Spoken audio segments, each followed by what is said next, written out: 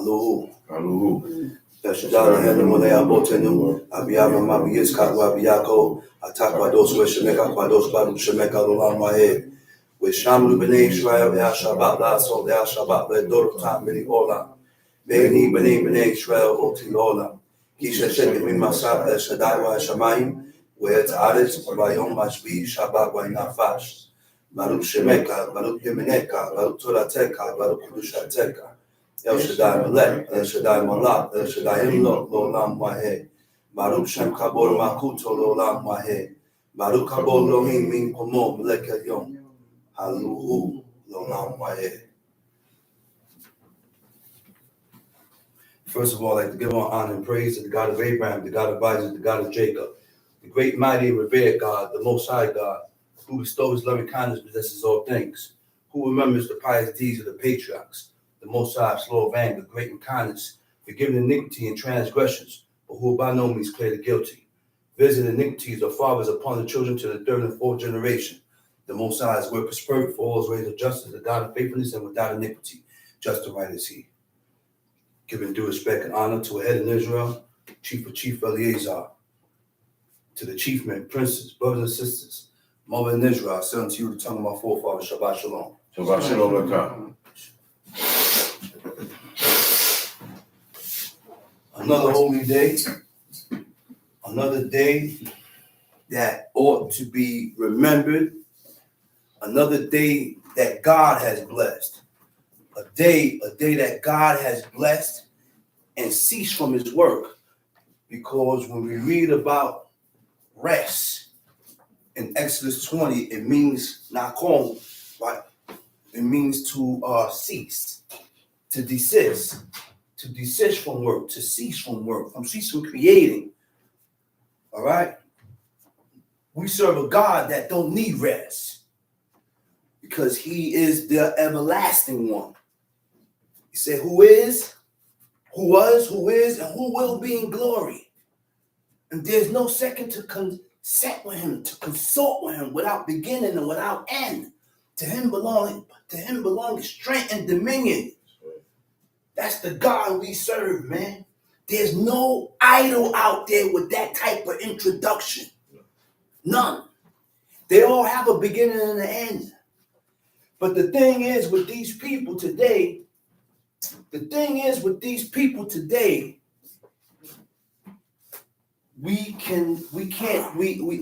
don't want to put so much heavy restrictions upon ourselves.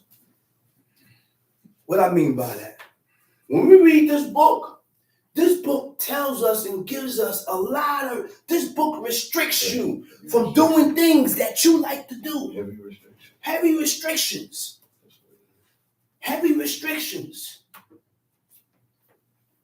And it also tells us that we have to be different from the neighboring nations that we are amongst, from the people that we are amongst. And the only thing that's going to differentiate us and put some type of difference, we got to read this book.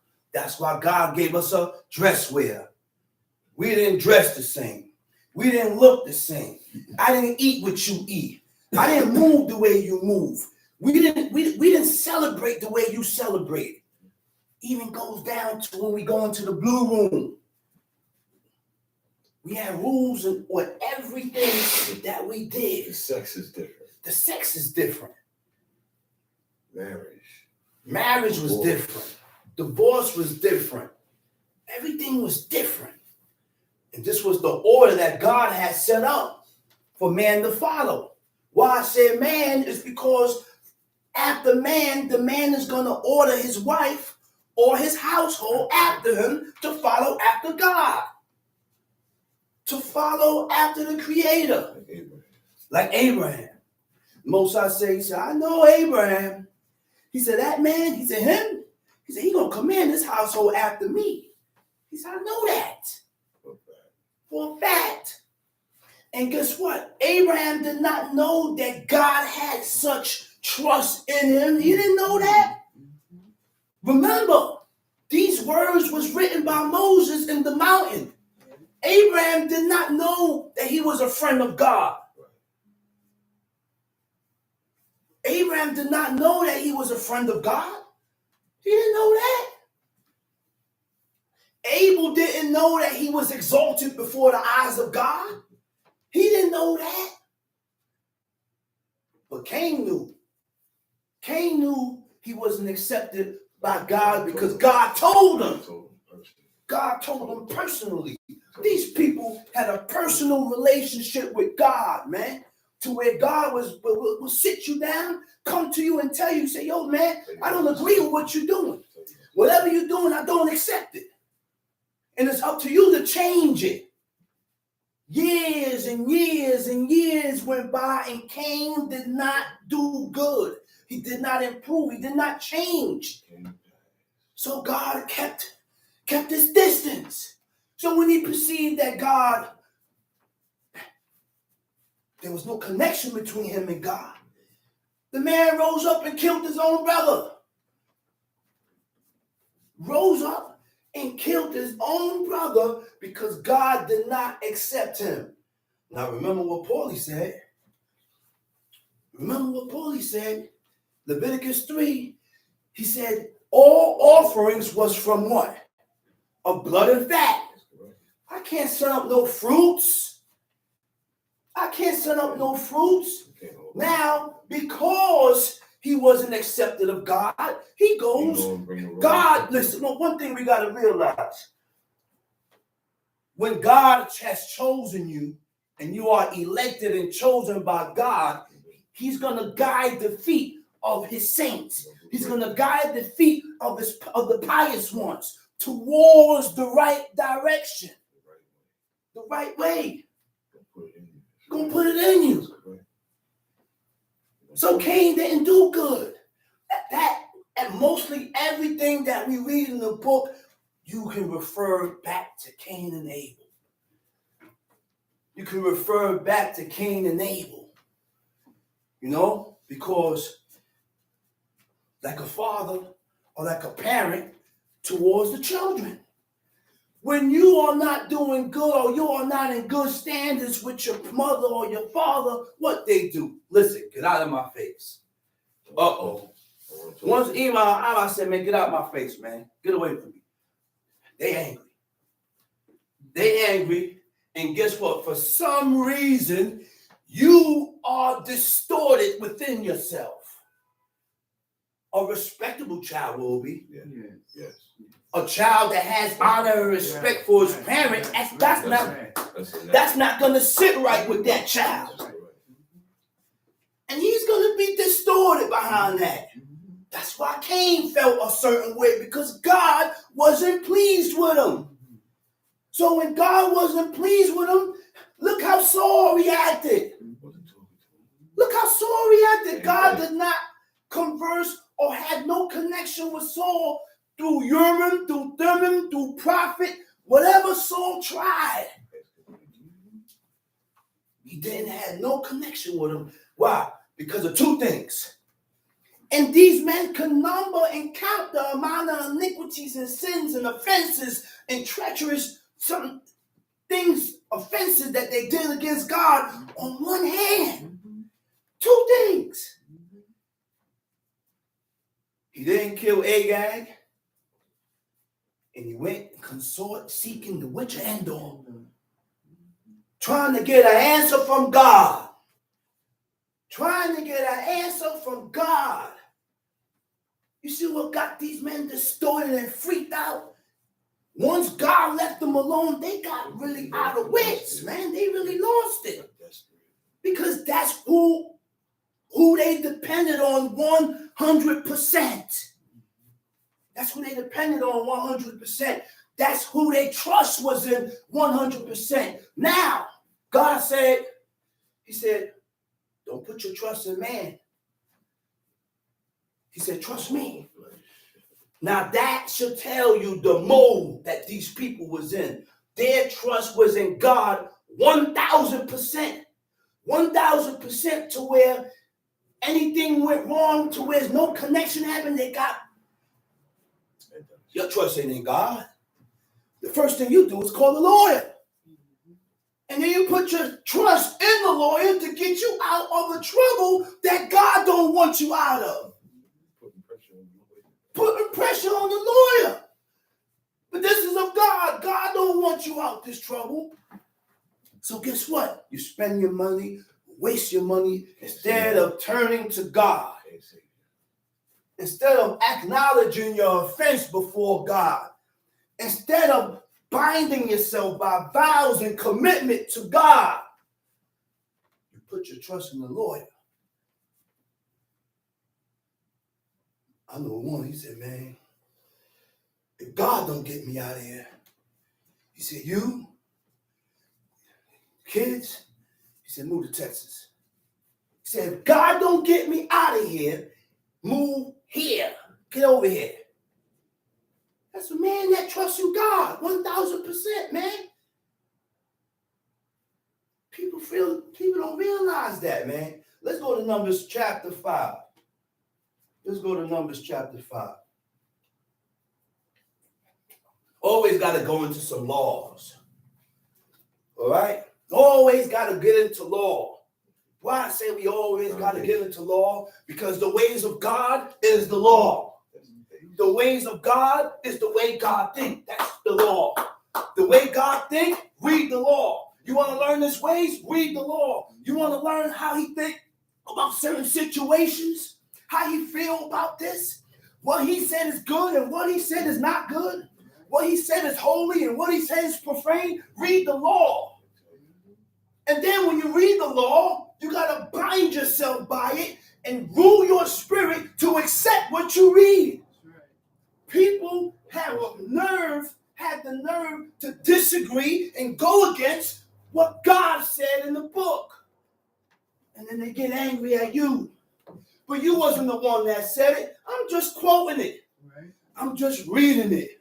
I'm just reiterating on these words. You know why?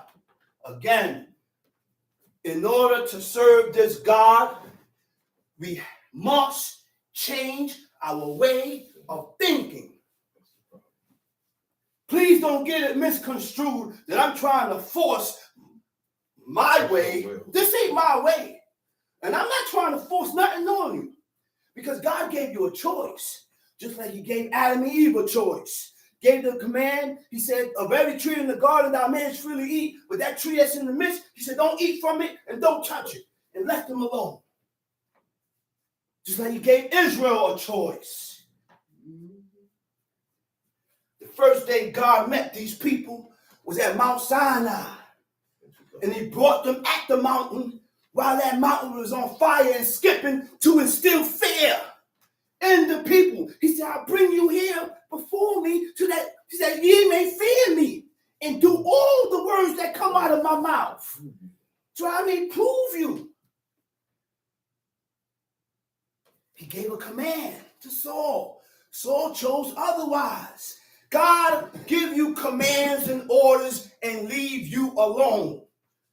Then and only then you will be able to decide. Then you will be able to see what this person choose.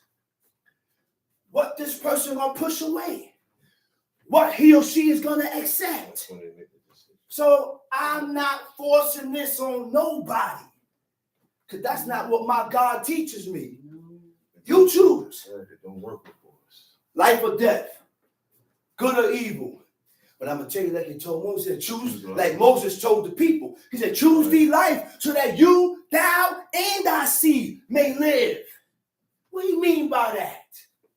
What do you mean by that? My forefathers don't talk with marbles in their mouth. My forefathers, look, what do you mean by live? And we living already. You ever thought about that? And people don't think about that. He said, keep my laws and live. We're living already. So this is not it. Death is just the beginning. Let's read. Numbers chapter 5. And the Lord spake unto Moses, saying, command the children of Israel that they should put out of the camp. Now, before we get into Numbers 5, right? I want to bring something quick, fast. And this is something that we all need to, put in thought. Think about it.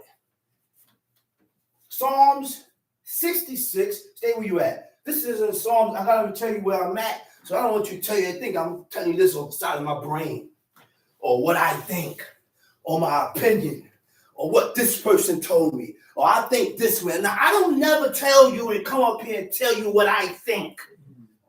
And don't tell me what you think.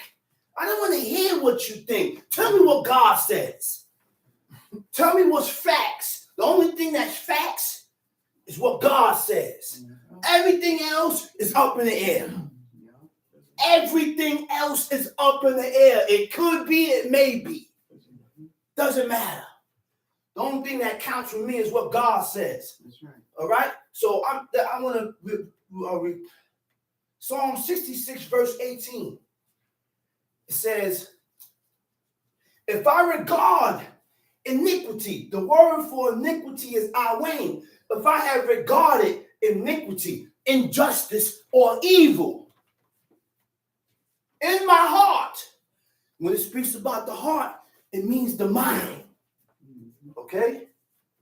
The Lord will not hear me. That's heavy. That's heavy. Now we got to dig into the word regard. What does regard mean? The word regard is ra'a, means to consider. All right? To think upon, right? To regard. A feeling of respect. That's number one. We got to watch certain things we can't honor and respect it. We can't honor the things that God has known. We can't honor the things that God disagreed with. We can't respect the things that God don't respect. And we respect things that God don't respect. That's why there's a very, very thin line between despising God and not, because you say things contrary to what God says. God said, thou shalt, and a man can, and this woman shall not. You disagree with it. So I told people already, don't come to me and converse with me and talk to me no more about what you don't like, about what you disagree with, because you don't count.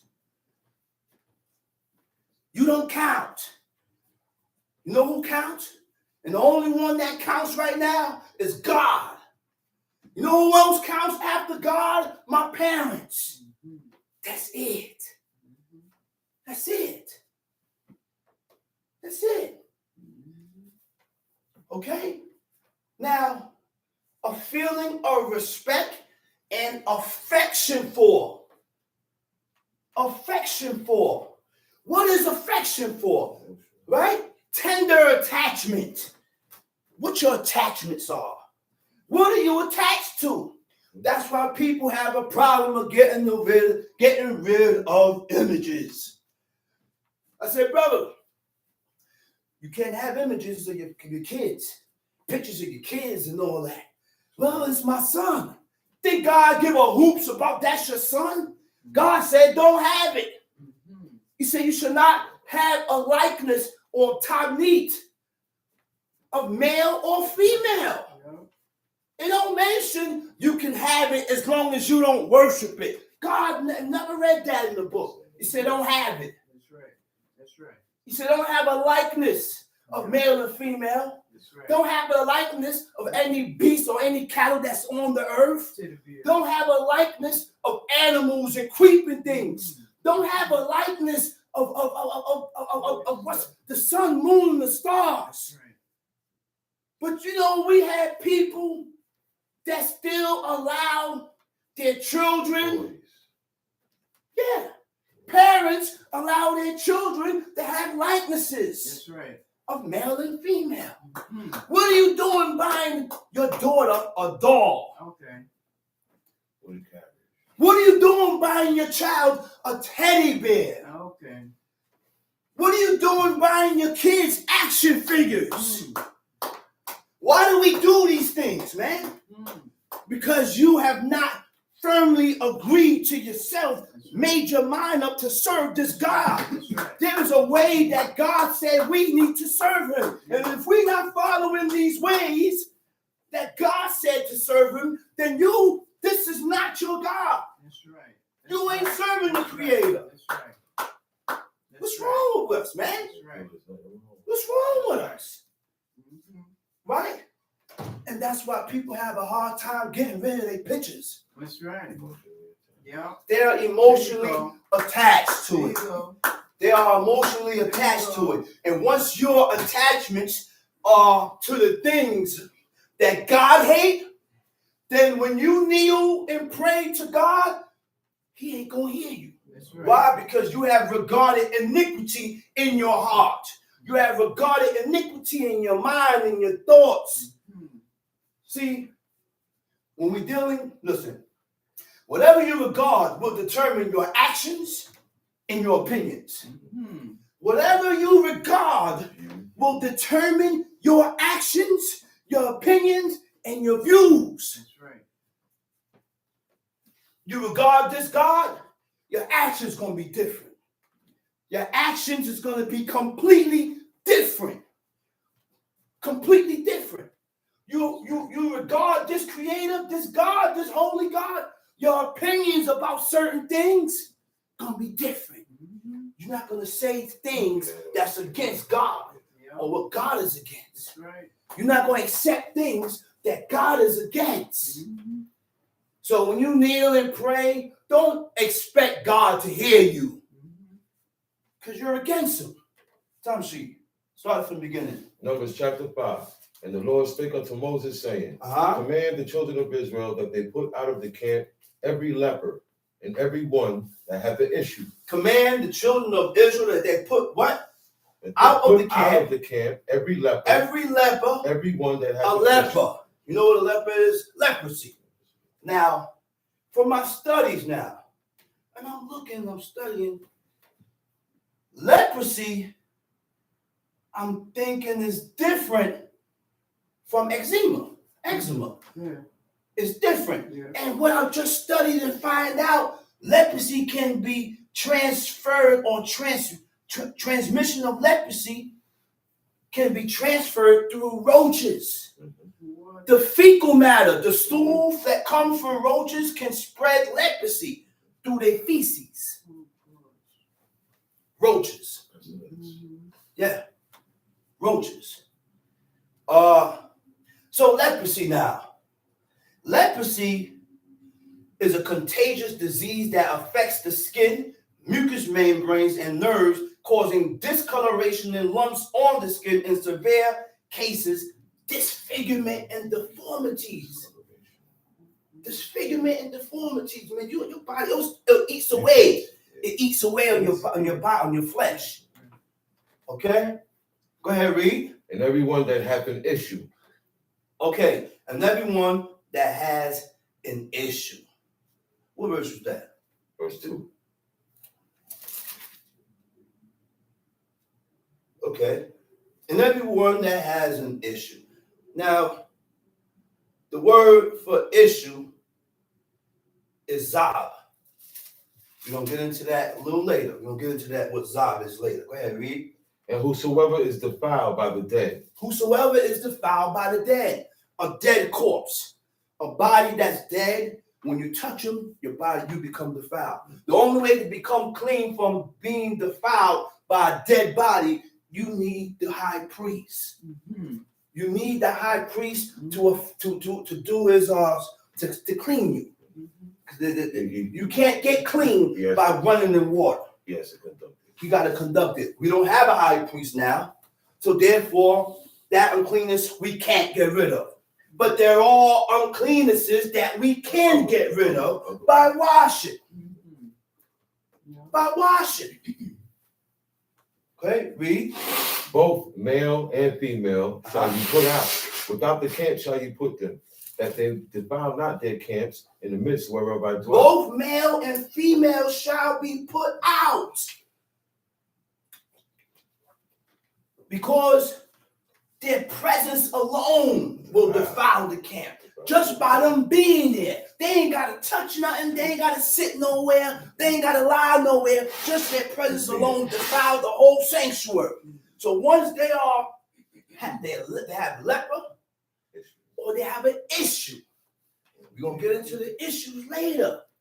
they got to get put out the camp. That's why when a woman got on her menstruation, she was set aside. She was set aside. We don't have the money to put the woman in a secluded area or her own house. So you got to remember God. You got to remember God. Don't tell me you forgot. To forget is to die, my father said. He said, look, those are real hard restrictions that a man that is determined to serve God put on himself. You know what he said? To forget is to die. You ain't going to forget because you don't want to die. And he believed that, and that's why he put that and instilled that in himself, not to never forget the laws of God. He believed that, and only by belief is what gonna trigger these things to come out of your mouth and say such words, such words of strength, because you gotta believe God to take it up to that notch. It's either or. Read. And the children of Israel did so, and put them out without the camp. As the Lord spake unto Moses, so did the children of Israel. And the Lord spake unto Moses, saying, speak unto the children of Israel, when a man or woman shall commit any sin that men commit, to do a trespass against the Lord, and that when a man or a woman has committed sin, any sin that men commit, to do a trespass against God. The word for trespass is ma'al. It means a trespass, right? It also means unfaithful, to be unfaithful, a treacherous act, or a trespass. These things can be committed to God and man. Okay? To God and man. Okay? What is a trespass? To commit an offense. You have offended God. When we sin and we transgress these laws and commandments and statutes that we read in this book, we offend God. Now, when we offend God, now we have to gain some type of favor from God. The people, once they offended God, they immediately seek to gain favor from God.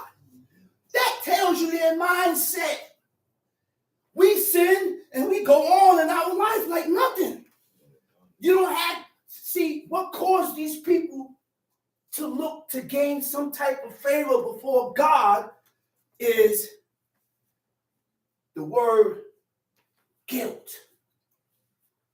In order to have guilt, you have to, you got to acknowledge you was wrong. You got to acknowledge what was wrong. You got to be able to see and say, well, accept the fact that you was wrong. If you don't accept the fact that you was wrong, you're not going to develop those feelings of guilt. You're not going to develop those feelings of guilt. You're not going to develop that. Because you feel you wasn't wrong. That's why. So you continue on, and you continue on, and you continue on. Someone's telling you, yo, you shouldn't have done that. Immediately processing, and you don't want to accept what this man is telling you, or what this person is telling you. Sit back and relax and think. Think upon yourself. And that's why these laws was given to man concerning each other, or concerning your neighbor. Think, would you have liked it if it was done to you? Now, when you sit and think, now you'll say, well, I wouldn't like it for myself. I'm not going to do it to you. Because I'm not going to like it to be done to me. I'm not going to like it to be done to me. All right? Go ahead, read. To do a trespass. No, hold up. My bad. A treacherous act. The word treacherous means unreliable. It means providing insecure footing. When you provide insecure footing, you're not able to be relied on. I can't rely on you. I can't rely on you for nothing. All right?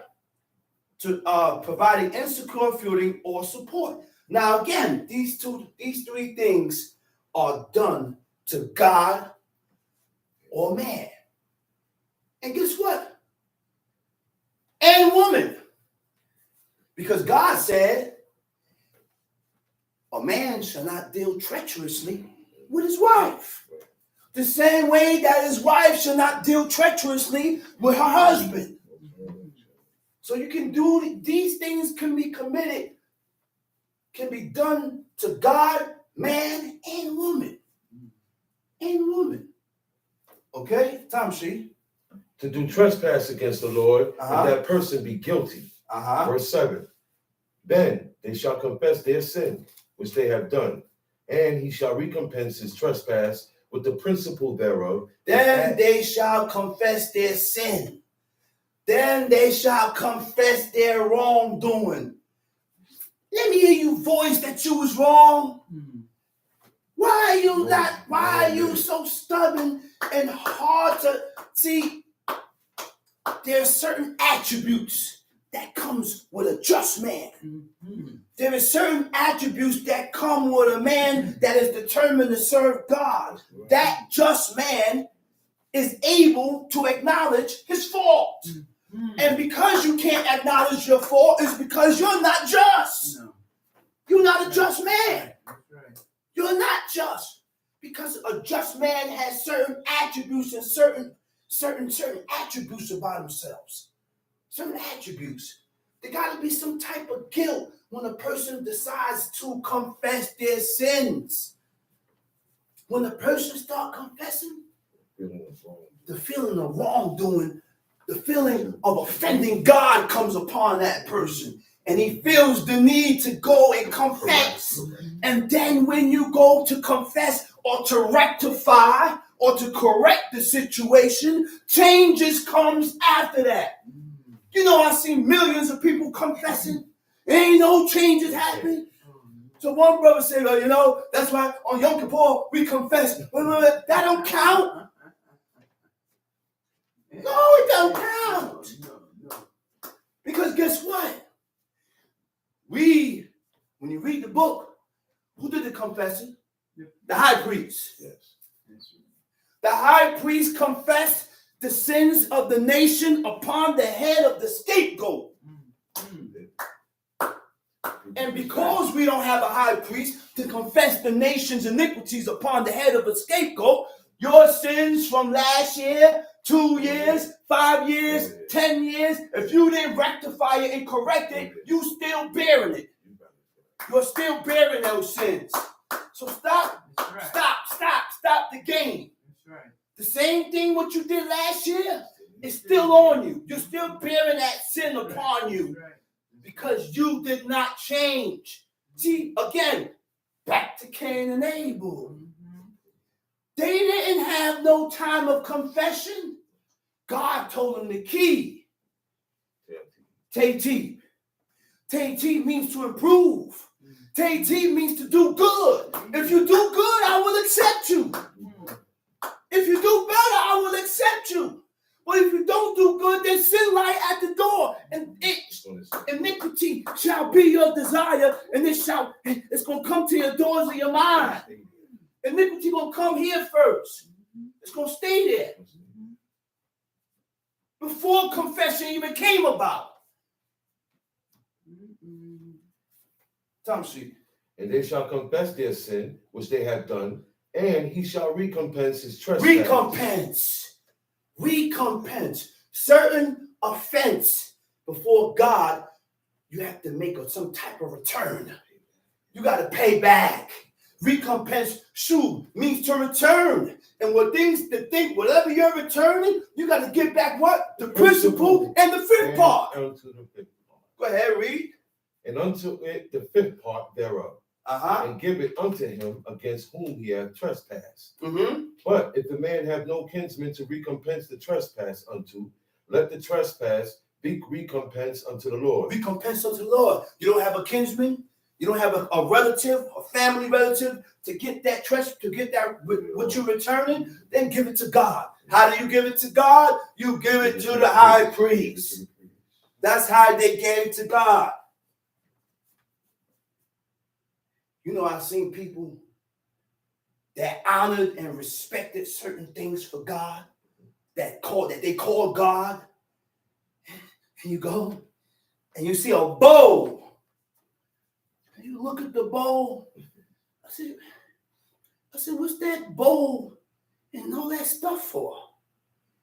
Because you know, oh, that's for that. And you look at it, it's the idol. That's the idol that they got set up there. Oh my God, you don't want none of that. You done ate the food of the gods. You don't want none of that. No. I ain't coming back here, man. Listen here, man. Get that thing up out of here. Get that out of here, man. What are you doing? What are you doing? Go ahead, read. But if the man have no kinsman to recompense the trespass unto, let the trespass be recompensed unto the Lord, even to the priest, beside the ram of the atonement, whereby an atonement shall be made for him. And every offering of all the holy things of the children of Israel, which they shall bring unto the priest, shall be his. And every man's hallowed things shall be his. Whatsoever any man giveth the priest, it shall be his. And the Lord spake unto Moses, saying, speak unto the children of Israel, and say unto them, if any man's wife go aside. Hold up. If any man's wife go aside. Straighten this out. They got this thing mixed up too. Straighten that. Notice that it doesn't say if any wife, husband go aside. Okay. Because God said a man can have as many wives as he so choose. If he chose to have more than one wife, he can have it. Not all men chose to have more than one wife. No. Everybody had more than one wife. But if you chose to have more than one wife, that's what Adam had, one wife. That's right. One wife. And do you know that is an honor in the eyes of God? Yeah. One wife. It even goes as far as chastity. When Ezra had a wife and children and he refrained from sex, God looked at him. The angel appeared to him and told him, he said, the Most High God has seen your chastity. Why did he practice chastity? To get close to God. Yeah, you can get close to God having sex with your wife, but you're only going to reach a certain level. Ezra wanted to exceed far and beyond. So in order to exceed far and beyond, he separated himself from all. His wife, from people, because they was not on the same road that Ezra was pushing for. Then he started refraining himself and separating himself to seek and to push for the heights of righteousness and holiness before God. He didn't get unclean no more. Then the man started fasting. 7 days he fasts. The angel came to him. He said, if you want to seek out more stuff, blah, blah, blah, he said, fast another 7 days. Then he came. He said, wait me to wait a fire. Ezra said, man, how you asking me to wait fire and tell me how the wind is? He said, you can't ask me that. He said, that's not in my realm. I'm a human. He said, so if you see that, angel said, if you can perceive that, then why in the world are you concerned in the angelic hosts? What goes on in God's realm? He's asking about things that go on beyond man. He said, man, you have excelled above mankind. He said, you have excelled above mankind. And God had to take him up. God took him up. God took him up, man. God took him up. Why? Because he excelled past, far and beyond mankind. And people look and say it's impossible to be righteous, to be holy. No, it ain't impossible. No, it's not impossible. All you got, this is the order. This is the order here. Follow this, and you could be righteous. Yes, you can. But people had a hard time binding themselves with these restrictions. Women have a hard time binding themselves with these restrictions. Okay? Now, the word go aside. Shatet. Shin tet he. It means to go aside. It means to turn aside, to gain, to go in another direction. To go in another direction. I already showed you the direction that we are going to follow. All right? I already showed you the direction that we are going to follow. The direction that we're going to follow is set up by God. It's set up by God already. Once you go aside, guess what? You had turned away. You was unfaithful. Your allegiance and your duty was not to your man, because I already showed you how we're gonna live. You go aside from that, that's unfaithfulness. Once you go off the track that I showed you, that is unfaithfulness. That's disloyal. You're being disloyal. You ain't gotta have sex to be unfaithful to your husband. You ain't gotta have sex to be disloyal to your husband. Just go off the track that he showed you. Just go off the way that I showed you. I showed you who God is, and you going off from and doing your own thing. That's unfaithfulness. Okay? Now, what is unfaithful? Not adhering to vows. Number one. What are your vows?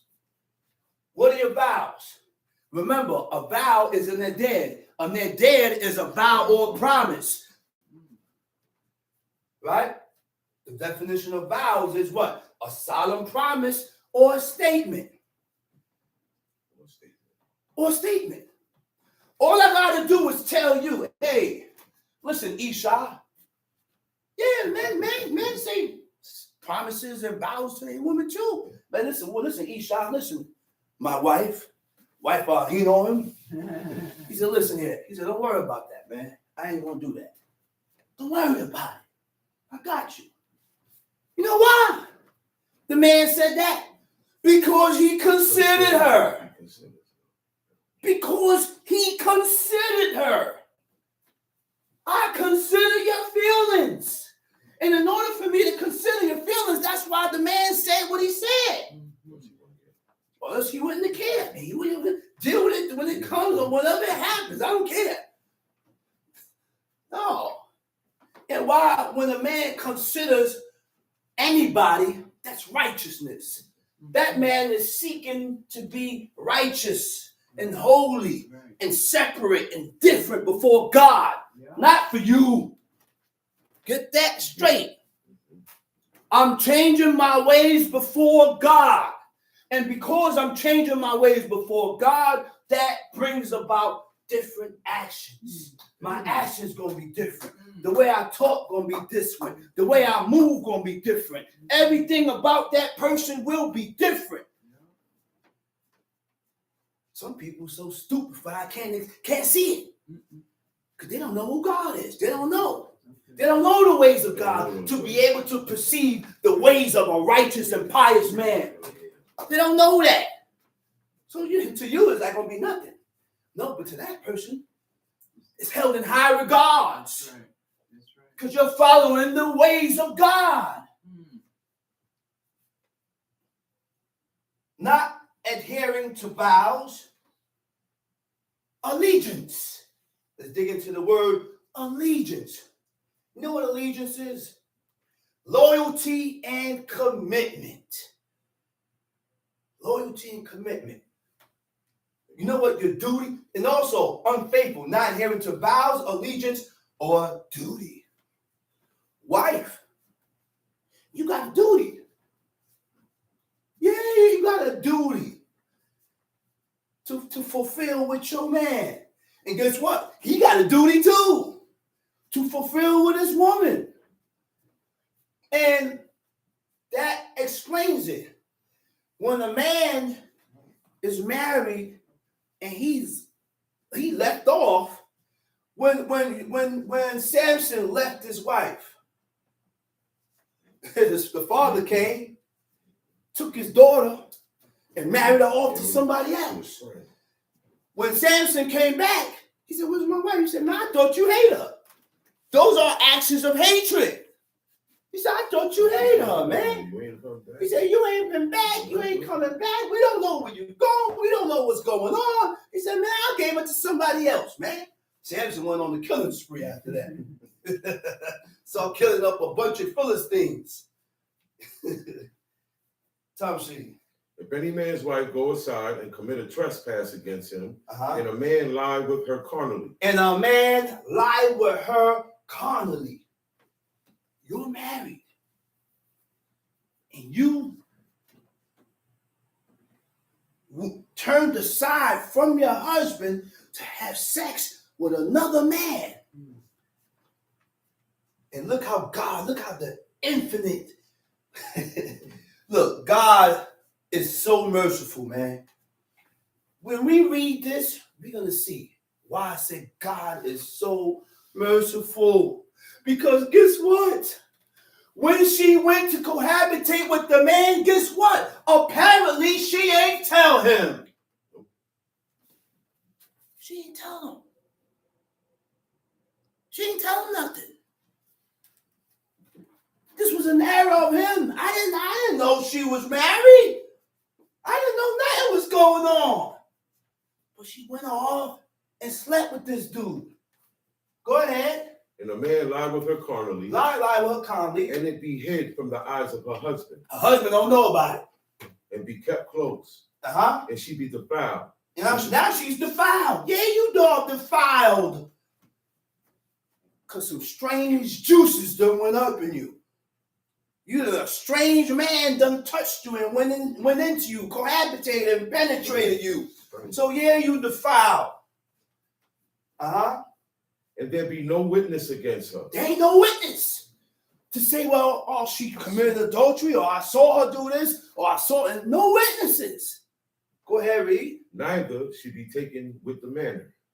What verse you at? 14. And the spirit of jealousy come upon him. And the spirit of jealousy come upon him. And he be jealous of his wife. Okay. There is no such thing about the spirit of jealousy when it comes upon a woman. There is no thing about the spirit of jealousy when it comes upon a woman. Because the woman in the book didn't get jealous. The woman in the book, if she can't conceive and have a baby, she's looking around for another woman to grab, looking for a maid. He said, listen, my handmaid. He said, yeah, hurry up. He said, take my handmaid. He said, go into her. He said, that was their soul. That was their, they wanted to have babies for their man. If you truly loved them, they wanted to have babies. Raquel went to Jacob and said, man, give me a seed or else I die. Jacob got angry at her. He said, man, am I God that have withheld the fruit of the womb from you? She went, looked at Bilhah. Bilhah was her handmaid, right? Looked at Bilhah, took Bilhah, he said, all right, go into her. He said, I may have seed through her. And that was the law of servitude. Sarah too. Sarah couldn't conceive. She went, took Hagar, gave it to Abraham. Now, that was the law of servitude. See, when you have a maidservant, right? When you have a maidservant, and the maidservant came to your house with no children, whoever you give that maidservant to and she had children, that child is mine. That child don't belong to the maidservant. that child don't belong to the manservant because you came without nothing. You leave without nothing.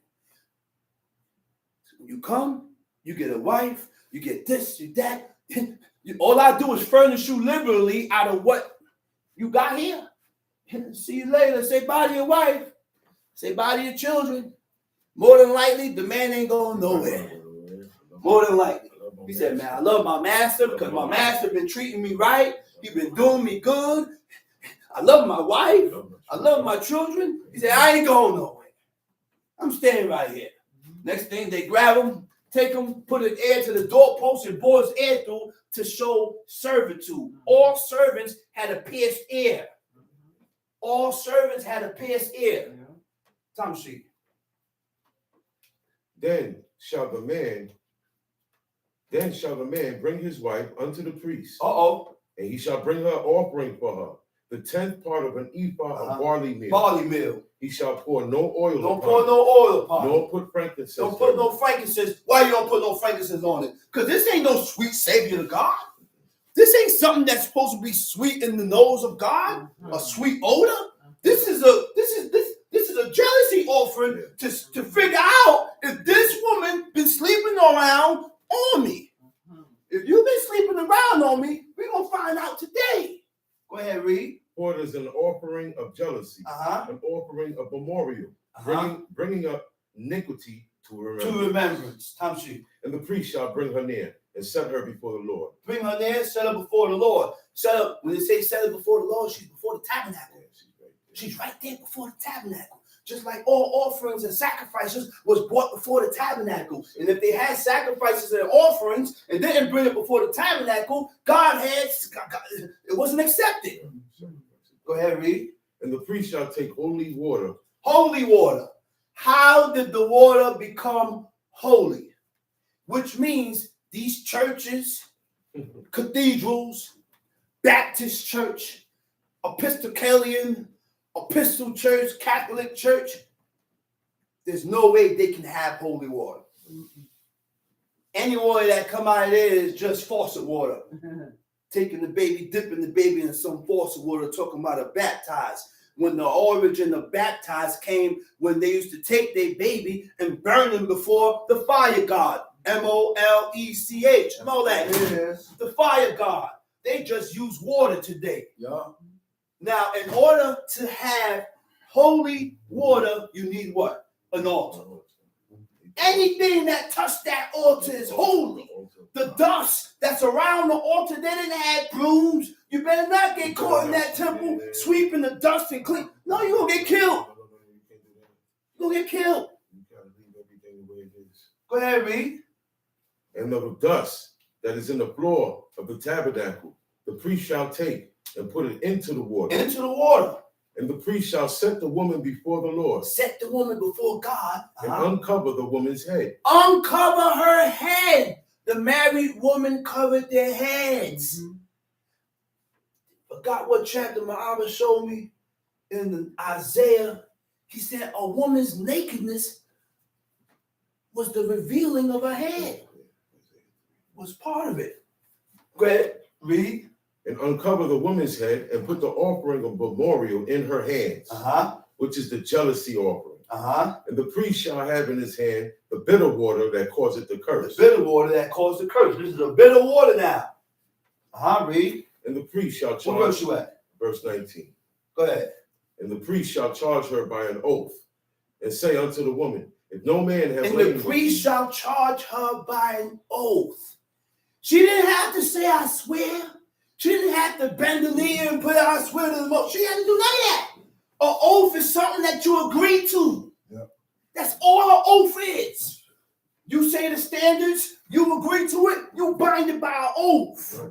You ain't got to say, I swear. Mm-hmm. Once you say something, you say, yo, I'm not doing boom, boom, boom, boom, and you go against what you said out your mouth, you went against your oath. You went against your oath. Mm-hmm. Go ahead.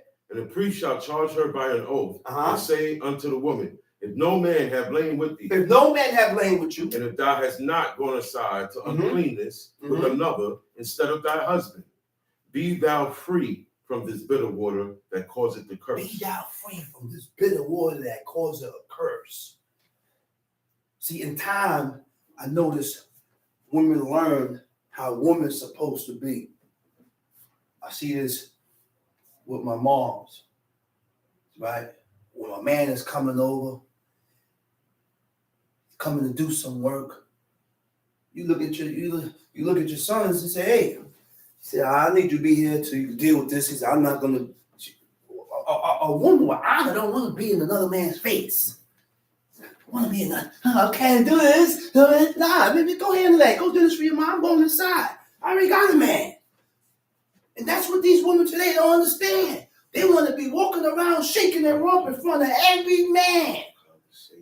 Conversating, kicking, laughing, and man, go inside somewhere, man. And then when the man gets jealous, hey, I ain't doing nothing, man. You know, it's more than just sex that would strike a man to be jealous. You too familiar with this guy here, man. You everything, the man walk out, you look, everything he does, it grabs your attention. No, y'all, everything I do is supposed to grab your attention, not him.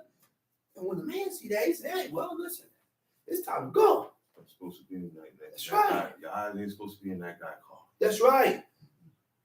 Every car drive by, break their neck to go. Yeah, music bumping. Break their neck. Everything the man say, you laugh. You laugh. Why is everything he said funny to you? You don't laugh with me like that. You don't laugh at everything I say. I'm funny. I want to be funny to you. Wow. I want to be adoring and funny, and I want to be that. Crazy. Go ahead. But if thou hast gone aside to another, instead of thy husband, and if thou be defiled, and some man have lain with thee beside thy husband, and some man had lain with thee, some man. Then the priest shall charge the woman with an oath of cursing. Then the priest shall charge the woman with an oath of cursing. And the priest shall say unto the woman, the Lord make thee a curse and an oath among thy people, when the Lord doth make thy thigh to rot and thy belly to swell. You see this, man? Listen, we are dealing with a people, a godly people, that once something is said, God worked with, look, it worked. Because this is going through God, this is going through the high priest, a high priest that God has elected and chosen. And this thing here is going to cause your thigh to rot and your belly to swell. If you're guilty of sleeping or cohabitating with another man besides your husband. Go ahead, read. And this water that causeth the curse shall go into thy bowels, to make thy belly to swell. And thy thigh to rot. And the woman shall say, so be it. So be it. And the priest shall write these curses in a book, and he shall blot them out with the bitter water. And he shall cause the woman to drink the bitter water that causeth the curse. And the water that causeth the curse shall enter into her and become bitter. Then the priest shall take the jealousy offering out of the woman's hand, and shall wave the offering before the Lord, and offer it upon the altar. And the priest shall take a handful of the offering, even the memorial thereof, and burn it upon the altar. And afterward shall cause the woman to drink the water. And when he hath made her to drink the water, then it shall come to pass that if she be defiled, and have done trespass against her husband, that the water that causeth the curse shall enter into her and become bitter. And her belly shall swell, and her thighs shall rot, and the woman shall be a curse among her people. And if the woman be not defiled, but be clean, then she shall be free, and shall conceive seed. This is the law of jealousies, when a wife goeth aside to another instead of her husband and is defiled. Or when the spirit of jealousy cometh upon him, then he be jealous over his wife, and shall set the woman before the Lord, and the priest shall execute upon her all this law. Then shall the man be guiltless from iniquity. Wait a minute. You said, then shall a man be guiltless from his iniquity. But what the people asking what the man did? You don't think? Accused her. He accused her. That's right. He accused her, and he had the spirit of jealousy came upon him, and he looked at it and said, "Man, you sleeping around, woman. So let's go before the priest." And once she's innocent, now he got to do what? He said, "This man shall be guiltless from his iniquity." Because I done accused her and said the woman sleeping around on me. And this woman shall bear her iniquity. Let's go to Ezekiel 20. Let's go to Ezekiel 20.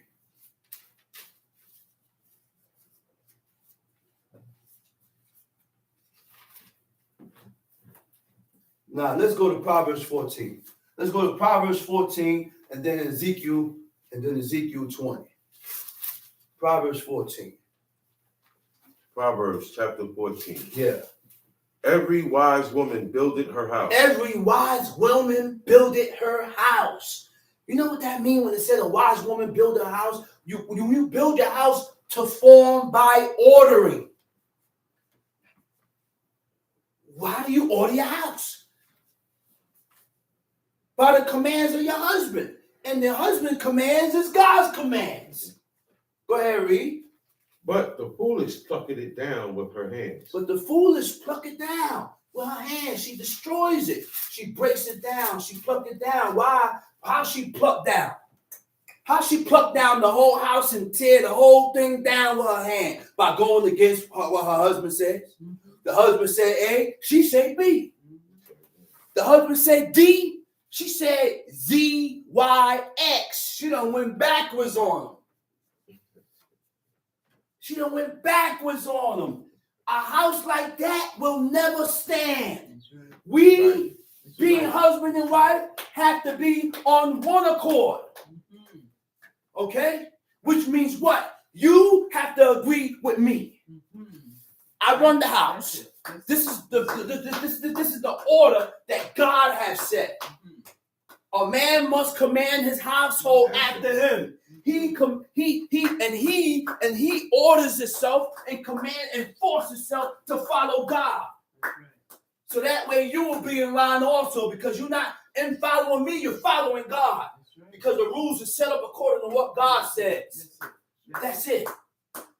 When these things are not set up like that, the house will fall. It's gonna crumble. It's divided, and it ain't gonna stand. It's not gonna stand. Go ahead, read. He that walketh in his uprightness feareth the Lord. He that walketh in his uprightness, which means if you have any amount of uprightness in you, there is a certain way you're gonna move. There's a certain thinking pattern that comes with that. There's a certain way that you walk, and because of this uprightness that you have in you, that's from God, you're gonna fit that. That's where the fear comes from. But he that is perverse in his ways. Also means crooked. What is perverse? It means contrary to what is accepted. Contrary to what is accepted by God. God accepted, but I'm against it. I don't like it. I got a problem with it. Well, listen, I don't like it. I had one woman because listen, you trying to force. No, I'm not trying to force you to do nothing. I'm just preaching the word of God. And I'm getting the backlash. No. I'm not trying to be getting no backlash from what God said. Not me, Johnny. Which means you are perverse and you're crooked in your own ways. Get away from you. You're perverse and you're crooked. And guess who else look at you as perverse and crooked? God. So you're thou perverse and crooked. Look. He said, I'm gonna go a little deeper. He said, this perverse and crooked generation. I'm not going to point the finger at nobody. You know what a generation is? The world. The world is crooked and perverse. And because the world is crooked and perverse, they are against what God says. This generation is perverse and crooked. I'm not perverse and I am not crooked because I will bend my soul and force myself to follow what God says. And that's what's going to keep me from being crooked. That's what's going to keep me from being perverse, by following what God says. It don't matter how many times you say it, follow what God says. Stop being perverse and crooked. Look, this is what they doing. This is what they doing right now. Look. Yeah, well. Look at someone else. Face distorted. They harden up more. That's your ways. Oh my God. That's your ways. Why? That's your ways. Why are you hard on yourself? Why are you trying to be? You ain't trying to be hard with me. Cut off. You're being stubborn against God for crying out loud. Cut off. You know? And why you can't see it? Because he cut. Because you cut her off. Because God don't want you. God don't want you. Because you ain't supposed to accept this. Because this ain't your destiny. And you're only here for a certain amount of time. When the time is ran out, guess what happens? See the door? See that door right there? You don't see me no more, right? Gone. Never to come back. Gone, never to come back. Stop being stubborn against God, man. Lord have mercy. Why you gotta be so stubborn, man? You know why people stubborn? Because they don't accept it. And they really deep down inside don't believe that the God, creator of heaven and earth, is God. They don't got the belief. They don't believe in this. You believe in fairy tales. You believe in space age. Stories. You believe in machines and gadgets. Science. You believe in science. You believe in your past. Still believe that Horus, the old Egyptian god, is God. Hey, look down and say, this nigga all over the place. Horus is God. He's the sun. And the sun provides everything for the earth. You fool. Next thing, they switch. Malcolm X. Man, you all over the goddamn place. Which one are you, who you with, man? You a Muslim? You an Egyptian? You Christian? Where you at, man? They don't know. Everywhere. Where are you? You are in you everywhere. That's called confusion. That's what God said. The brother said that's called confusion. And guess what? You know what that is? Called confusion. Yes.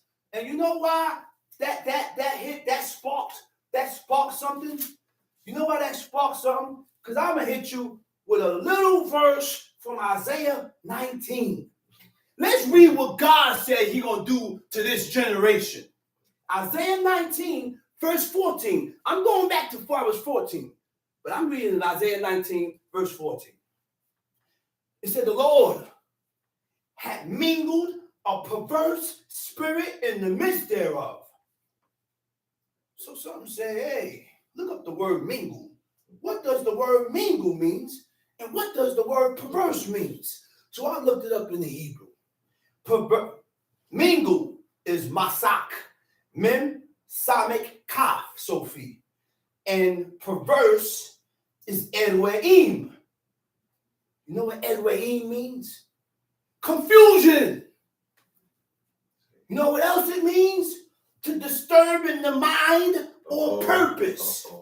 You want to play around with this God? That's why you all over the place. Mm-hmm. That's why you're a Muslim today. Next thing you believe in Ashtoreth and Egyptian stuff. Next thing you going into the Christian realm. But So you serve God. This would know what else it means?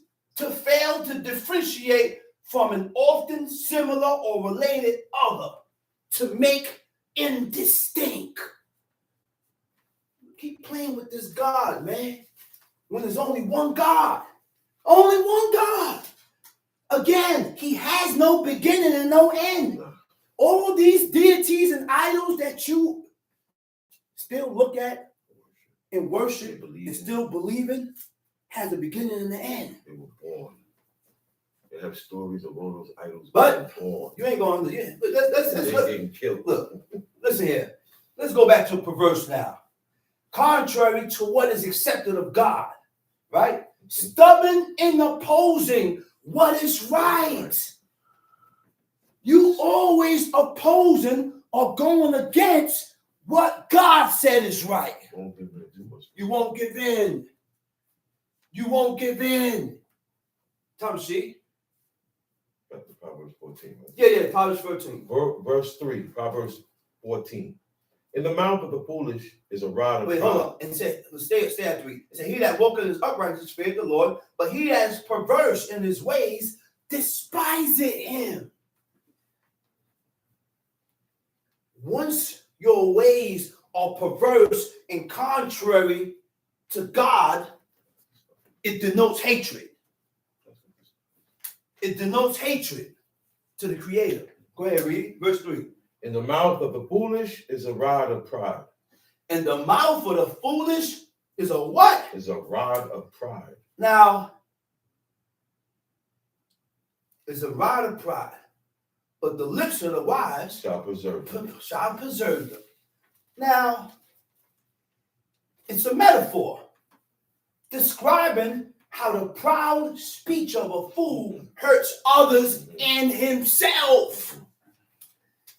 You know what that is? You understand what that means? He said, in the mouth of the fool is the rod of pride. That's a metaphor.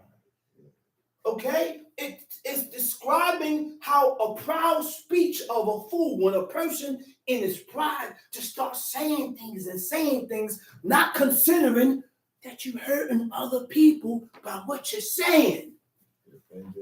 You are offending other people by what you're saying. Go ahead, read. But the lips of the wise shall preserve them. Where no oxen are, the crib is clean. Where no oxen are, the crib is clean. What is the crib? It says ebus, means the trough. The trough is a place where the animals eat. Right. Okay? So when there's no oxen, the trough is clean. The animals ain't eating and they ain't making a big mess. When animals eat, they make a mess. Yes. Look, one animal, I seen them eating, the dog, he comes, the bowl of food here. He eat, take the food out, and go on the floor and eat. I looked at my woman, I said, man, why the dog do that, man? The bowl is in there, but he over here eating. Eat. Go to the bowl, pick out the food, go on the floor, eat. And he does that until that whole bowl is clean. They make a whole mess after they eat. Right? Go ahead, read. When no oxen are, the crib is clean, but much increase is by the strength of the ox. Much increase is by the strength of the ox. That ox, man. You ever heard that saying, strong as an ox? Mm-hmm. That ox work.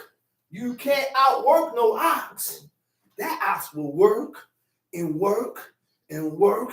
Look, he'll outwork any animal. And that's why God said, don't mix. You didn't mix the animals. Nothing about no uneven yoke, because I ain't read it there. Nothing about it's uneven. None of that. Read Leviticus 19 and it'll tell you why the animals wasn't mixed. Go ahead, read. A faithful witness will not lie. A faithful witness will not lie. A faithful witness will not lie. He gonna say what he saw. He gonna say what happened, and because you didn't say what fits this person, he get mad at you. You didn't see it? No, I didn't see it. He mad because you said you ain't seen it. Well, what you want me to do if I ain't seen it? Man, you lying, man. You just try. What?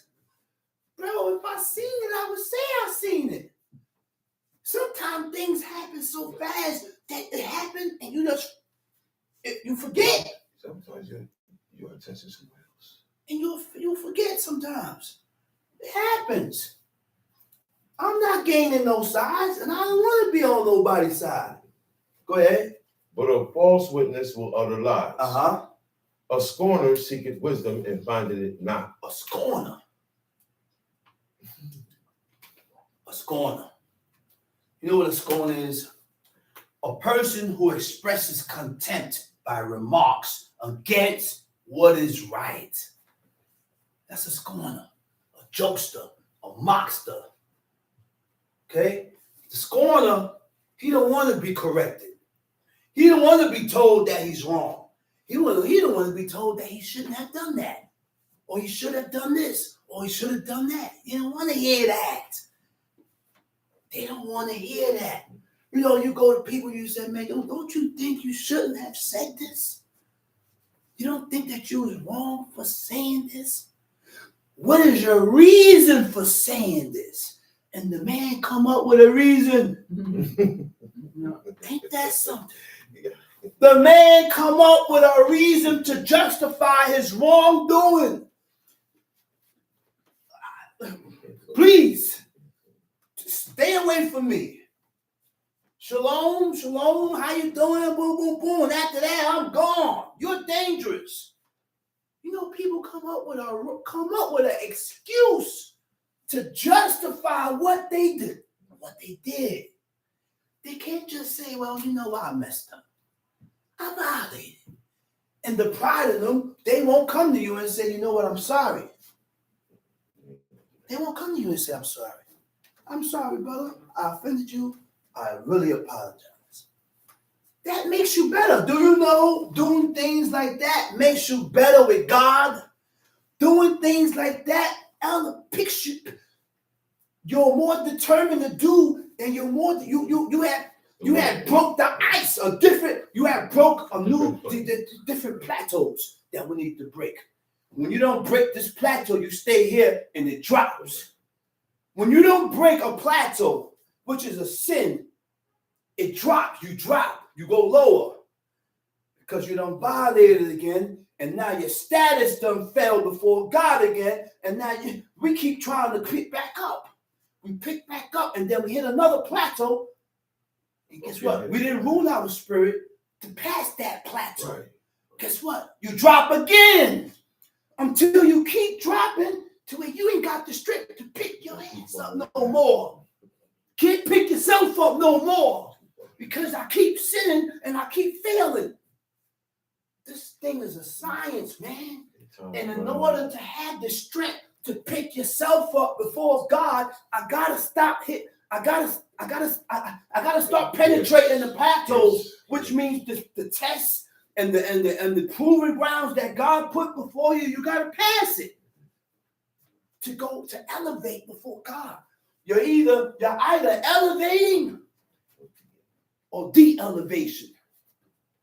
That's it. Go ahead, read. But knowledge is easy unto him that understandeth. Knowledge is easy unto him that understandeth, that departs from evil. He's going to accept knowledge. He's going to accept it. Because a person that is departing from evil is always ready to do better before God. That's his mindset. That's his or her mindset. They want to do better before God. Go ahead. Verse 7. Go from the presence of a foolish man when thou perceivest not in him the lips of knowledge. Go from the presence of a foolish man when you see that this dude is a fool. Separate yourself. You say, you know what? I'm getting away from you, man. I'm getting away from you. I knew one dude, and this is my man too. He's still my man, but I gotta say it. One dude went to the machine. You know the machine in the train station? Where you go to the machine to get a Metro card? The man tried to mob the machine in the train station. You can't get in there. He's still my man, though. But that's my dog. But he tried to ain't gonna say his name. That's my who knows. Yo. I said, man, I ain't messing with you, man. I had to get away from him. I said, Mister, chill out, man. You don't do that no more. That was his past and his backsliding days. Go ahead, read. Verse 8. The wisdom of the prudent is to understand his way. The wisdom of the prudent is to understand whose way? God's ways. What is a prudent man? A prudent person or a prudent man governs and disciplines oneself. You govern and discipline yourself. You are able to determine when you're going wrong before God. You are able to change and recognize when you're going off from God. Tom, see? But the folly of fools is deceit. Fools make a mock at sin, but among the righteous there is favor. Fools. What verse is that? Verse 9. Okay, yeah. Fools make a mock at sin. The word for sin is Aleph Shin Mem. It don't mean sin. And if I'm not mistaken, I'm not sure if it don't mean sin, but I know for sure it means an offense or guilt. Yeah. Offense or guilt. Okay? Now, you done offended someone. And we are always supposed to be guilty before God.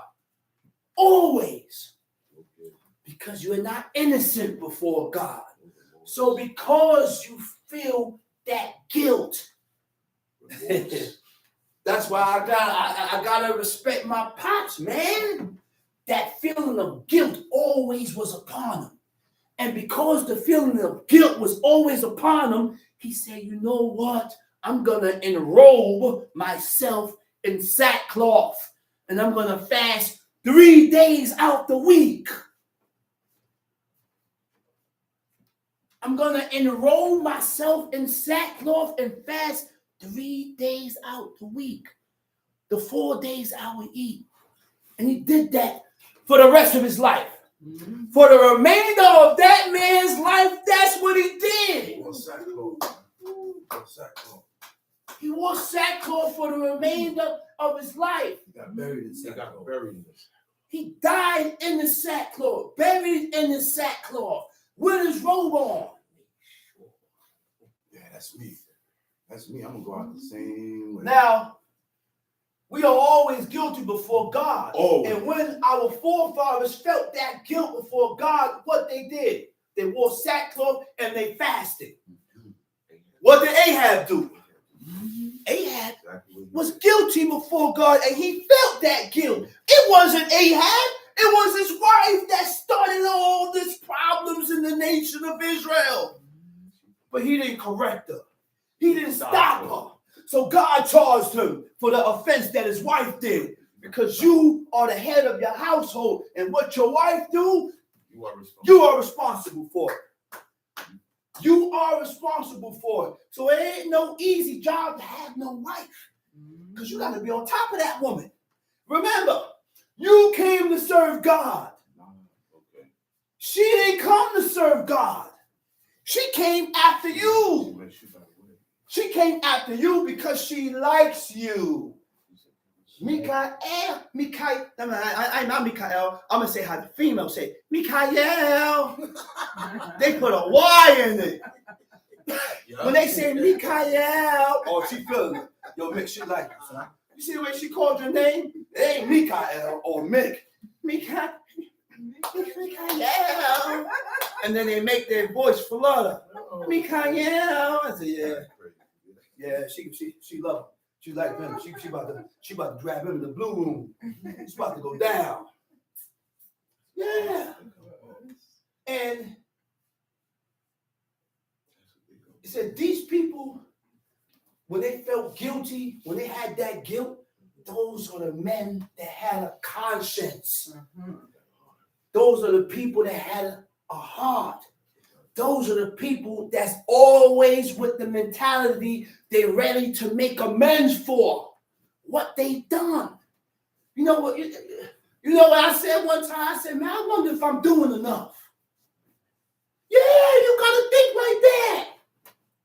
Are we doing enough to grab God's attention? I heard my father said that. He said, am I doing enough? He said, but then there came a time in the stage in his life when he said, he stopped saying that. He stopped saying, am I doing enough? He said, I'm good. He got to it. It's the stages.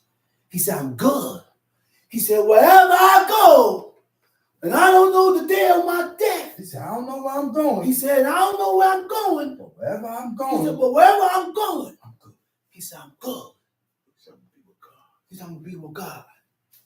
He said, I'm good. And he had all of us standing around him, watching him. While we're watching him, it wasn't as severe as later, but he used to still get the stomach pains off and on, drinking loads of ginger. Stubborn as hell, don't want to go to the hospital. Let's go to the hospital. Let's drink his stomach. Nah, man, I'm good. Drink ginger, drink ginger, drink ginger, drink ginger. Stop. Until it metastasized and increased. Abraham said, man, my brother came to me, he said, man, you know what, man? He said, listen, man. He said, our father is on his deathbed. Yep. He's on his deathbed. There come a time where God calls you and it's time to go. Yep. That's it. Yep.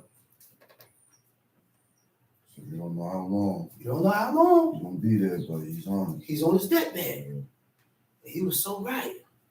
I asked him, was he scared? He said, no. He said he wasn't scared. He was laying right there. I said, I was scared. He said, what the F from? He actually It's my home. That's what he prayed. That's what he prayed for. He said, I'm ready to go He said, and meet God. He said when he went deep into that coma, started saying things. He said, man, He with the saints of God now, man. He good. Just like the forefathers. Yup. he said, I'm not afraid, man. Let's go on. He said, fools make a mock at sin. Fools make a mock at sin. Now, hold on. Let me go back to what I was saying. He said, we are always guilty before God, right? When you feel that way, they wore sackcloth and fasted. These people had a conscience. Guilt is a feeling of culpability for offense. Mm-hmm. Do we know what culpability is? Culpability is being responsible for a fault or wrongdoing. Being responsible for fault or wrongdoing. You're responsible for your faults and your wrongdoing. You're able to say, well, you know what? I did this. I messed up. I did this. I'm sorry. You fess up to your wrongdoings. Go ahead, Tom Sheik. And a strange, the heart knoweth his own bitterness. He said the heart know, in the Hebrew it says the heart knows the bitterness of his own soul. You hear what that is? The heart knows the bitterness of his own soul, which means you know the wretch and the wretchedness and the wickedness that you have in yourself. You know that. We all know our own wretch. We all know how wretched we are. We all know what we mean when we say this. We all know when we said this, I meant to offend this person and hit him here. We all know the wretchedness and the bitterness of our own soul. So when you do something to offend this one or that one, you say to them, yeah, I did because blah, blah, blah, blah. Yeah. Go ahead. And the stranger doth not intermeddle with his joy. And the stranger does not intermeddle with his joy. You know what intermeddle is? To interfere in something that is not one's concern. You're not gonna bother with. Right. Because it don't concern you. Yes.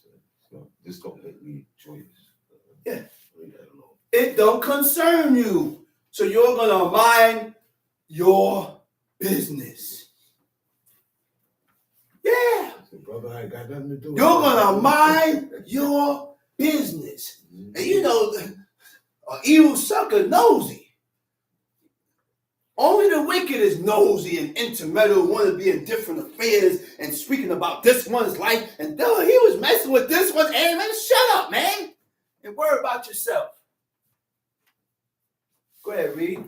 And the house of the wicked shall be overthrown, but the tabernacle of the upright shall flourish. The house of the wicked shall be overthrown, but the tabernacle of who? Of the upright shall flourish. There is a way. There is a way which seemeth right unto a man. You hear that? Now, guess what? Now, we got to write new books. Right? There is a way which seemeth right unto a woman. This woman, hard-headed and stubborn as hell, refused to change. Same way like men. Once the woman feels that she's right in a certain situation, no matter if you say God said, I could put God in it 1,000,000 times. You think she's going to accept that? Because she's right in her own way, and you can't change her. All right, Godson? All right, fool? You keep sitting there thinking you're going to change this man, and you keep sitting there thinking you're going to change this woman. You can't change people. Can you change a leopard's spots? So a man or a woman that is accustomed to doing evil and wickedness, you think you're going to change that? No. You ain't going to change that. That person got to want to change. That man got to want to change. You got to want to change. Change come from within. I heard an old man come tell me that before. He said, change come from within. Ain't that my pop say that? He said, before, look, you can change your garment, put on a turban, everything like that, but if you ain't changed inside out, it's not sturdy. It ain't real. You got to change inside out. You got to want to change. That's right. He said, there is a way which seemeth right unto a man, but the end thereof are the ways of death. You know what that is? The way and the order and the path that you're walking is the way to destruction. That's it.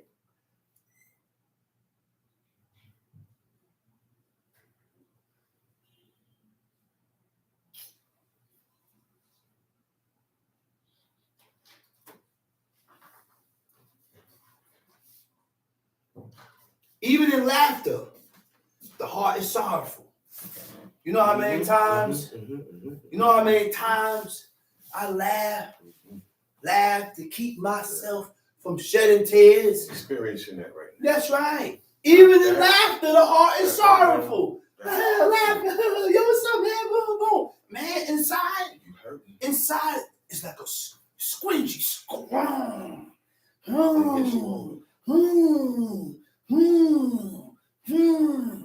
That's what happening. That's what's going on inside. But you don't see it. Because I'm putting up a front. I'm laughing, I'm joking, boom, boom. Inside, it's a ringer going on inside. He said, even in laughter, the heart is sorrowful. And the end of that mirth is heaviness. The end of it is heaviness. The end of that mirth, when you're done laughing, mirth ends. When it's done laughing, heaviness comes on harder. Because you've been trying to cover it with the laugh and the mirth, and it comes back stronger.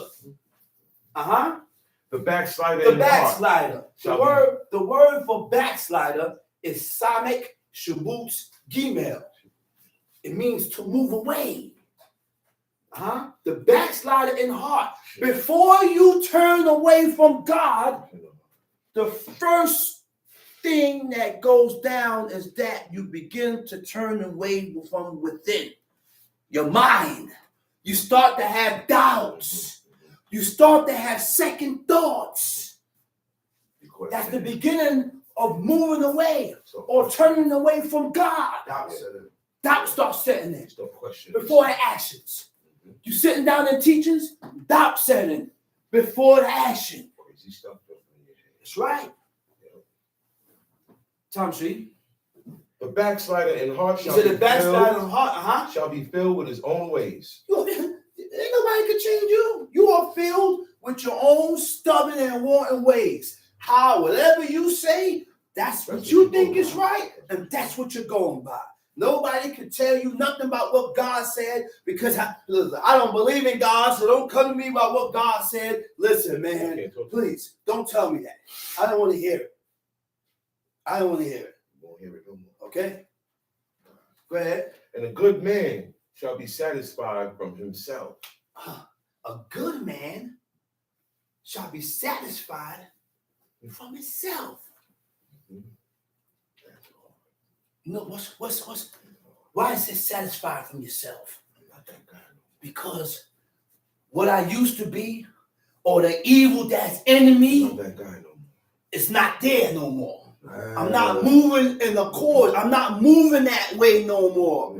I'm not walking that way no more. This is a man that is changed, that's fighting himself. See, you see when the book is said, he said, the grain of evil seed is sown in the heart of man. And the battle is with you. The battle is with me. The battle is with you. You got to fight yourself. That's the condition of the whole battle. You overcome yourself. You too, woman. Ladies. Yes. Gentlemen. No, nothing different. We got to fight ourselves. Kids. From ourselves. Kids. Children. Fight yourself. Why you pinch her? I don't know. What's wrong with you, man? I just pinched him. Oh, he just pinched him. You know, kids got a little evil and wickedness in them too. They know certain things. Yeah. Hey, didn't I tell you don't touch? Look at you. They know. They're innocent to a certain degree. I'm talking about the teenagers. The teenagers. They're kids too. They don't think they're kids, but they're kids too. Yeah. The teenagers don't think they're kids. Tom sheet. I get on them. He said, the simple believe in every word. The simple believe in every word. Yeah. Believe in every word. And you know who was simple? Adam and Eve. Eve believed everything that the serpent told her. She done forgot what God said. Serpent went to her, beguiled her, tricked her into eating the tree that's in the midst of the garden. She done ate it. But before she ate it, emotions and desires were stirred up. The desires that's within her got stirred up for this tree that's in the midst of this garden, took it, ate of it, and gave it to Adam. Downfall of man. Now we all must die. The sentence of God is already set. You eat it, you're going to die. You eat it, you're going to die. They ate it, now we must die. But in order to live, we got to follow God. We got to follow these laws. In order for us to see each other again, we got to follow God. We got to follow his laws. That's being gathered to the people. That's what that means. He said Moses was gathered to his people. He died. Who was his people? The ones that died. Abraham, Isaac, Jacob, Noah, Enoch. Those righteous and pious men that died first before Moses. He's in the plot, in the chambers with those men. That's why it said the lie of the righteous shall not rest upon the lie of the wicked. They had different lots. The righteous have a different lot. The wicked have a different lot. We're going different places when we Run die. with it. That's right. You get I'm gonna split. go like, man. That's right. That's right. Mm-hmm. Tom sheet. A wise man. What verse you at? 15. The Uh-huh. simple believe it The every simple word. believe every word. But You tell a person something, they believe it. You got women that's real simple. Sorry to say, man. You got men that's simple too, but why I emphasize on the woman is because the woman, a simple-minded woman, gets taken advantage of. Yeah. Gets taken advantage of. That's the problem. And then these low-down, dirty men take advantage of the poor woman. The way you look, you say, man, don't do that to her, man. That's not right. Don't do that. Don't do that, man. You won't be able to get away with it with this one. Don't do that. You're only taking advantage. He said, but he said it's simple. Believe it every word. Everything you say to a simple-minded person, they gonna believe it. People see that. Read. But the prudent man looketh well to his The going. prudent man, he's observed where he's going. Yeah. He's observing. I'm not taking this path. I'm not walking this path. It's better for me to walk this way and go around. I read. A wise man feareth and departed from evil. A wise man feareth and depart from evil. That's why the men depart from evil, because you fear. What made this person depart from evil? Fear. You're afraid. Go ahead. What verse? Verse 16. Go ahead. A wise man feareth and departed from evil, but the fool rageth and is confident. But the fool rageth. The Hebrew word for rageth is abad, ayin beit resh. It means sin. It said the fool sinned, the fool transgressed, and he's confident. Why are you so confident? Why is your chest out and you're at fault with God? Why are your chest out and you're at fault and you're guilty before God? Right. You know, people, you have people like that wrong, and they still walk around with their chest out. Chest Bro, you don't know that you was wrong for doing it. I don't care. I'll do it again. Yeah, okay, you're gonna get stuck messing with the wrong person. That's right. You're gonna get stuck. You're gonna get stuck. Because you can't be wrong and still walk around like you run the world. That's what you call Romans strong. Go ahead.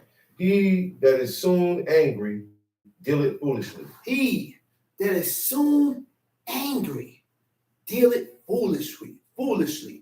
And the word for soon angry is kuf zadeh resh. It means impatient in anger. He that is impatient in anger deals foolishly. Well, a person that's impatient and angry, you blow and he blows up. So now, because I'm angry, I done did and said something that I wasn't supposed to do or say. Now I done jammed myself. Go ahead, read. And a man of wicked devices is hated. Means mort. A man of wicked devices, purpose, your intentions, your determination is what? Is wicked. Is hated, read. The simple inherit folly. The simple inherit folly. But the prudent are crowned with knowledge. The evil bow before the good. The evil bow, shock, means to prostrate.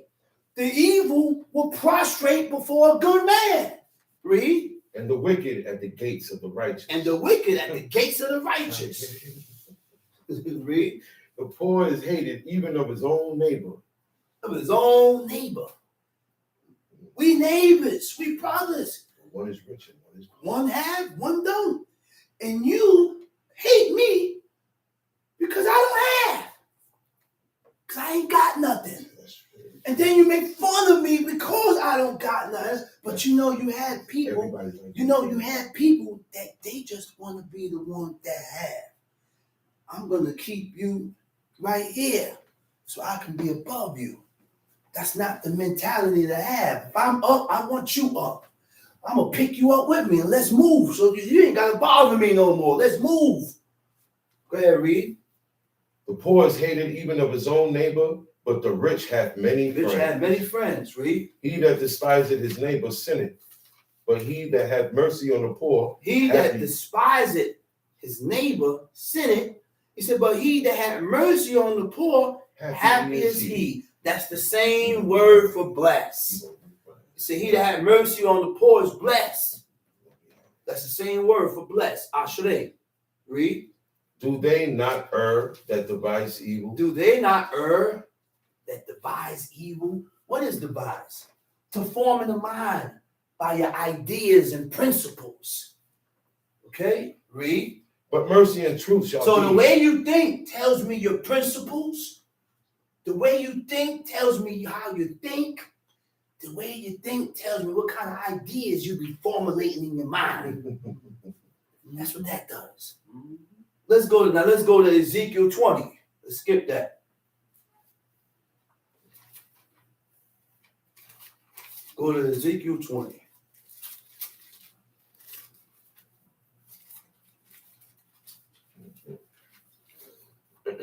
Ezekiel chapter 20. Right. And it came to pass in the 7th year, in the 5th month, the 10th day of the month, that certain of the elders of Israel came to inquire of the Lord. All right. Okay. Inquire. When you go, anytime it says that you're going to inquire of God and you're going to inquire of God, you're going to ask, you're looking for information. You're trying to seek some type of information. Right? Now, go ahead, read.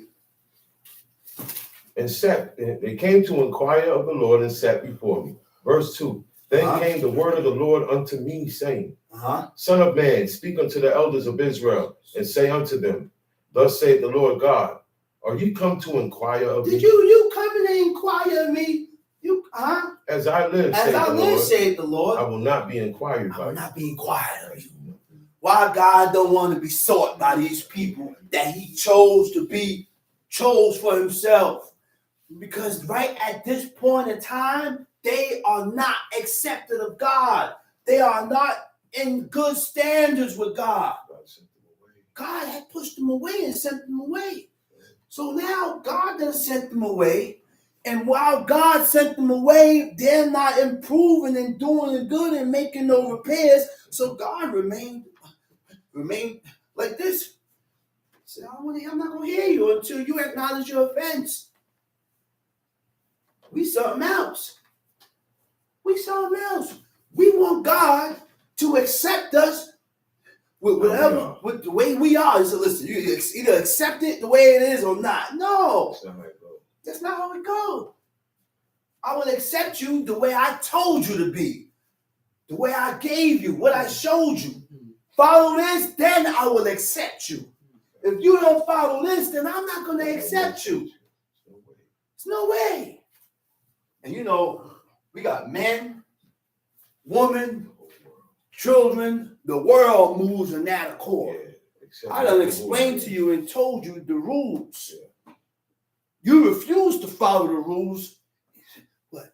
That song, Take Me As I Am. Yeah, all of that. How it go? Take me as I am. Oh, and I am nothing at all. No, Mary Jane. No, Mary Jane. No, I ain't taking you as you are. These are the rules. Follow this or bon voyage. A lot of men and women with the Mary Jane mentality. Take me as I am. Children too. No, I'm not accepting you how you are. The dude done got a sex change. Ain't no choice. The dude done got a sex change. Now the government changed his name. His name is Zelaya now. And they refer to him as Dwayne Wade's daughter. And Wade done accepted it. That's my daughter. Daughter? What daughter? I think that's probably gone now. Some people say they're not male. That's probably gone. They're beyond That's the that. niggas we pray for. That's the people we pray for and call our brothers. Not me. Wayne Wade and Bill Cosby. Come on, man. Go ahead, Tom Sheik. Wilt thou judge them, son of man? Wilt thou judge them? He said, without judge them, son of man. He said, without judge them.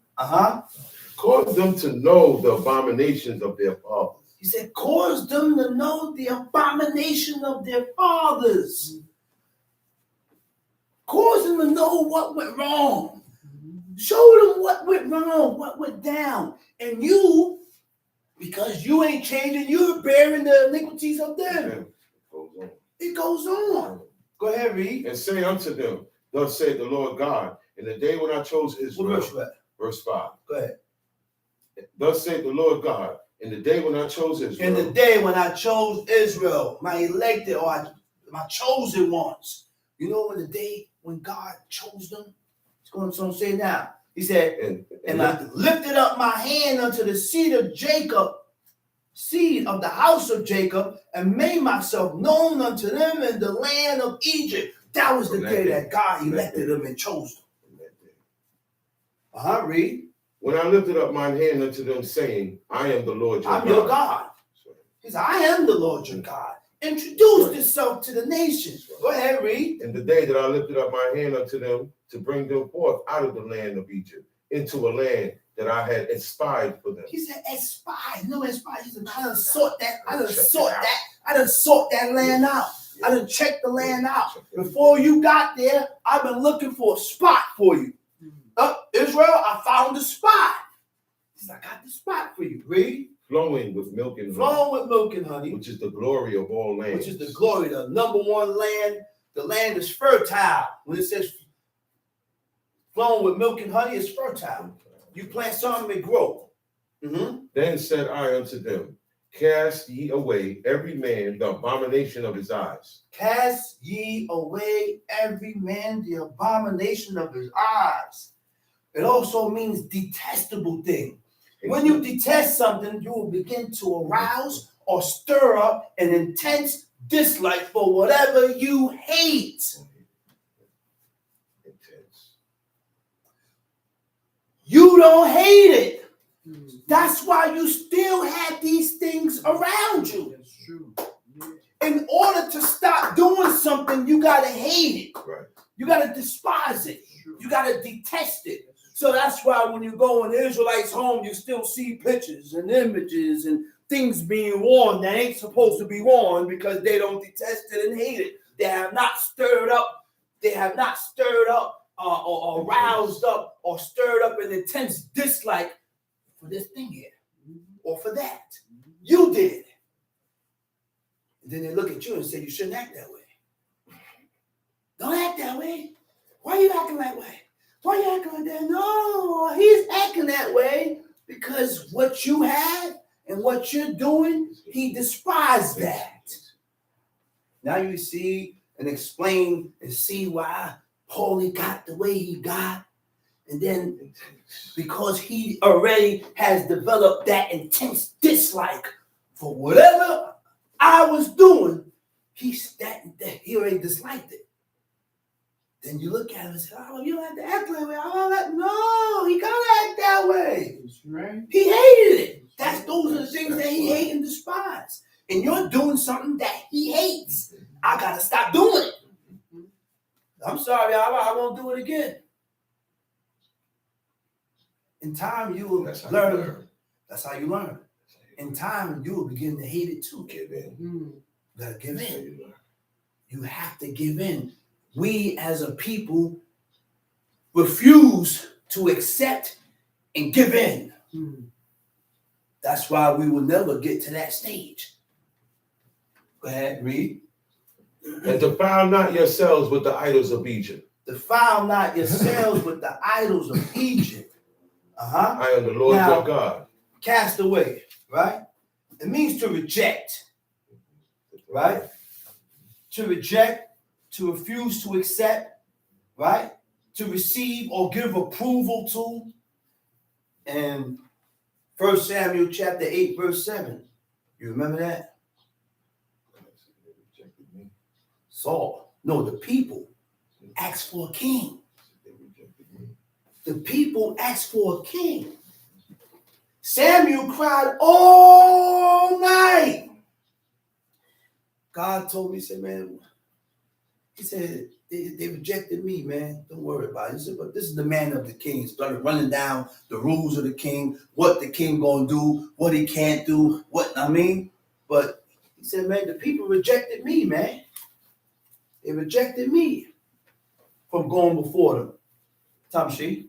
Verse 8. But they rebelled against me and would not hearken unto me.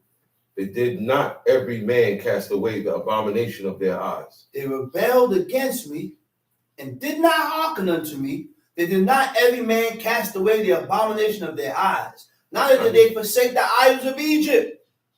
Then I said, I will pour out my fury upon them to accomplish my anger against them in the midst of the land of Egypt.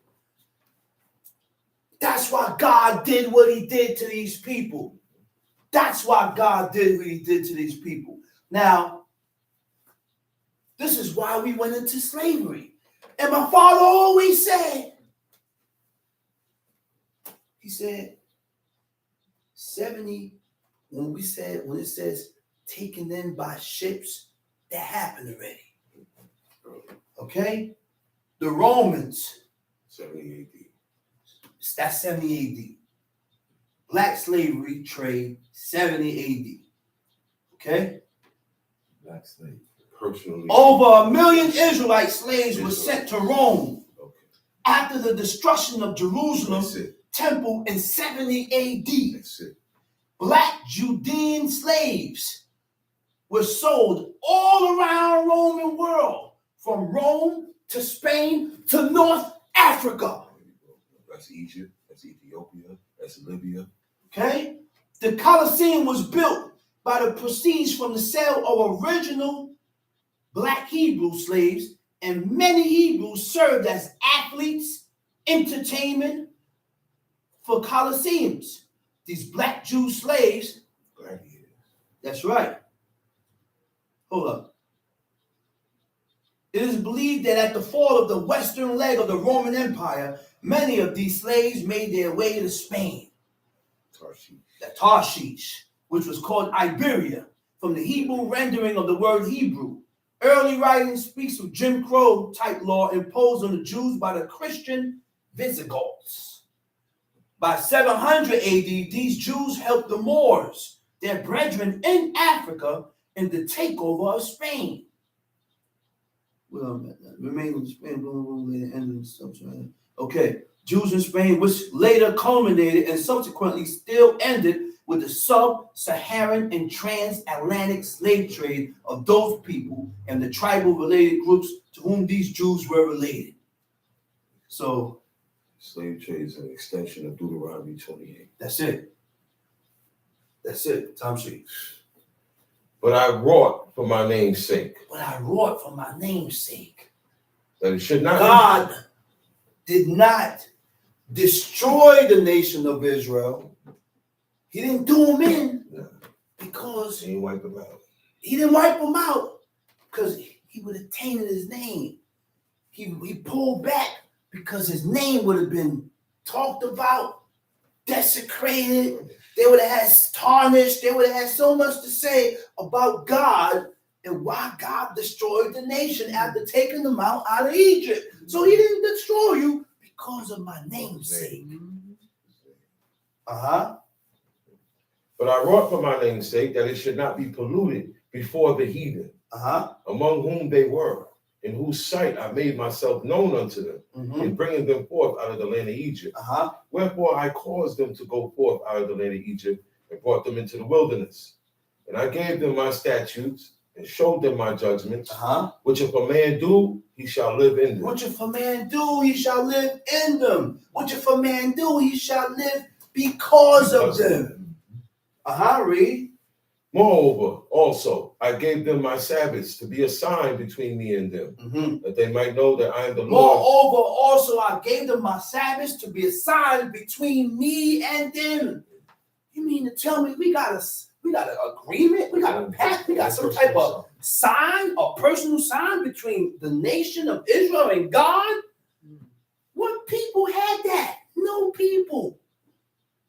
is our sign between you and God, the observing of the Sabbath day. That's why this day is very important. Very important. Not to profane. That's the sign. Don't profane the day. This day God blessed. This is the day that God blessed. The only day that God blessed. Go ahead, read. To be a sign between me and them, Uh-huh. that they might know that I am the Lord that sanctified them. That's right. But the house of Israel, I am the Lord that sanctified them. He said, I'm God. I put a separation. I got you doing all this because I separated you from the rest of these people. You're not the same. I made you different. You're different because you're following me. I made you that way. Go ahead, read. But the house of Israel rebelled against me. The house of Israel rebelled against me. In the wilderness. In the wilderness. They walked not in my statutes. They walked not in my statutes. And they despised my judgments. They despised my judgments. Which if a man do, he shall Which if a man do, he shall even live in them. And my Sabbaths they greatly pollute. Then I said, I will pour out my fury upon them. My Sabbaths they greatly polluted. Do we remember what went down on the Sabbath in the wilderness? They had a man that left his tent after he was told to remain in his tent. He left his tent and started gathering sticks. Now, God don't kill you for no intentions. Oh, he was gathering sticks because he was going to burn. He was going to make a fire. Did he make the fire? Did he kindle a fire? No. So why did he get strung up and put into war? Because he was gathering. The action is work. Went out there gathering sticks. And he got killed for that. Go ahead. Then I said, I will pour out my fury upon them in the wilderness to consume them. I will pour out my fury upon them in the wilderness. And he started. Yeah, started. Moses said, he said, hurry up, Aaron. He said, the plague has begun. Aaron had to put his censer, make his whatever concoction he had to make, and he had to stand between the living and the dead because the plague, they was dropping. It was dropping. It was like a wave dropping. And when Aaron went and stood there, the plague stopped. The death angel gave respect to certain things that Aaron, the high priest, had on. God. Holiness to the Lord, the 4 rows, and holiness to the Lord, the 4 rows, and the long road. The long road, he represents God. So he had to stop. Whoa, can't go past you, Aaron. Can't go past you. You represent God. And he got them incense burning. Whatever concoction, look, these men, look, Aaron was a high-powered dude. The man knew to come. That's why we don't burn incense. I don't burn incense in my house. I don't want to see incense in my house. I don't want no incense burned in my house because incense were only burnt during sacrifices and offerings for God. That's it. Certain things that went down, Aaron had to put forth a concoction to stop the spirit. Certain concoctions and certain things that he burnt up. Stop certain things. In other worlds, people use other incenses to invoke. Demons. That's right. That's why you're not supposed to use. That's right. No incense. That's right. That's right. Some sheep.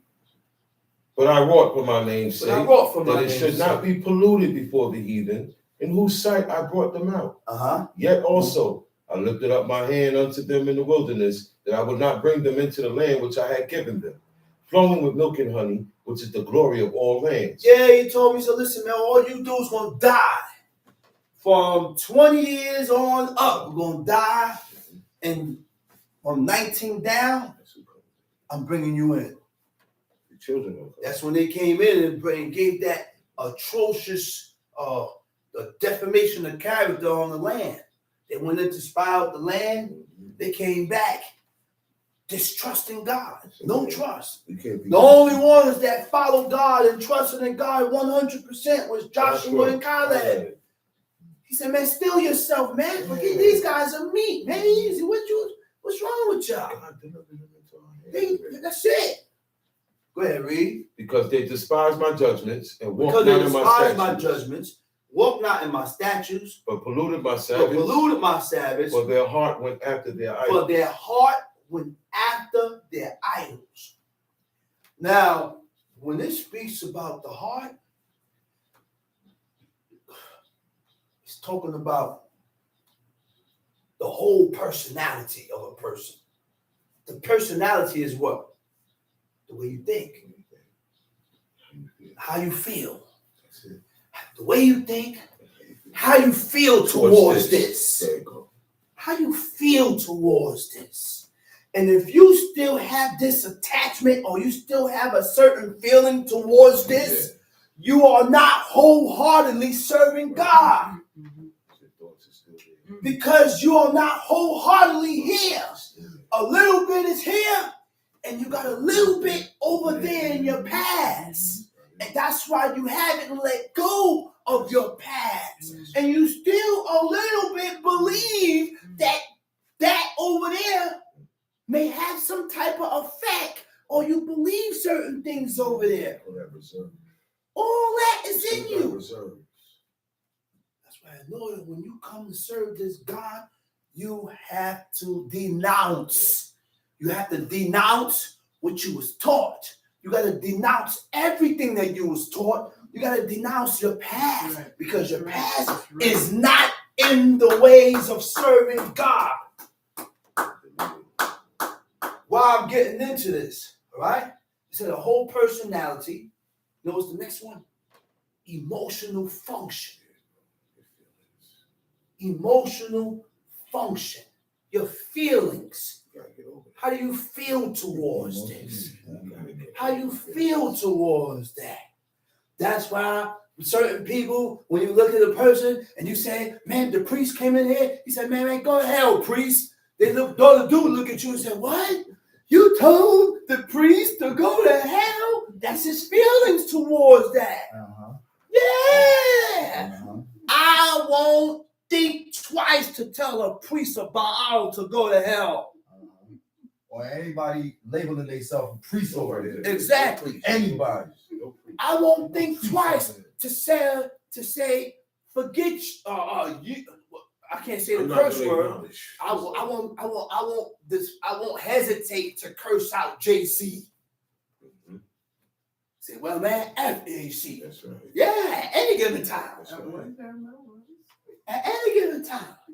Because there's no emotional attachment towards Anything that. I say will be There's no emotional attachment towards that. There's no tender affection towards that. I don't believe in no damn Jesus Christ. No more. I don't believe in that. All my remarks will be against that. Will be against that. And I don't want, and for some reason when it's mentioned, it's like a tingle in my ear. No, I'll be sitting around people saying, oh, Jesus Christ. I'm like, what's wrong with you, man? Wow. I don't want to hear that, man. Please. Please. You mean to tell me all these years you're still saying that? Sure. Like I said, habits are broken in 30 days. You hear me? If you can't break that habit in 30 days, you are attached to it. Get away from me. You're attached to it and you don't want to break it because that's what you like. That's where your love is at. That's where your determination and your that's where you at. Yeah. Get away from me, man. That's right. I'm not there. You know, I ain't got no problem siding with God, man. That's right. I don't care how much love I got for you. Son, daughter, whoever. I ain't got no problem. Look, doing this. Just engage. Proud. You know what that means? Kicking you in your backside. Say, get away from me. For God, I ain't got no problem doing that. Believe it or not, I don't have no problem doing that. That's right. The last one, the whole personality, emotional function, or traits. Another definition is one's innermost character, feelings, or inclination. Oh, this is your heart. All that gotta deal with your heart. Your character, the way you are, what you have inside of you, feelings, inclination, right? Your traits is an inherited characteristics. Inherited characteristics. Oh, you just like your father. Mm-hmm. You just like your mother. Yeah. Okay? Inclination, what you're drawn towards. Remember when my father used to say, so you could change your DNA. You can change your DNA. You can change your makeup. You can change your DNA to where I wasn't like this before. But because I had grown to hate and despise this, I ain't that way no more. I don't want to move in that manner no more. You affect your chromosomes. That's right. That's right. They become what they're supposed to be. That's right. Time sheet, verse 17. Nevertheless, mine eyes spared them from destroying them. Nevertheless, my eyes spared them from destroying them. Read. Neither did I make an end of them in the wilderness. Mm-hmm. But I said unto their children in the wilderness, walk ye not in the statutes of your fathers, neither observe their judgments, nor defile yourselves with their idols. I am the Lord your God. Walk in my statutes, keep my judgments, and do them, and hallow my Sabbaths, and they shall be a sign between me and you, that you may know that I am the Lord your God. Notwithstanding, the children rebelled against me. They walked not in my statutes, neither kept my judgments to do them, which if a man do, he shall even live in them. Right. They polluted my Sabbaths. Then I said, I will pour out my fury upon them to accomplish my anger against them in the wilderness. Nevertheless, I withdrew my hand and wrought for my name's sake that it should not be polluted in the sight of the heathen. You see that? Whose sight I brought them forth. He said, man, I ain't gonna do you in the sight of these people because only because of my name. And that's substantiated why Moses did it. Moses said, he stood in the breach while the children of Israel was at the grounds of Mount Sinai, bowing down and worshiping the golden calf. And God was, he said, yo, Moses, get out the way. He said, I'm going to destroy, I'm wiping everybody out, and I'm going to make a nation out of you. Moses went, stood in the breach. He said, no, God, no. And spoke to him. He said, listen, Moses was not a selfish man. He didn't say, all right, well, you want to make a nation out of me? Go, get him, dog. He said, wipe him out. Kill them all. Kill them all, Most High, kill them. Which means he had some type of love for God, and he had love for the people. He had love for them. He cared for them. Want anybody to speak for you, it would have been Moses. That's right. Moses speaks That's right. That's right. That's right, man.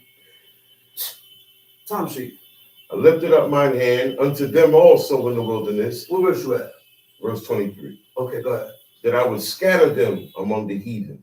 Scatter them among the heathen. And yeah, by God, God scattered us. Scattered us all over the place. We all over. Here, there, over there, behind us, all over the place. Get into slavery.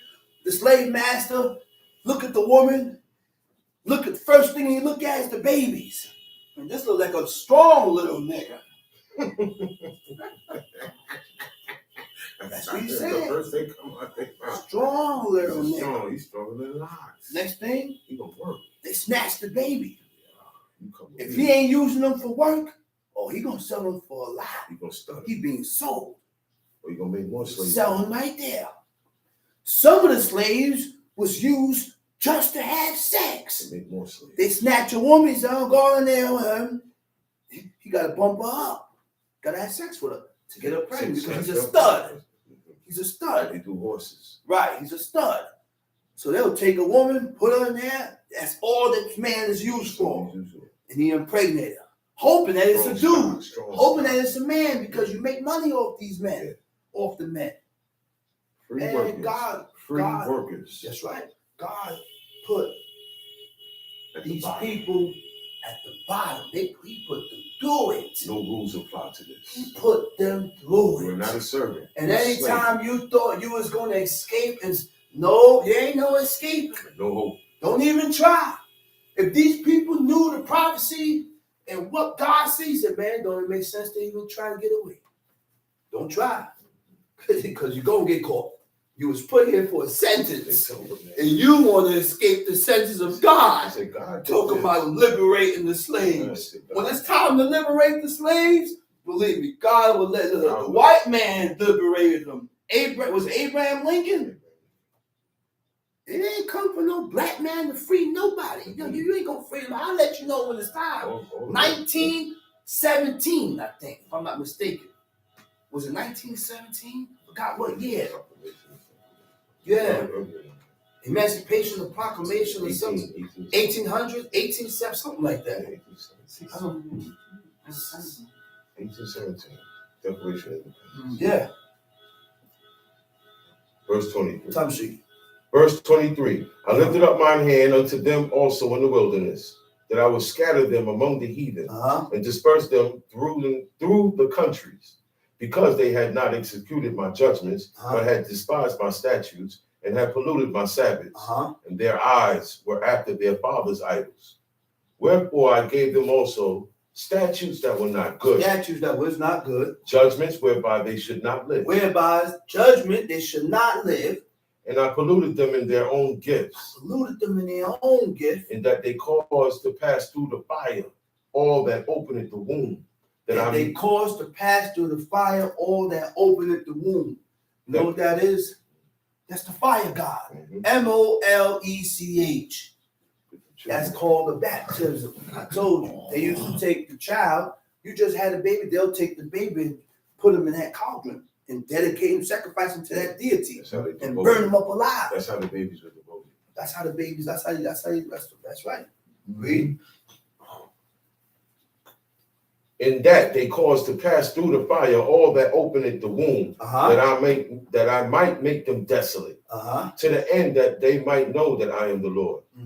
Therefore, Son of man, speak unto the house of Israel and say unto them, thus saith the Lord God, yet in this your fathers have blasphemed me, in that they have committed a trespass against me. But when I had brought them into the land, for the which I lifted up mine hand to give it to them, when they saw every hill, every high hill, and all the big trees, and they offered their sacrifices. Okay, and cut that, and let's go to the Apocrypha. Cut that, go to the Apocrypha, 2nd Ezra.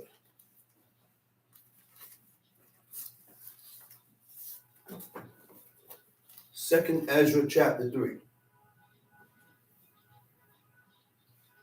Now, before you go there, right? Before you go there, let's go to 2nd Ezra chapter 7, verse 46. And then go to chapter 3.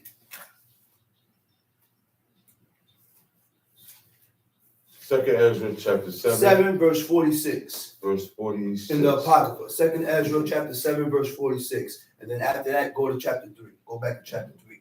Read. I answered then and said, this is my first and last saying, that it had been... Who's that talking? That's Ezra. That's Ezra talking. That's Ezra talking. Talking to the angel of God.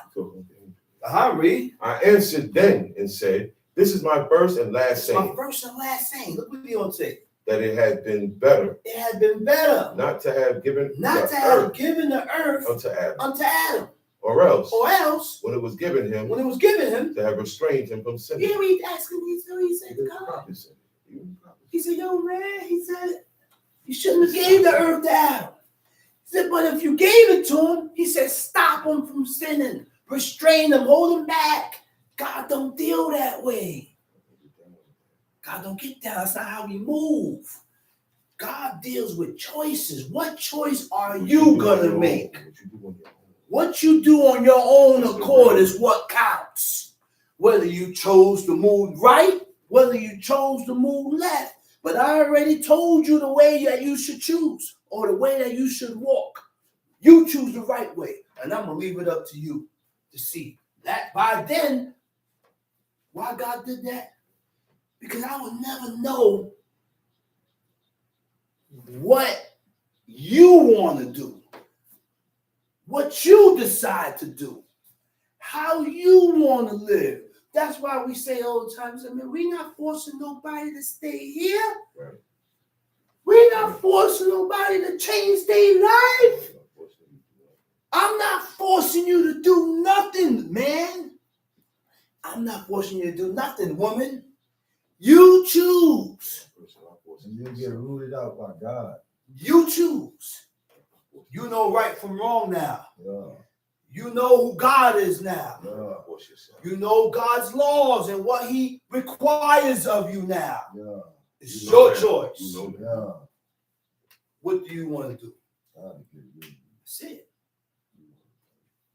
And that's how God deals. Yes, sir. Gives you a choice.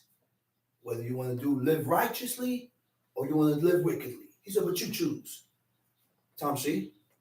But what profit is it for men now, in this present time, to live in heaviness? What is the profit for men to live in heaviness? And after death, to look for punishment. And then after death, look for punishment. You hear that? But people don't believe People this. don't believe. People think when you die, that's it. Israelites believe that when you die, that's it. But you heard what Ezra said? Ezra said, what profit it is for men now. For men now. In this present time to live in heaviness. And after death. To look for punishment. And you know why these guys don't want to believe it? Because they don't want to instill it in their mind that, man, I may have something that I need to that I'm gonna be facing when I die. And they don't want to change. So they eject these things out of their mind. And they say they don't exist. One person says a lot of things that King David said refers back to that. That's correct. You talking about King David. So if you don't want to accept the Apocrypha, okay. But why you don't accept everything that King David said? It's all over the book. I don't even gotta show you the shall Apocrypha. be gathered to his people. Moses was gathered to his people after he died. Aaron was gathered to his people after he died. That's right. And That's right. Tom C. I answered then and said, this is my first and last saying, that it had been better to give the earth unto Adam, or else when it was given to him, to have restrained him from sinning. But what profit is it now for men in this present time to live in heaviness, and after death to look for punishment? After death, look for punishment. Tom C. Oh, thou Adam. Oh, thou Adam. What did you do, Adam? He said, what did you do? But though it was thou that sinned, thou art not fallen alone. You ain't the only one that fell. But we all that come of thee are fallen. We all gotta die now. All because of what you did. Go ahead. For what profit is it unto us if there be promised an immortal time? An immortal time. Whereas we have done the works that bring death. You hear me say? What profit it is unto us if there be promised us an immortal time, whereas we have done the works that bring death. We're not gonna get to that immortal part because we're doing the works that bring death. So here read. And that there is promised us an everlasting hope. Everlasting hope. Whereas ourselves being most wicked are made vain. Whereas ourselves being most wicked are made vain. Vain and pride gets in the way of you serving God. Vain. Go ahead, read. And that there are laid up for us dwellings of health and safety. Whereas we have lived wickedly. Time sheet. And that the glory of the Most High is kept to defend them which have led a weary life. Whereas we have walked in the most wicked ways of all. And that there should be showed a paradise whose fruit endureth forever, wherein is security and medicine, since we shall not enter it. For we have walked in unpleasant places. What is the paradise? The Garden of Eden. You know, that's the definition of Eden. Eden means paradise. Where the immortal fruit is. That's right. That's where the immortal fruit is at. It don't say what it is. It don't say if it was an apple. It just says a fruit. It knows the fruit. That's it. People say it's an apple. People say that. Orange, banana, apple. Some people say it's beans. And when I ate from the fruit, you come on, man, stop it. Stop, man. That's not what the book said. Why people like to add on to what the book says? Why we can't read it and take it for what we read it here for? Just leave it as it is. Just leave it as it is. Read. And that the faces of them which have used abstinence shall shine above the stars. The faces of them that used abstinence, that abstained, Hold back. that held back from what? From anything that is wicked. Whereas our faces shall be blackened in darkness. Mm-hmm. For while we lived and committed iniquity, we considered not that we should begin to suffer for it after death. There it goes again. He said, while we live and commit iniquity, sin against God, we consider not that we should begin to suffer for it after death. Mm-hmm. Nobody considers that. Nobody considers that. That's why certain things is said by certain men. Mm-hmm. Am I doing enough to gain the attention of God? Am I doing enough to gain the attention of God? And that would strike off some actions. That would strike actions. You'll start and to begin to push up before God to do the things that is lawful and right. Because believe it or not, when you die and you died in your iniquities, you better look for punishment. Mm-hmm. It's coming. Go ahead, read. Then answered he me and said, this what is verse you at? 57. Verse? 57. Okay, go ahead, sorry. Then answered he me and said, this is the condition of the battle. This is the condition of the battle. Which man that is which born, man is born upon the earth shall fight.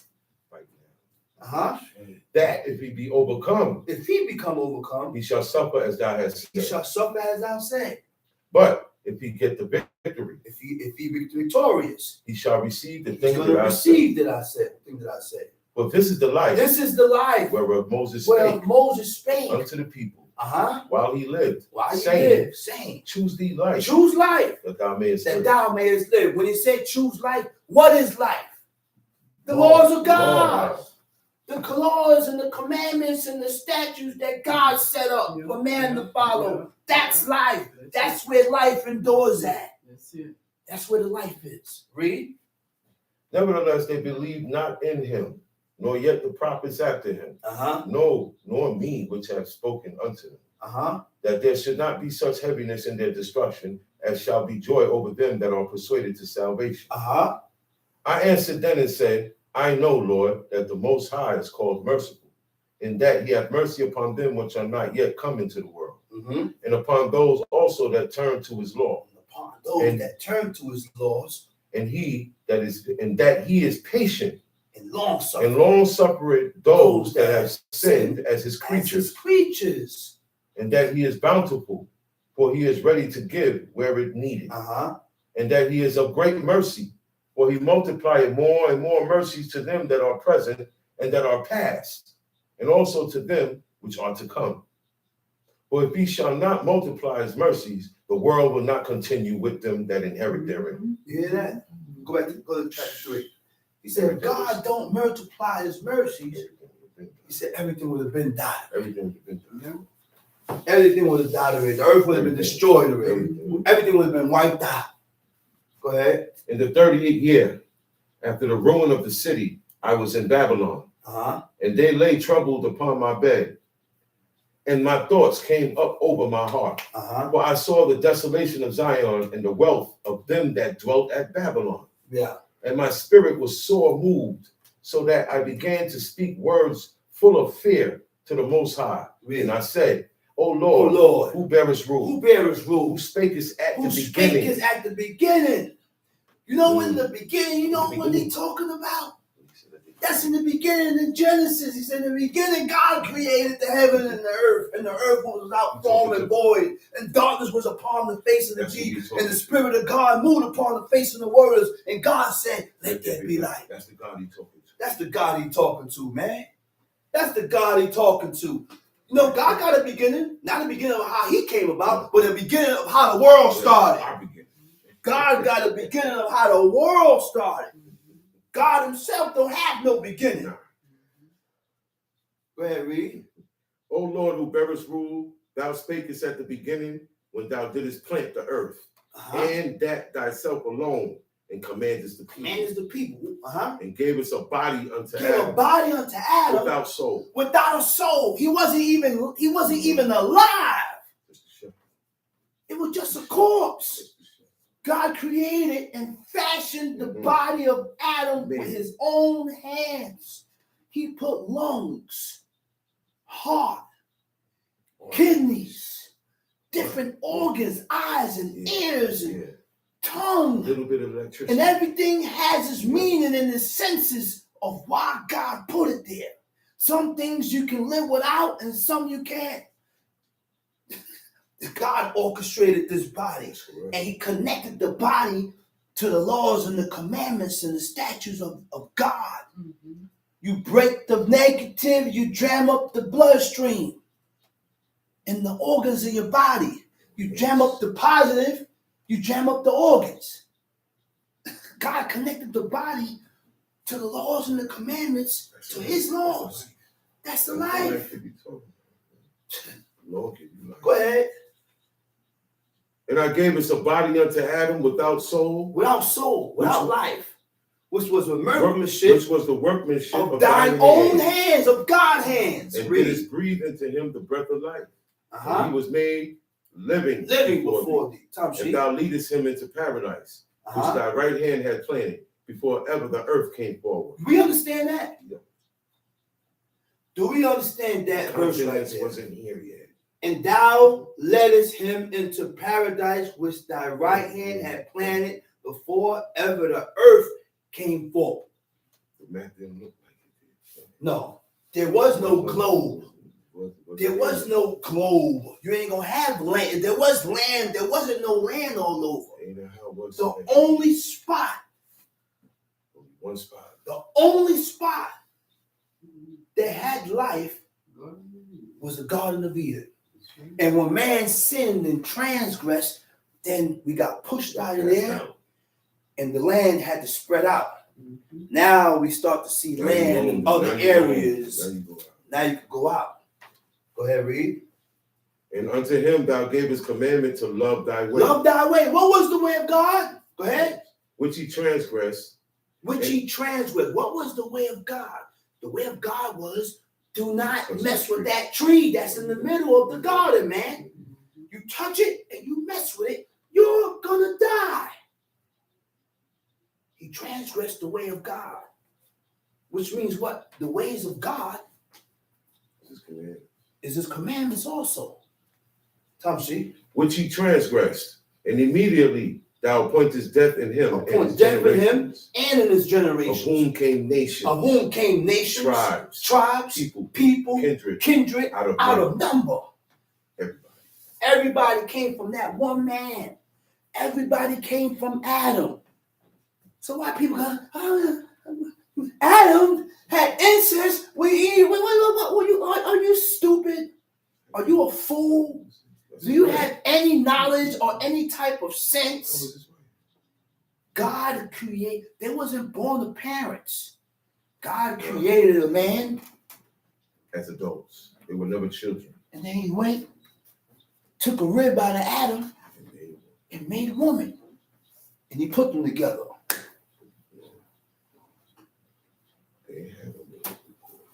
Put them together. After years and years, and the law came. The brother can't cohabitate with his sister. This one can't cohabitate with this one. This one can't happen. Then you had the next of kin law that came about. But before that, it was the beginning of a people. It got to start from somewhere. Go ahead, read. And when you voice things like that, guess what? You're offending God. Yeah. You are offending God. Right. Remove those wicked thoughts out of your brain. you're offending God. And then people got the nerve to mention things like that. Like they ain't not afraid. I get offended. Oh, I ain't talking about you. Yeah, you are talking about me. Because this is my God. And this is the true and living God. And I believe in this God 100%. So when you say things to offend my God, I'm looking to hurt you. I'm really looking to hurt you. And that literally put some type of foul taste in my mouth for me to get away from you. I don't want nothing to do with you because you're offending my God. So go ahead, read. And every people walked after their own will. Everybody did what they wanted to do. And did wonderful things before thee. And despised thy commandments. Despised thy commandments. And again, in process of time, thou broughtest the flood upon those that dwelt in the world and destroyed everybody. Wiped everybody out. Because before the flood, there was what? Giants. Nephilim. The fallen ones. Right? And God destroyed them because they wasn't dying. Nobody was dying. Wickedness was increasing. God flooded the whole earth, saved one man, Noah and his family. Tamshi. And it came to pass in every of them that as death was to Adam, so was the flood to these. Nevertheless, one of them thou leftest, namely Noah, with his household, of whom came all righteous men. And it happened that when they that dwelt upon the earth began to multiply, and had gotten them many children, and were a great people, they began again to be more ungodly than the first. Every generation got worse. Reset, start over. It got worse. Every generation. My generation is worse than my father's generation. My father's generation, it was worse than his father's generation. Every generation as it moved forward got worse and worse and worse. And weaker and weaker. And weaker and weaker. And think about it. Their bones are heavier than ours. Mm-hmm. Natural. Mm-hmm. Weaker and weaker. Tamshi. Verse 13. Now when they lived so wickedly before thee, thou didst choose thee a man from among them, whose name was Abraham. Mm-hmm. Him thou lovest, and unto him only thou showest thy will, and madest an everlasting covenant with him, promising him that thou wouldest never forsake his seed. And this is why God chose Israel.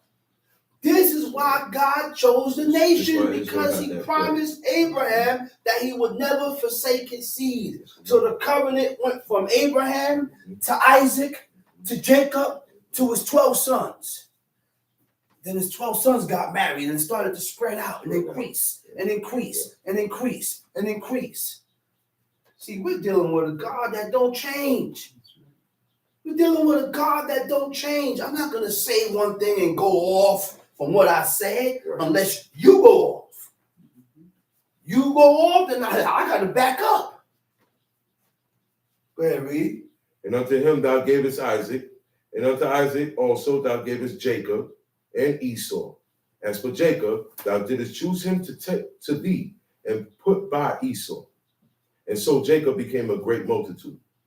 And it came to pass that when thou leadest his seed out of Egypt, thou broughtest them up to the Mount Sinai. And bowing the heavens, thou didst set fast the earth, movest the whole world, and madest the depths to tremble, and tremblest the men of that age. You know what that was? When God appeared on that mountain. When God appeared on that mountain, yeah, the world trembled. Yeah. The world trembled. You know, that was a quake. That was a shaking that was felt throughout the world. And there was a dread that was put on many nations. The men of that age. The men of that age was afraid. They was like, what's going on? Look, they were so afraid that we was trying to pass through their land. They said, nah. Strange stuff going on. Man, we heard about what happened with you dudes, man. First, you guys destroyed Egypt, which was the first world power, and now you want to run through my land. No. They were scared. No. Let's go to Proverbs 15. We're gonna cut that. Let's go to Proverbs chapter 15. And we're gonna ride out with this one. A soft answer turneth away wrath. A soft answer turneth away wrath. That speaks volume. Look at this. He said, hey, baby. I said, baby, you all right? Yeah, I'm all right. Damn, what in the hell? Very harsh. Baby, what's wrong with you? I'm all right. Nothing's wrong with me. I'm looking at you. I'm about to curse you out now. I'm about to curse you out now. Now you getting like that. Now I'm gonna get raunchy now. Yep. A soft answer turns away wrath. Be delicate and soft with your answer. Then I won't have to get angry. Because we as men, we know our woman. We know our woman. We believe me. I know you. I know you. I know you. I've been with you long enough. I know when you're angry. I know when you're not angry. I know when you're at peace. And I know what you mean when you say certain things. I know when you're being sarcastic. I know when you're angry with me. I know when you're angry with me.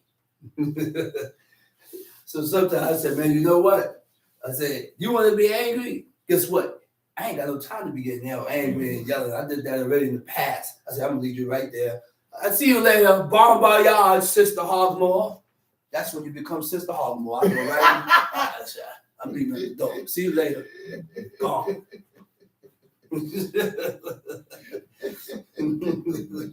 Gotta go. Gotta go right now. Gotta go.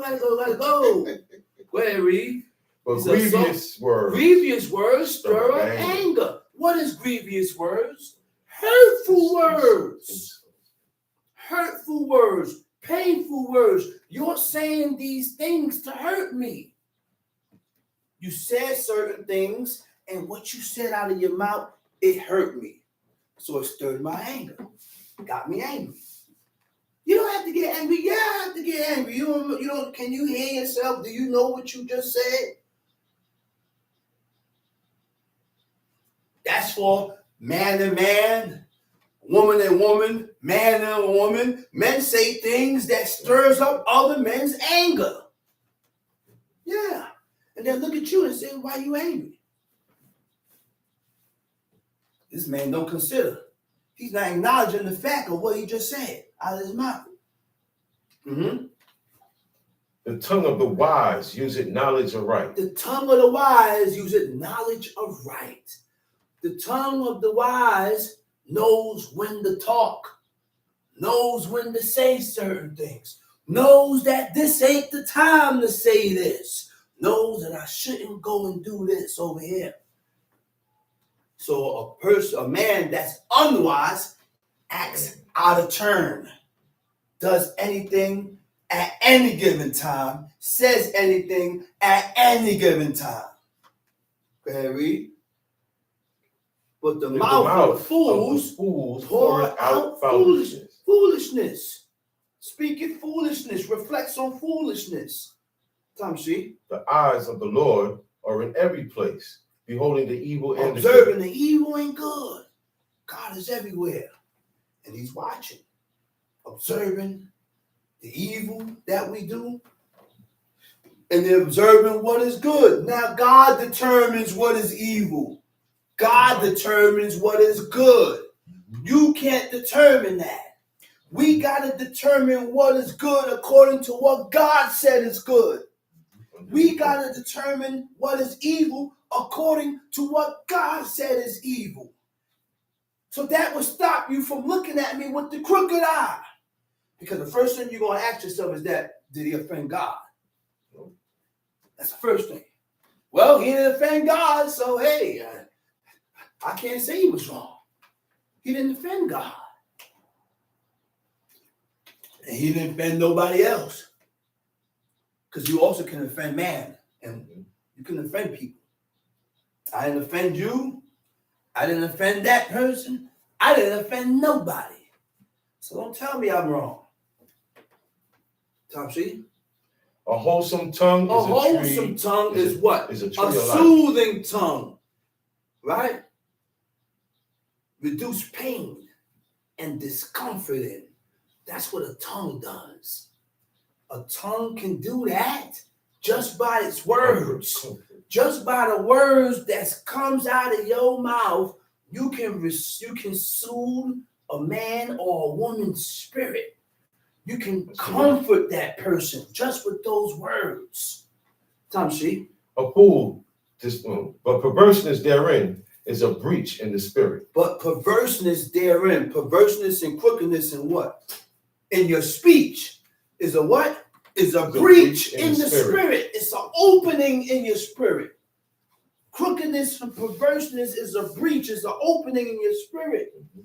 So now, just by the words that come out of your mouth that is perverse and crooked before God tells me that you have a breach, you have an opening in your spirit.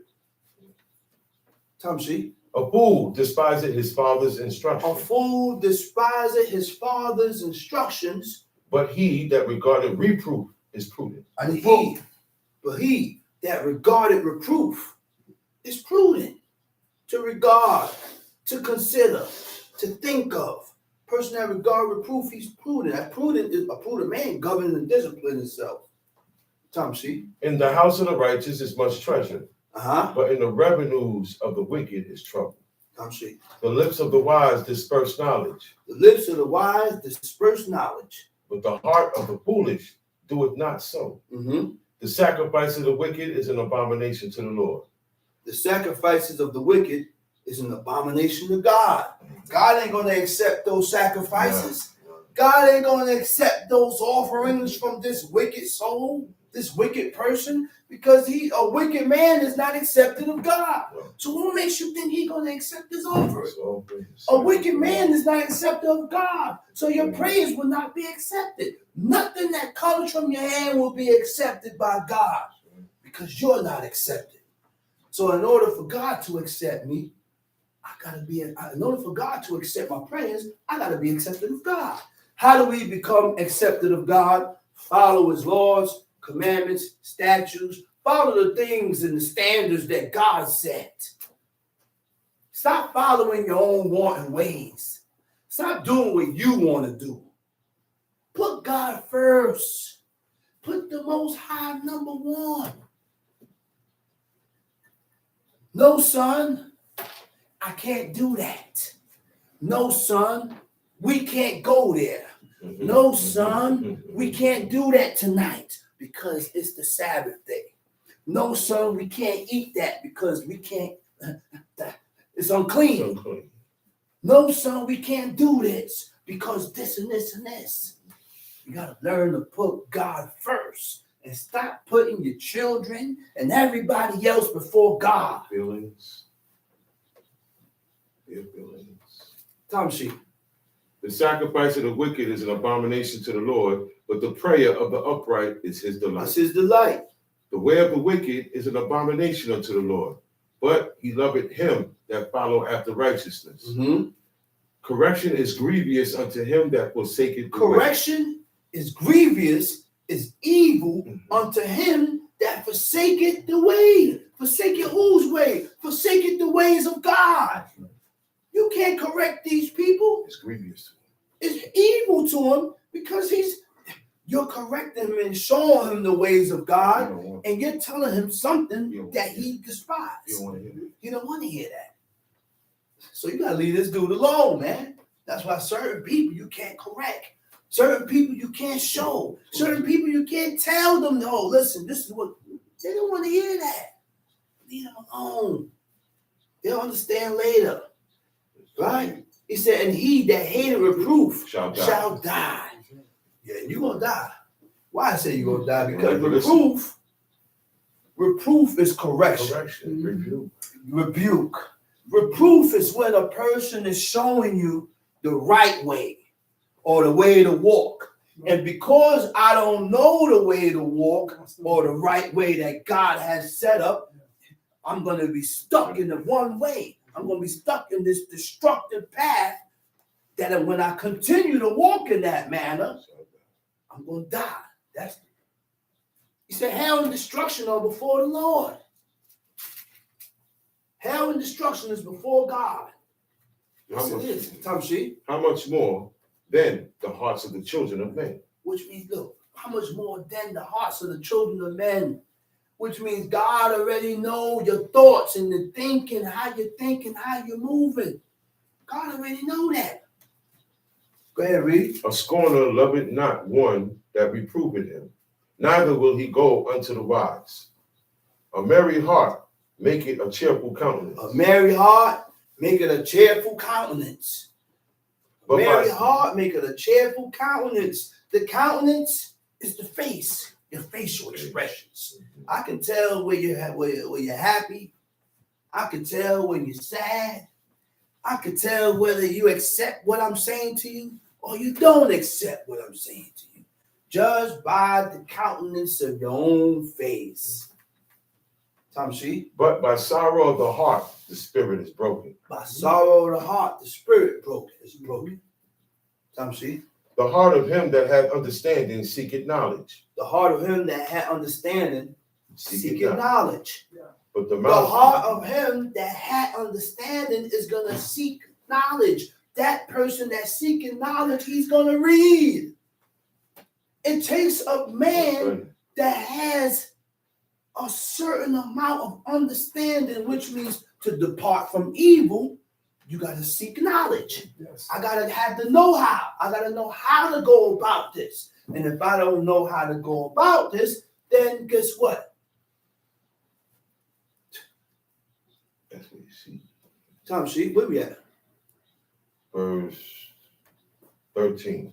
Oh, go ahead. A merry heart maketh a cheerful countenance, but by sorrow of the heart the spirit is broken. Spirit is broken. The heart of him that hath understanding seeketh knowledge. Seeketh knowledge. But the mouth of fools feedeth on foolishness. Feedeth on foolishness, read. All the days of the afflicted are evil. All the days of the afflicted are evil.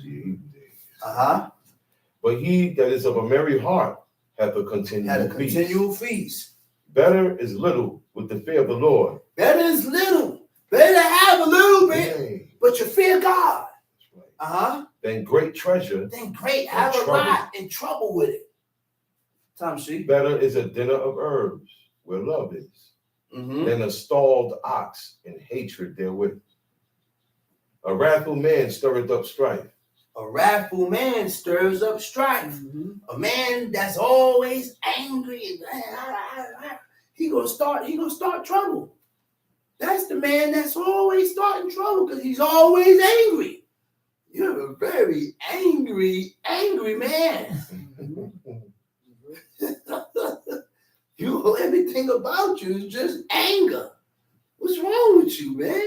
Why are you so angry? What you mad at? Go ahead.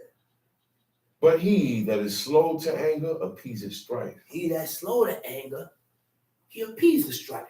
He sells it. Nah, they dead it. Looking for peace. He dead the anger. No, it ain't like that. It's dead. Let's push forward. That's about it. But the ones that slow to anger is the most dangerous ones. Because when they reach that brink, it's hard to bring them down. That's the bell. The way of the slothful man is an hedge of thorns. What is the slothful man? The lazy man. He said, but the way of the righteous is made plain. Sloth. That animal is slow. A wise son maketh a glad father. A wise son maketh a glad father. But a foolish man despiseth his mother. A foolish man despises his mother. Very true. A wise son make a glad father. But a foolish man despises his mother. How do you despise your own moms? What shows despisement of your mother not being around? Remember when Tobit? Man. Remember when Tobit told Tobias? He said, when I die, he said, don't, I forgot what he told him. He said, don't forsake your mother. Right. To forsake meaning to abandon. Neglect. And when you abandon, you forsake and you neglect, it shows despisement. The book tells us what meanings to words are. That's what the book shows us. What meanings to certain words are and what God means. Tom, see? Folly is joy to him that is destitute of wisdom. Folly is joy to him that lacks a heart. You don't have a heart. You don't have a heart. So the folly that you into, you like all that stuff. You good with it. But a man of understanding walketh uprightly. Without counsel, purposes are disappointed. Without counsel, purposes are disappointed. Because you didn't have no counsel. You didn't seek advice. You did certain things on your own accord. So now you're disappointed. It done blew up in the air now. Blew up on it. And I'm not going to go no further. And with that, I already got what was bought. And I'm going to say Shabbat Shalom. Shabbat Shalom to God. And I'm going to call up the next speaker, teacher indeed, Chief Mikhail Ben Level.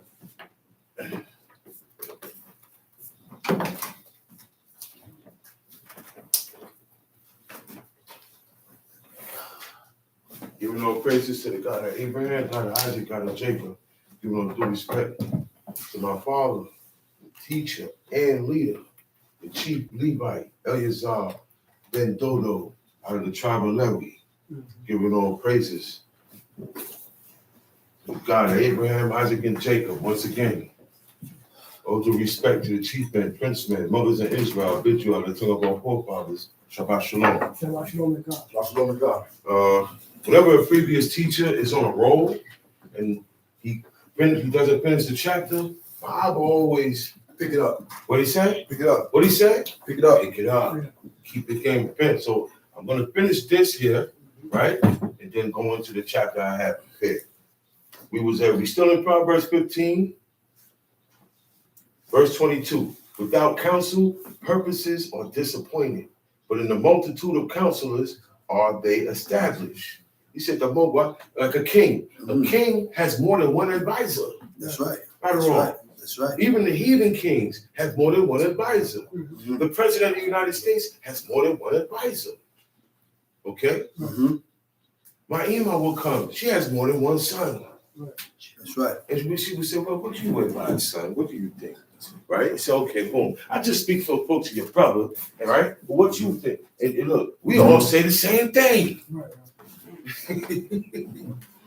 But the counsel, and whichever one sounds correct and neat for the purpose, that's what you go for. Now, we have some bad examples of counselors. Some people counsel for evil, for bad intents. Rehoboam said, you know what? I'm going to go to council because I have a problem here. The people say the taxes is too high. Your father made the taxes too high. Now that you're here, we needed to come down some. Mm-hmm. Rehoboam said, okay. He went to the elders, to the advisors that's been advising with experience for years. Right. Who they been advising? His father. His father died, and all his advisors, that his servants that gave his father advice is still there. Right. So he went to them.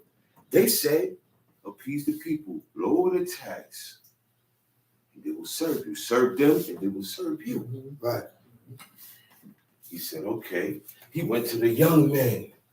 The young men said, nah, keep the tax. Matter of fact, tell them your pinky is going to be thicker than your father's loins. Tell them, oh, you thought my father was beating you with whips? I'm going to whip you with scorpions. Mm-hmm. Imagine a whip made out of scorpions. Uh-huh. He said, I'm going to be worse. I'm not, matter of fact, it's going up.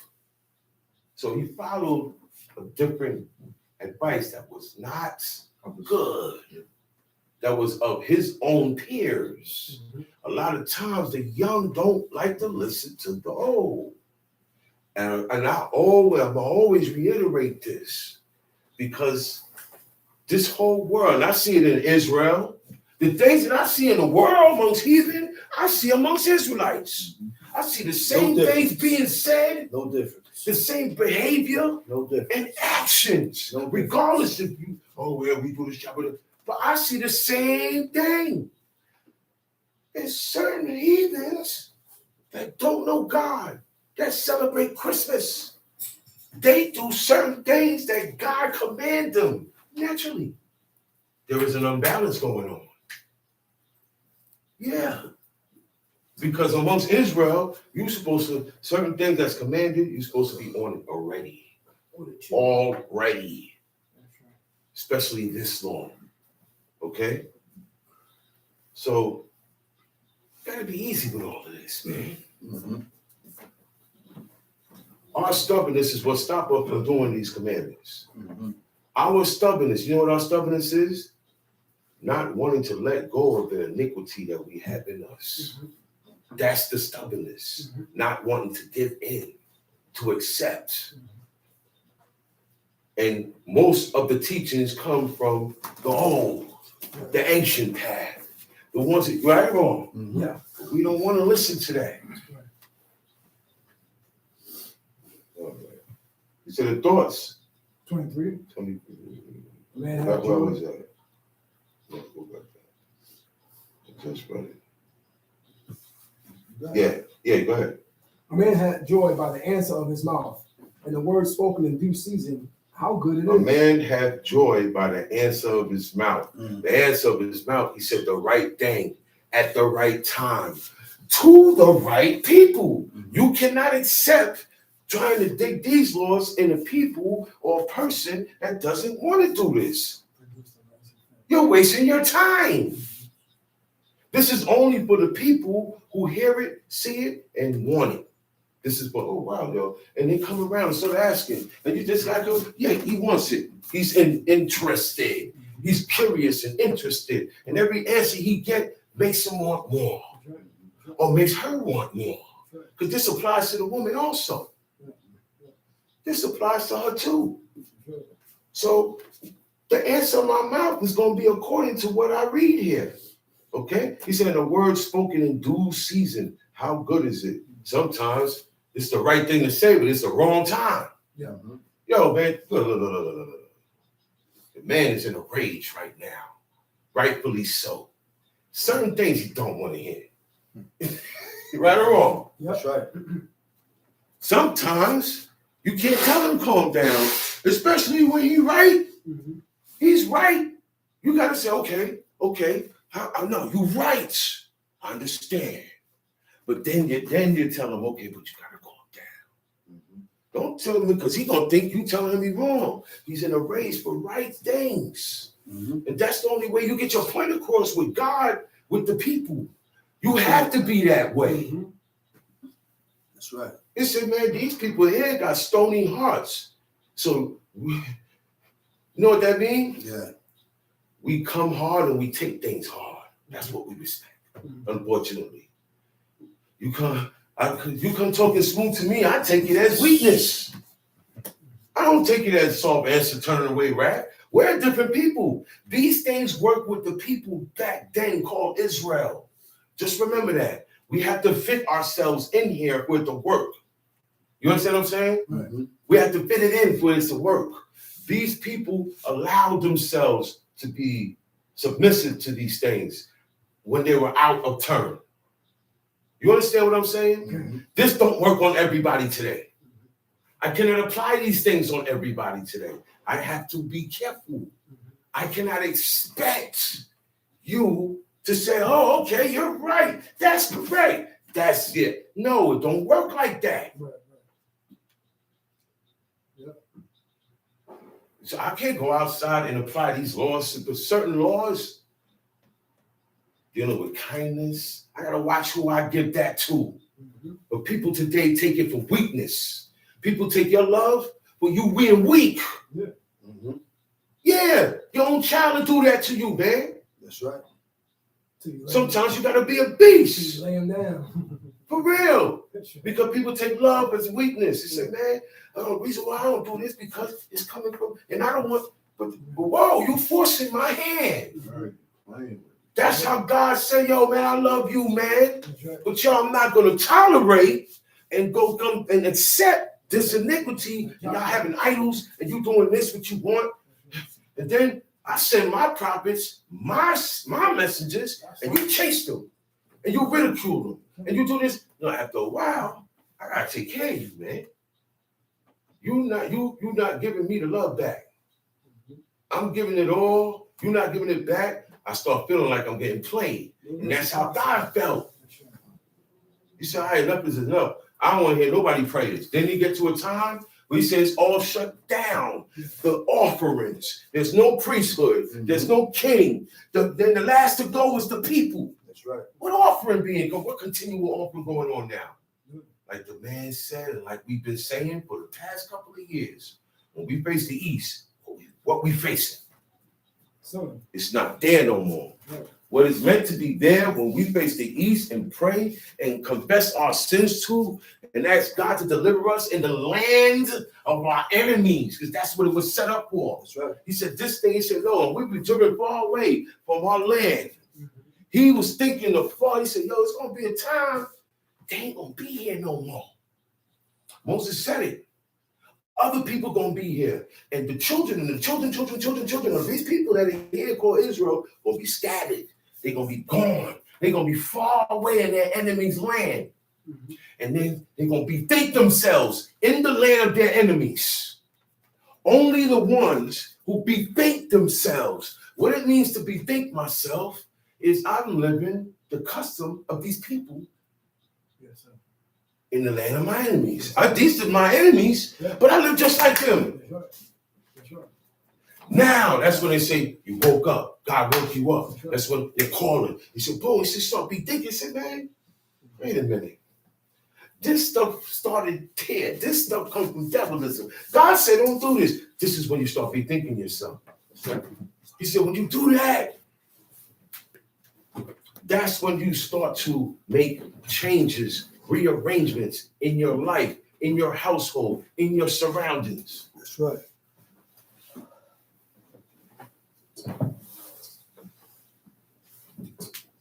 He said, a word spoken in due season, how good is it? He said, the way of life is above to the wise, that he may depart from hell beneath.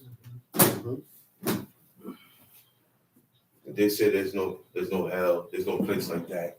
No, I know one thing. There is a place you're not going to like where God puts you if you go against his commandments when you die. Let's put it like that. We ain't going to give it a name. But everybody knows, and your spirit knows, no matter how much you want to disbelieve, the spirit knows. Because there's a time when the spirit says, okay, it's time to die, and it leaves. Yeah. Right or wrong? The first thing he said, I don't want to die. Why don't you want to die? Why? What are you afraid of? Why righteous men pray for death? They wasn't afraid to die. Right? Right. Okay. Right? Look. What is the fear about? I don't want to die right now. Hezekiah didn't want to die yet. He wasn't ready to go. He said, man, give me. He wanted a little bit more long. That's all. He knew he got to go, though. They don't think about you're not going to die. He knew he had to go. He said, man, I'm going to your laws. I got to go down, man. He wasn't ready to go. That's what that was. And that's from the righteous. Leave that alone. Okay? Because all the wicked don't want to die. Okay, Hezekiah still died 15 years later. And then, look, he didn't ask God, yo, man, he got his extension. And he was good. These guys did and said things, and certain things happened to them that were unique. You know what unique mean? Different. So different things came to them from God that I'm not going to stand here and try to explain to you. Okay? Not every day can be explained. The law can be explained. This is a self-explanatory thing. When you hear thou shalt not steal, I ain't got to tell you what that means. Do it? Do I? Do I? Do I have to explain what thou shalt not mean? No. It means don't do. Don't have. Don't tolerate. Don't attend. That's what it means. Right.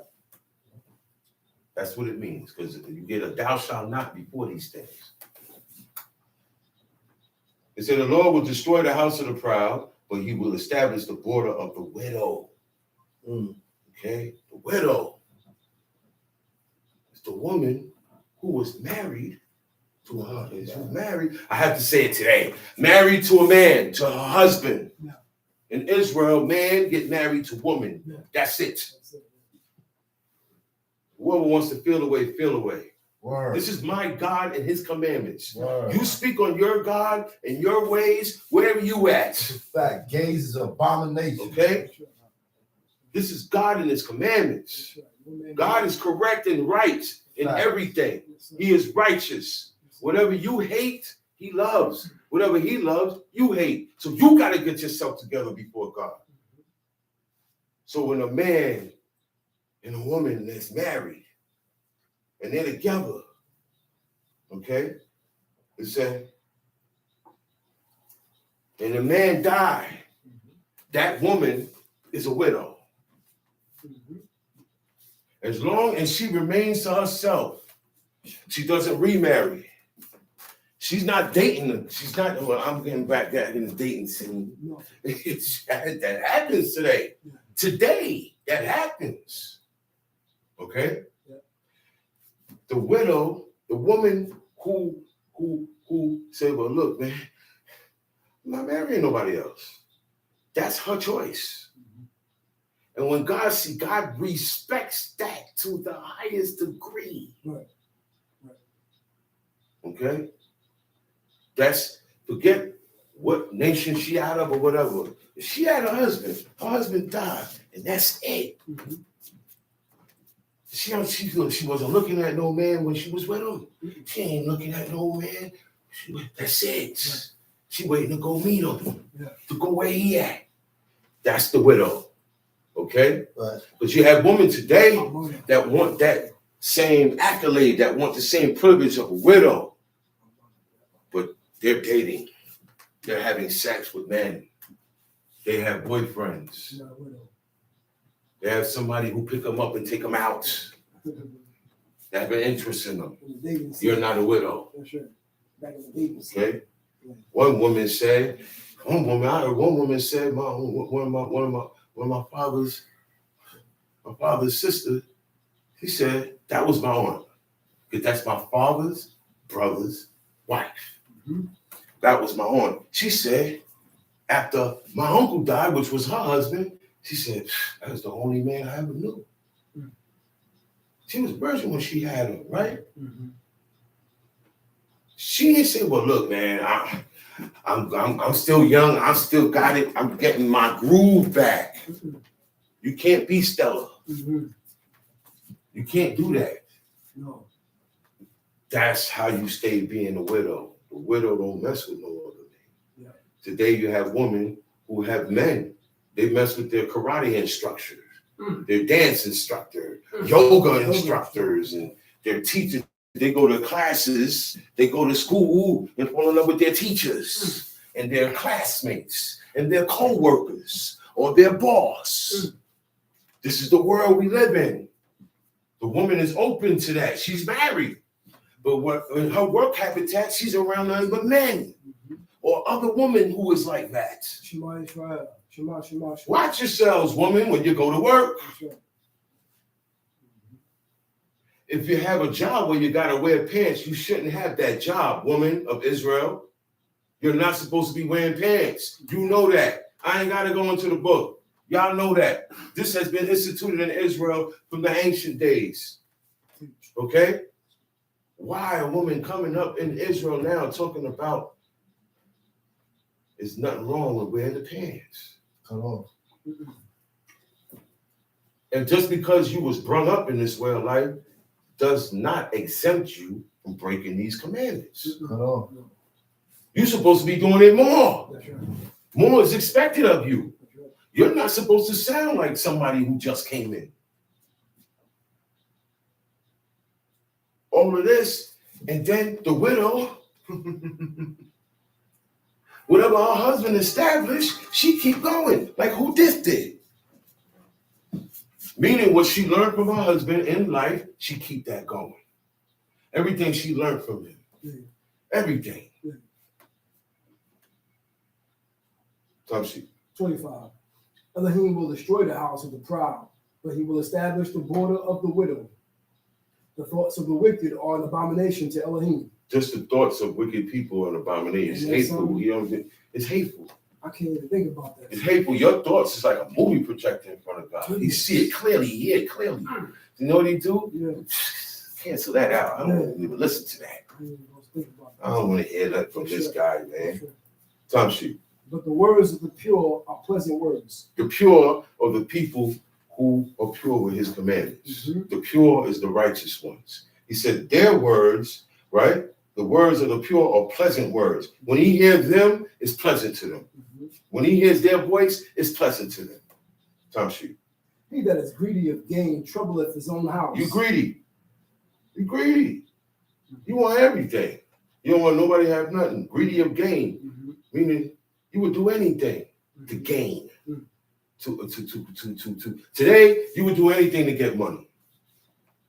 Put it like that. He said, when you're like that, you trouble your own house. Mm-hmm. Different characteristics that are against God's ways brings trouble to your heart, your mind, your house, your children. It's like you invoking spirits to come at you with your ways or with your doings. Time sheet. But he that hateth gifts shall live. He that hated gifts shall, you can't buy me. That's what that means. That's what I mean. I don't accept it. You say, oh man, no, I'm good. You don't accept too much people. Mm-hmm. Because they're going to expect you to switch up in their favor. Mm-hmm. Okay? Mm-hmm. So you hate gifts. You're in a certain position. When you're in a higher position over people, you can't take anything from anybody. Mm-hmm. You can't accept anything from anybody.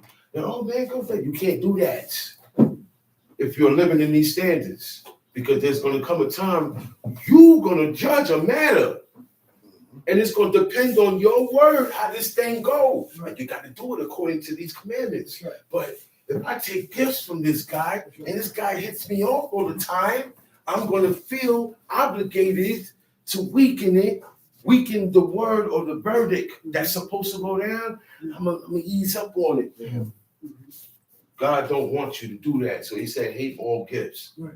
He said, the heart of the righteous, once people come to you to solve matters, you can't be the type of person to take stuff from people. Okay?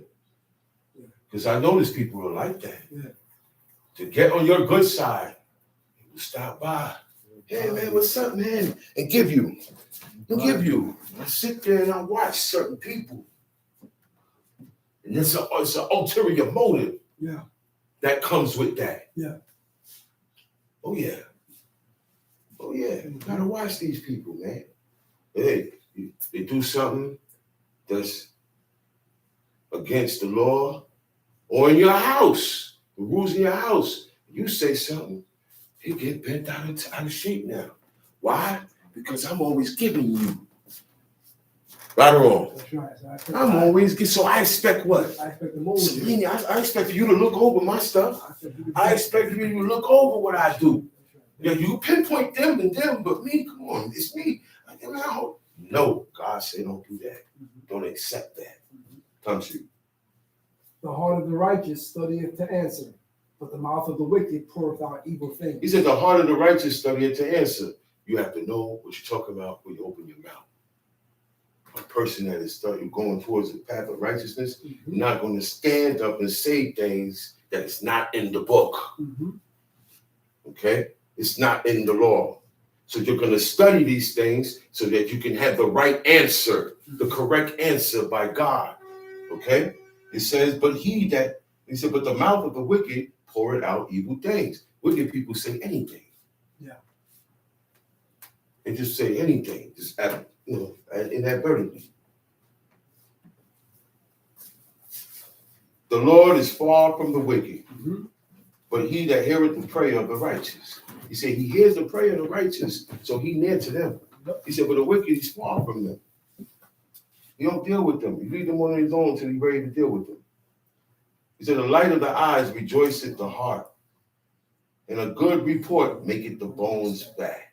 Right, a good report make you happy, lift you up. Mm-hmm. Bad report, Yeah. you hear something happen to this person, this one, that.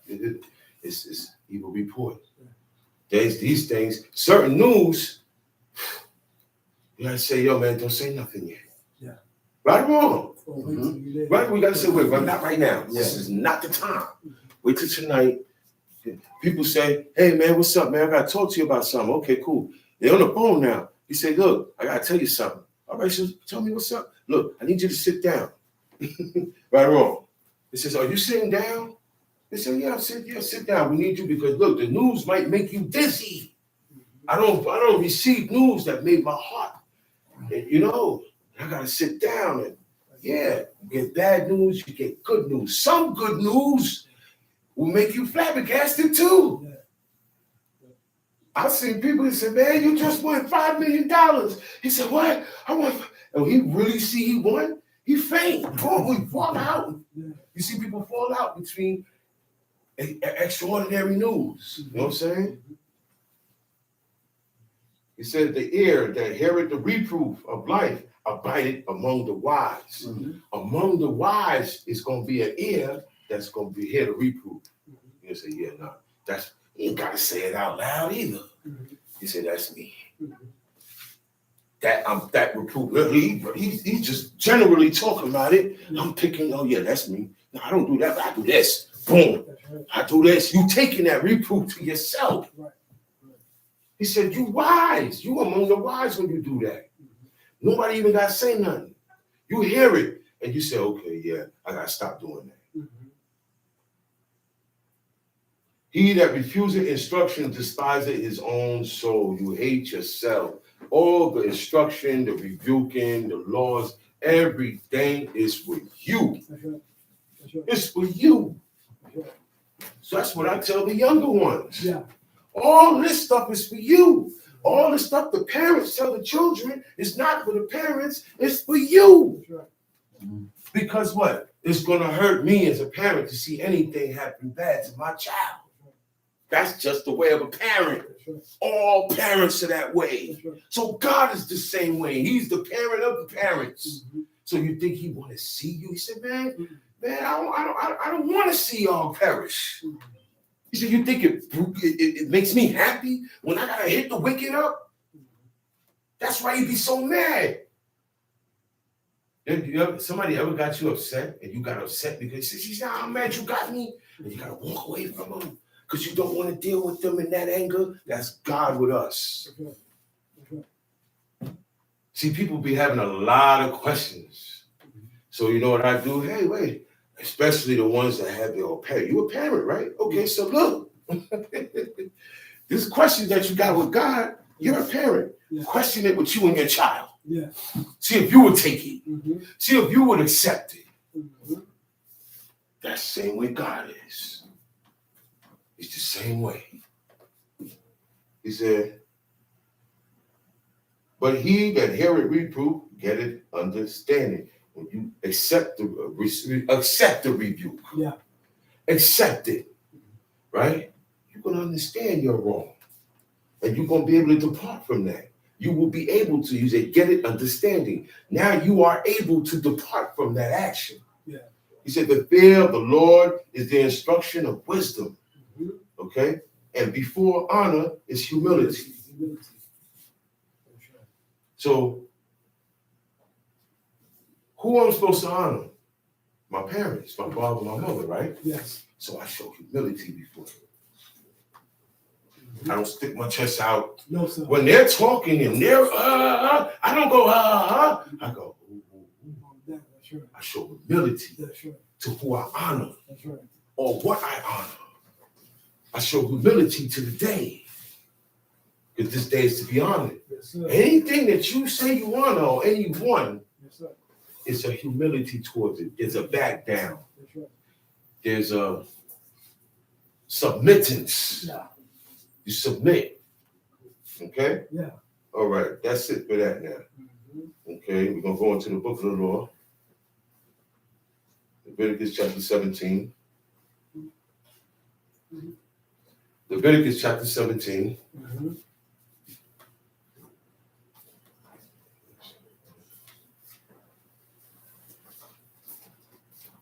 It said, the Lord spake unto Moses, speak unto their Aaron, and speak unto his sons, and unto all the children of Israel, and say unto them, this is the thing which the Lord hath commanded, saying. Yeah. He said, this is the commandment of God. This is what he commanded. This is how it's going to be. Nothing, what he about to tell you, you don't add on or take away. It said, what man soever there be of the house of Israel that killeth an ox or lamb or goat in the camp, or that killeth it out of the camp, and bringeth it not unto the door of the tabernacle of congregation. There is no door of the tabernacle of congregation now. So there is nowhere to take your sacrifices. Yeah, right. So if you slay an ox or a lamb or a goat, it's for you to eat it. It is not for sacrifice. That's right. You cannot do sacrifices nowhere That's right. in the world. Nowhere. That's dead. Sacrifice a calf for your leg. Okay, so if you kill these animals, it's for the use of eating or wearing, because you wear their skins also. Time sheet. And bring it not unto the door of the tabernacle of the congregation to offer an offering unto Elohim before the door of the tabernacle of Elohim. Go down to verse 7. And they shall no more offer their sacrifices unto devils, after whom they have gone. Because if they don't do this, if the children of Israel don't bring their sacrifices to that place, which is the door of the tabernacle, the door of the tent. The tabernacle is a big giant tent, look like a circus tent. Right. Okay? Right. And it doesn't have exact wooden doors. Tents can't hold up doors like this. Mm-hmm. You got a sheet. Cover, You got a cover. Got some animal skin over here to the entrance to another area. That's how it was in those tents. Okay? And there's a certain space called the Holy of Holies. Okay? And it has a curtain. There's a curtain there. You can't see in there. Okay? Inside of that Holy of Holies is the Ark of the Covenant. The Ark of the Covenant is a box with two angels on top of it called cherubims that are bowing down towards a little space in the center, what is called the mercy seat. Believe it or not, the Most High God, the Eternal One, makes himself real small, and he can sit there in that little space. He goes in the Holy of Holies. There's times he goes in there. Man cannot walk in there on his own. The high priest can't go in there on his own. He can only go in there one time a year. Once a year. That's the only time anybody goes in the Holy of Holies. You can't go around that ark. Okay? And that time is 10 days before Yom Kippur. Because he got to make a confession for himself, his house, okay, before he do anything for the children of Israel. That's why he is able, and God has him equipped and holy enough that he can confess everybody. He knows everybody's sins. We don't go and confess nothing to nobody. We don't confess to the priests like people do today in their way of life. That's not how it goes. The priest already knows it. And he holds the head of that scapegoat. His hand is on the head of that scapegoat. And he's announcing all those curses, all those sins and iniquities and trespasses of only the children of Israel. He don't do the whole world. So certain things don't apply to everybody. Certain things the whole world is not coveting. That would make us say, God said, district, I want you to be holy. That means everybody else ain't holy. That means when you move like everybody else, all of y'all are unholy before God. I'm talking about the world. So certain things is only for Israel. Okay? Right. Now, if the strangers like it, he coming along and he want to learn him. Don't vex him because he's a stranger. Right. You can't treat him different and outcast him and put things on him because, vex him because he's a stranger. God said, don't do that. Because look. He ain't come here to learn how to serve you. He came here to learn about this God that he don't know about. But he see you guys, and you guys are supposed to be the example. Okay? The example. That's also how you teach. You teach before you even open up your mouth. You teach by example. Okay? People see that. They see your happiness in this. They see a certain drive in this. They're like, well, wait a minute. This thing ain't all being all sad. Because people be sad and quiet. Why? Because you can't be yourself. Being yourself is sinning. You're going to get a different joy. The joy of the wicked and the joy of the righteous are two different things. That's right. That's right. Right? That's right. So by them not bringing it there and doing anything else with those sacrifices, you sacrifice automatically by default. Automatically, you're sacrificing to demons, to devils, to whatever you want to call them. That's who you sacrifice to. That's what God said. That's right. God said if it's not done this way, back then or now, you're sacrificing to the idols. They're devils. They think they're sacrificing to that piece of wood. They don't know by doing this act, this abominable act, it's going to invoke the evil spirit of demons. He said it. He said it. He said, after whom they have gone a whoring, after whom they have followed after whom they have followed after the people who worship this. Oh no, I don't bow down to it. I don't have that in my house. But you follow, you look like, you worship, you celebrate, you do everything like the people who bow down to this. That's why God said, first he said, don't make none to yourself. Then don't follow the people who do that. You can't do it yourself. Because see, I'm going to tell you how this thing goes. Back in these days, in ancient days, you make your own God. Yeah. You make your own God. Now, if you lived in Egypt, you don't make your own God. Certain big, once you live under a world power or ancient world power, the king tells you who to serve. That's how it went back then in the Bible days. Nebuchadnezzar told all of them, look, man, when you hear the music, that's what he meant. When you hear the sackbut, this, all these were musical instruments. It made a beat, it made a certain sound, it was a certain song being played. All songs you can't rock to. Certain beats, when you listen to it, it got a woman praising demons and gods in it. Y'all don't even know what's going on. Yeah, he said, y'all gonna have to work. That's right. Y'all gonna worship me. Because these guys said it, so they told them who to serve. Then after, and then you have people who lived in faraway countries and made their own, pattern after what they know. And then you got some who worship the dead. They say a man just lost his son. His son died. Okay. And he's a traveler and a wanderer. So he take a tree, he cut the tree down, he takes some of the wood to make a fire. He takes some of the wood to make a bowl so he can eat out of. And then whatever's little bit is left, he carved the image of his son, who he loved, that he lost. This is why God said we're not supposed to have these things. That's the emotional attachment. That's not your son. That picture ain't him. All the candles and all that stuff, he don't get none of that. He's somewhere else. He been gone. This is a thing for you. This is for you to feel better. That's right. And man had made it the worship of the dead. There's a lot of things you can't pour. Look, you can't pour out no liquor. You cannot pour out liquor. You cannot do nothing for the dead. That's right. There's no moment of silence.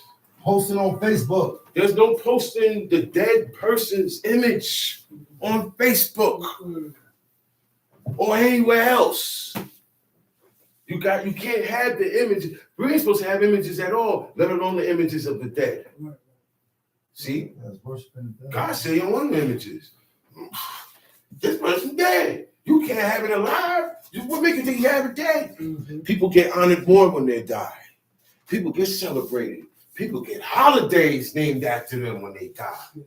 That's the way of the heathen. All come from ancient Babylonian and Egyptian custom. which is called Anish, which is called household gods. The household gods, every house got their own set of gods according to your family tree.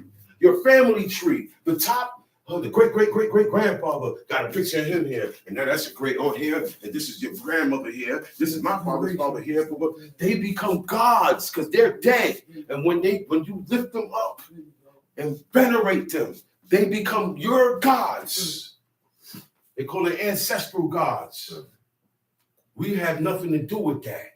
This is why God said, leave the images alone. This is why he said, I don't want you doing certain things. I don't want you doing this. I don't want you doing that. I don't want you doing that. It's a lot because wickedness is a lot. Wickedness is all over. So it's a lot of things you're going to have to stop doing. And it's all emotional attached because you're used to this by habit. It's passed down as tradition to the point where you don't even need to be part of this family. You could break off from this family and go here, and it don't matter. You still gonna get Xmas over here. Yeah. You still gonna get birthdays over here. Yes, sir. You still gonna celebrate the same days the Chinese people celebrate, or the Russians celebrate. Everybody has days in common. They celebrate. That makes them one. No matter how much they point at, oh, I hate you. They all serve the same God of wood and stone, silver. Yeah, wooden stocks, depending on how rich you are. Depending on how rich you are, gonna depend on how expensive the idol gonna be.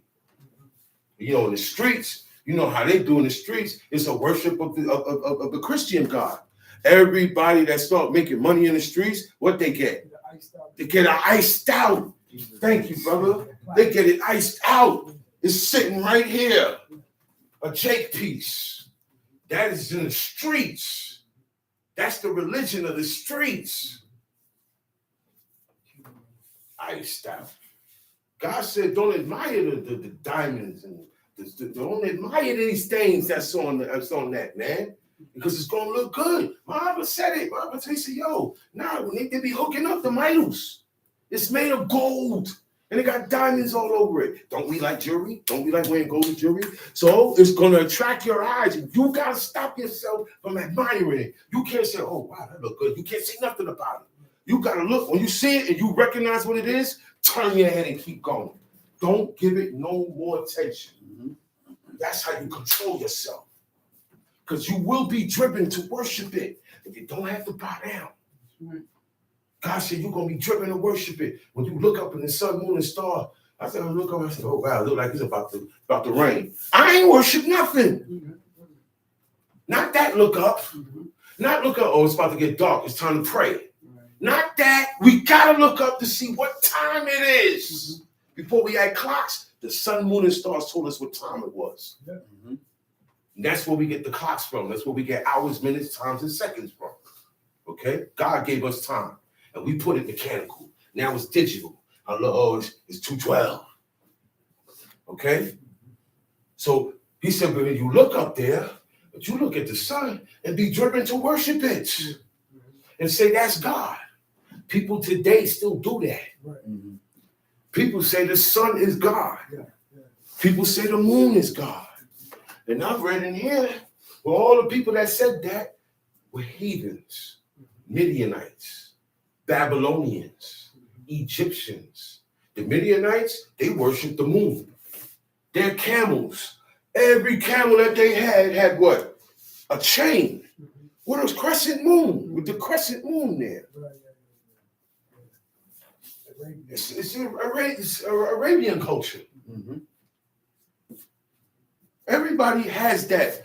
Most High taught Israel not to be like everybody else.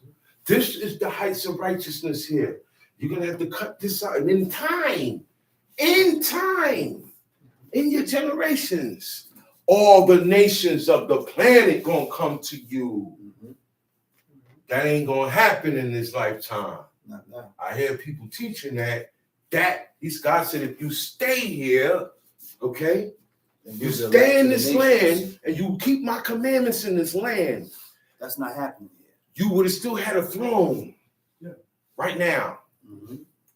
So it would have still been the children of Israel in Israel right now with a son of David sitting on the throne. We would have still had a high priest. We would still be able to bring sacrifices up. God said, then that's when the nation's going to come to you and pull up on you. Because by that time, they're going to say, oh, no. These are the right ones. These are the right ones. You see, because the wicked ones out the heathen would have died out. And the right ones out of the heathen would have came to y'all. And y'all would have taught them. Y'all supposed to be a nation of priests to me. Didn't he say that? He said, this thing is to make you a nation of priests to me. After a while, all of y'all going to be on the status of the priests in time. You going to all receive your perfection. He said, but you got to keep this now. But they didn't do it. So it's not happening. Everybody is not coming to know Israel to learn nothing. It's individuals now. Individuals. Okay? One person. That's all I can say. I don't see whole families. There's families in Israel breaking up. That's right. Families where everybody was born in the way of life. That's right. Where everybody at? That's right. Why everybody ain't doing this right now? They wait for tomorrow. Tomorrow's Sunday. Yeah. That's their day. That's the day they rest. God didn't command you to rest from work on Sunday. No. The last day that was created was the Shabbat. That's right. So he said, that's the day. I didn't stop. On the first day, he created light. On the first day. So how can that be the Sabbath? These commandments keeps us from accepting lies. They lied on God and they lied on God's people. There's a lot of lies. People be saying a lot of lies, man. A lot of lies. Moses, whatever you read about Moses, if it ain't in the Old Testament, it's a story. Every religion has their own story of Adam, of Eve, of Moses, of Jacob. They don't go by what's in here, the original words coming from God. So don't listen to none of those stories. They're stories. They go against who these people are in here. Like I told y'all last week, Solomon did not have a child with the Queen of Sheba. Everywhere where they say it said, well, it's supposedly said, or legend has it, that means it didn't happen. People, everybody has to link a little bit of God's word to get followers for money. That's what it's all about. Yeah, I'm going to blow it up. That's what it's all about. It's been like that from back then. Whoever's at the top, and that's why he said, look, this is the God you're going to serve. Bring all your what? Offerings. What do you think the offerings is? What do you think the offerings is? It ain't just animals. The offerings is gold, silver, spice, everything good from your land, from his land. We all bringing it up to give to this idol. But the idol it's not even alive to have conscience of these things. It's the people behind it. It's the ones that's telling you bring it. That's who's eating your stuff. Right. It's the ones that tell you Christmas time, come, we got the Christmas sale. At Macy's, we got toys, we got this, we got that. That's what they want from you. And you think you got the Christmas spirit. It's making you real happy. But what they doing, they getting you. They said, look, man, we're going to keep them in paganism and get paid off of them. Right or wrong? Keep these people away from God. We don't want nobody waking up. We don't want nobody doing right. Because they start doing right, we are in trouble. Everything is going to, we ain't going to be able to take advantage of what we're doing now. And when I say we, that's for you to decide. I ain't saying no names. You ain't gonna say Nick said anything.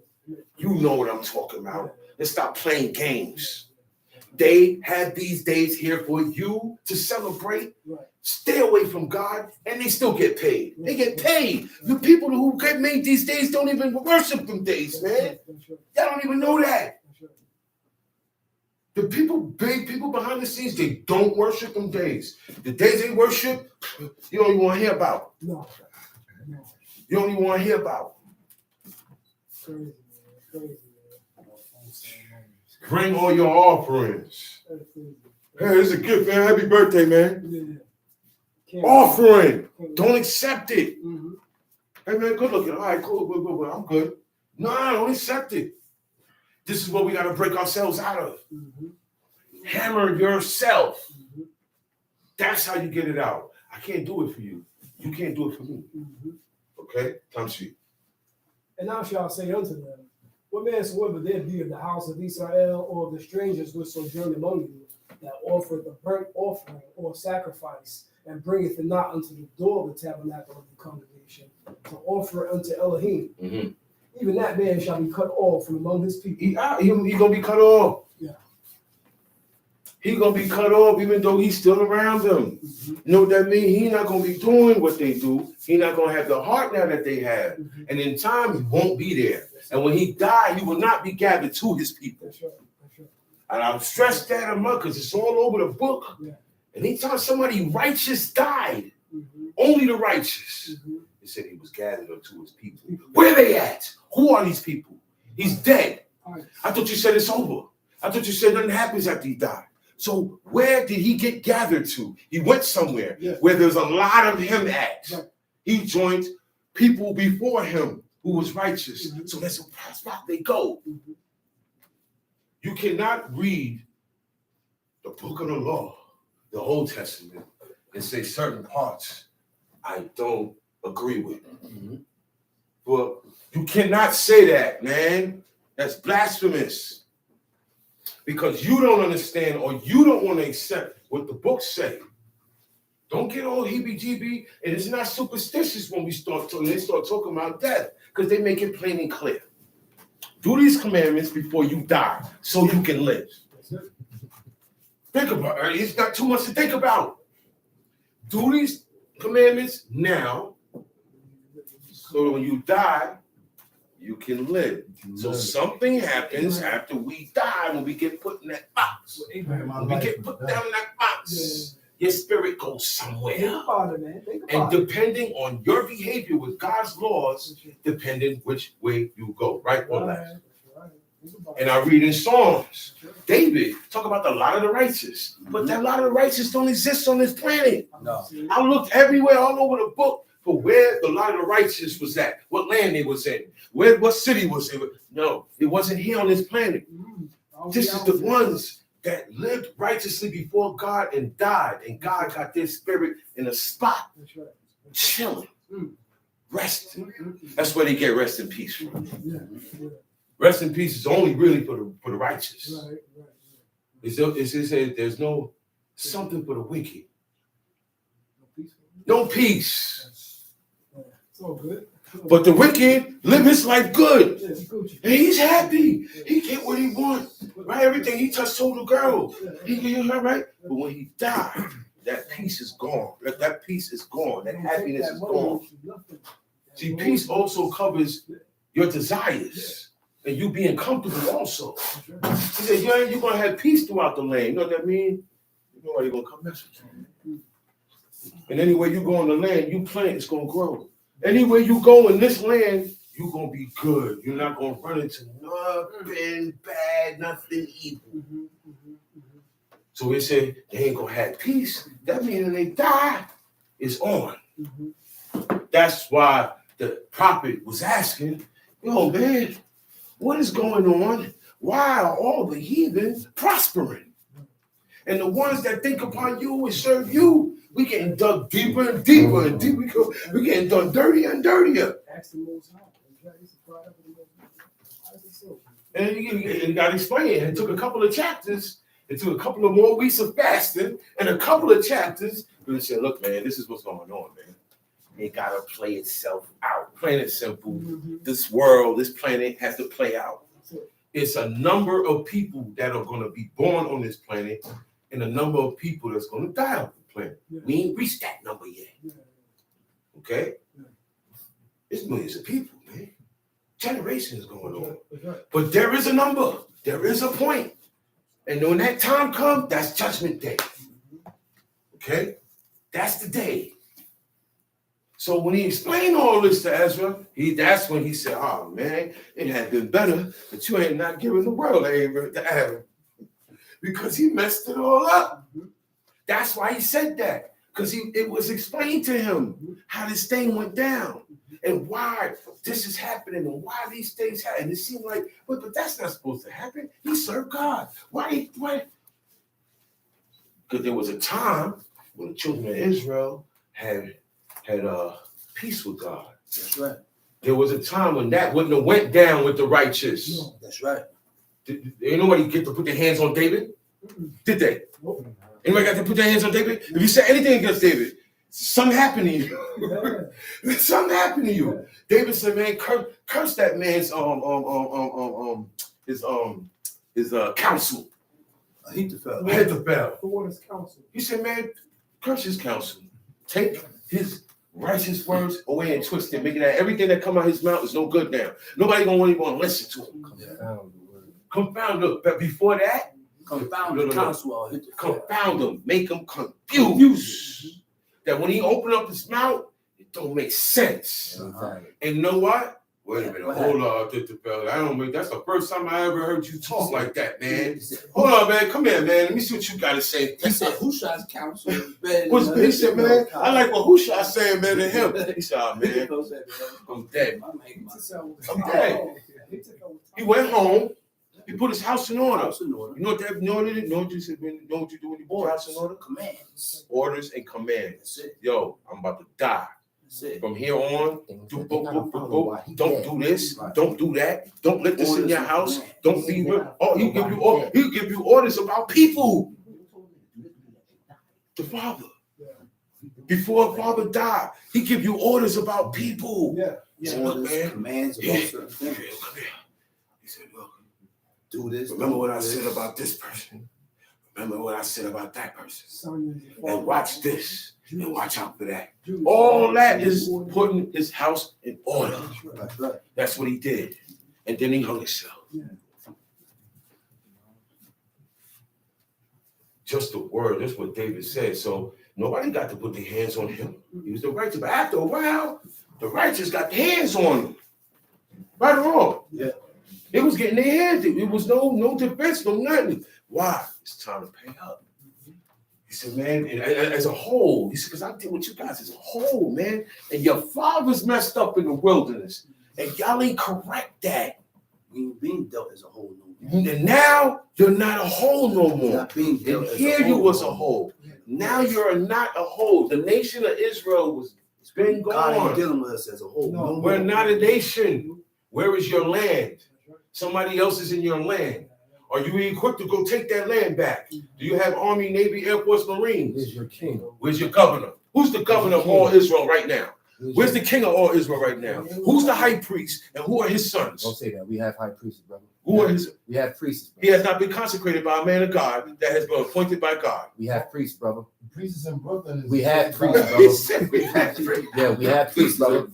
So proclaim. The priests in Brooklyn is the curses of God. That's so proclaim. You're not a priest. All priests in Brooklyn. That's like me saying I'm a king. Yeah. I'm gonna start doing certain things kings do, and I can't do that. Where's the anointing oil? Where is the blood? You're supposed to have blood sprinkled on you from. Oh, okay. Now hold on. There's a consecration. They call it ceremony. There's a consecration that goes on. First of all, Moses was the man that consecrated the high priest Aaron for him to be able to be holy and do these things. Where we gonna get a man like Moses from? Where we gonna get the man to consecrate the man? Somebody gotta pour oil. You can't pour oil on yourself. No. Who gonna anoint you king? Somebody has to do these things. These dudes pour oil on themselves. I don't know what kind of blood they got on them. But if you're the high priest, I'm supposed to see holiness to the Lord. The breastplate, the official breastplate, not a carbon copy. Oh, speaking of carbon copies, the Ark of the Covenant, that box I was talking about earlier, nobody ever found that. It will never be found. No. God made it hidden. What's God it? told Jeremiah, hide it. The tabernacle, hidden. The altar of what is it? Incense. Because he don't want nobody using that incense to burn. See? The incense. You're not supposed to be burning no incense. You gonna make that comment? Why he look, you left all the other utensils in the Vatican. Why he hit those three things? Because if somebody burn that incense, but they burn it to the Lord or burn it to anything, look, it might set off a nuclear reaction. Something's gonna happen. You see, you know what I said that? When God make a plague break out, something has to be done to stop the plague. In one instance, Aaron did it. But in all the other instances, it didn't work. Phinehas had to kill somebody. Why Aaron didn't do it then? Because it's like, wait a minute, hold on. This is further iniquity. Now it's more drastic changes have to happen now. You can't just burn the incense and stand between the burn. The perpetrator's got to die now. That's why it's not God stop. You let the plague out, but when Phinehas hit them two people up, it's please God. Look, everybody didn't get killed. That was violating. But this guy was a top-notch dude, and he did it boldly. He was within the camp of the officers. He wasn't amongst the regular people, y'all. He was a chief man. And he did that, and it said boldly in front of him. He went into that tent. Moses seen them going in there. So he said, oh man, Phinehas said, no, this is enough. And he went in there and he killed them. That stopped the plague. One blow. Judgment. One blow. That stopped the plague. And he got Moses didn't tell Aaron, run and get the incense. That's not gonna work. Not in this, not down. It worked last time. But when that plague break out, God said, yo, man. He said, yo, he has appeased my wrath by killing them. So I'm gonna give him my covenant of peace. That's easy. He gonna get that. You know why? Because he made me peaceful. Priesthood. These guys is praying. They got people crying before God. Everybody bowing. Moses and Aaron on the ground. That ain't stop nothing. Because the anger is too much. You keep doing a lot.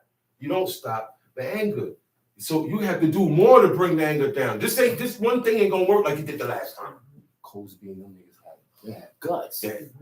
Got it to one strike. One strike. You know what was going on. Boom, like Friday the 13th.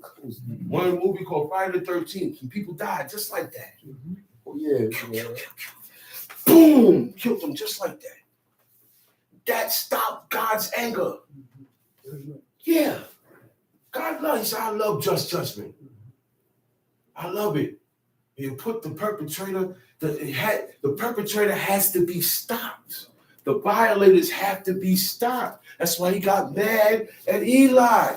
You ain't stop them. They ain't stop. You were supposed to stop them. They wasn't listening. You spoke to them. That's what you're supposed to do. Blah, blah, blah, blah, blah. But they're not listening. They're beyond listening. So now you have to take more action.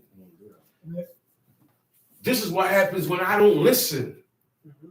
And I keep doing the same thing over and over. Now the wrath gonna come be like, yo, you know what? You think I'm playing? Wrong. Yeah. You think I'm playing? You trying to play me? Don't we feel that way? Right? Yo, you think I'm playing? You trying to play me? Every time I see you, that's how God is. He's only with that though, with the ones that have desire to do this. Everybody else, you don't care. I see you later. You better see. I created you. I know when your day coming, I'm gonna see you in that day. And it's gonna be too late for you. But now the battle will come for us. Want to do this? Be prepared to fight yourself. Not the devil. All right?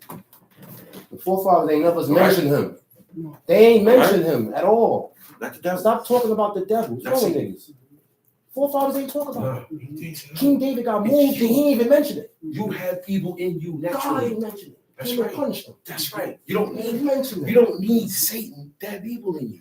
You have it in you already. Okay? So stop putting it on that. It's you.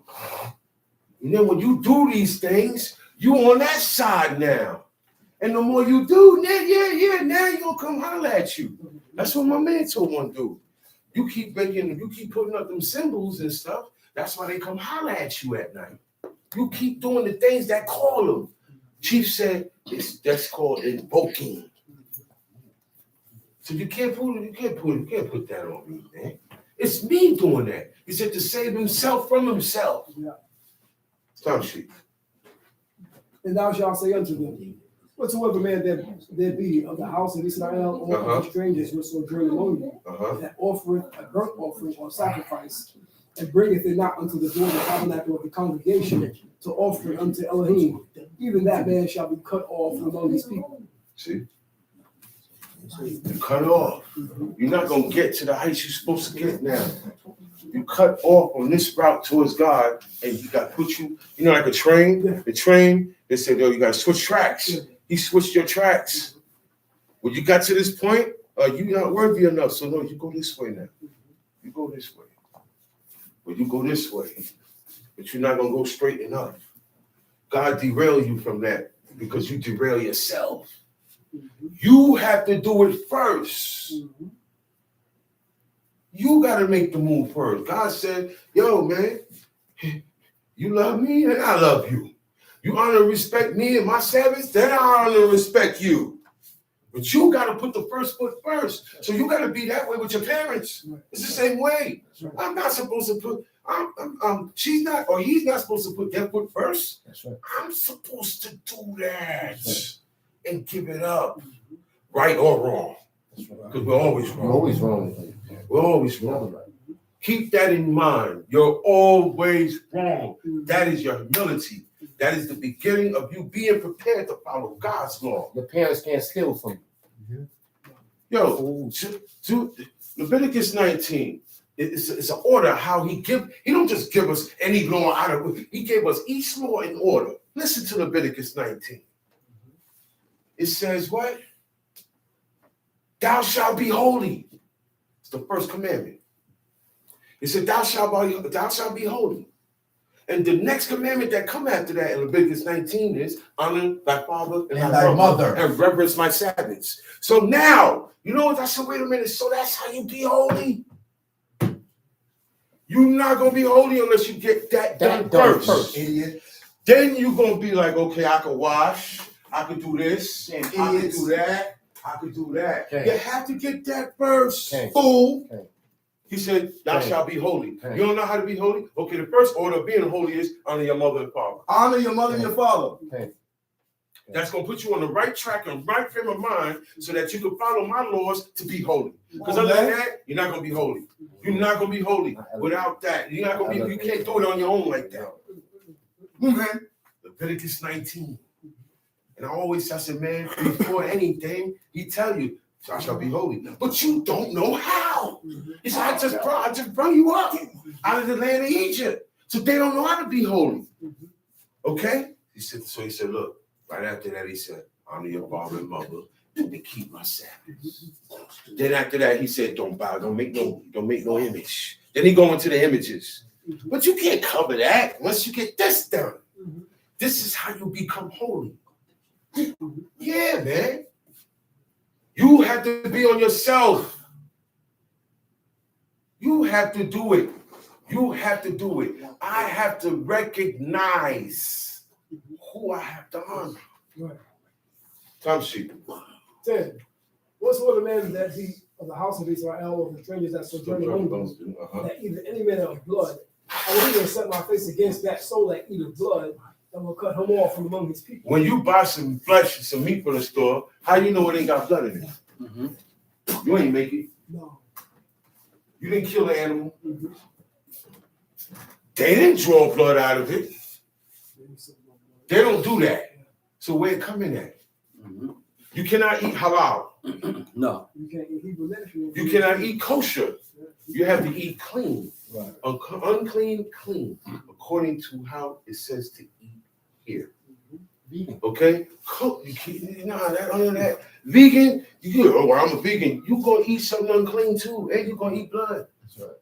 They have organic flesh. They have organic chicken. Exactly. That's in the realm of vegan. So don't get caught up. You gotta watch all that. Okay? You got to watch all of that, read everything you eat. Don't be too quick to go in restaurants and eat out of there. Yeah. Oh, it's a veggie restaurant. Because you go find, if you're on point, you will find something unclean in there. Yeah. There's something in there. It is unclean. There's something in there. Mhm. There's something in the back. No. It's unclean. Look. Check this out. It ain't unclean. But I'm the cook. And I don't eat this stuff. Look, I don't eat this stuff. I went over here and got me some ribs. And I got that in the kitchen making your stuff that you ordered. Come on, man. These straight. You don't know what's going on in the back of that kitchen. People have sex in the back of that kitchen. Yeah. You don't know what's going on in them kitchens. Mhm. All types of deals and stuff going on in there. You eating from heathens. The butter, the oil. You don't know where it's coming They from. got lard in Most of that is fat. Most margarine come from lard and fat. fat. Yeah. It's but when it say vegetable oil, read it real good, brother. 90% vegetable oil. So, but it don't say what the other 10% is. Okay? You gotta read and don't be so quick to want to eat everything. Okay? Deuteronomy chapter 21.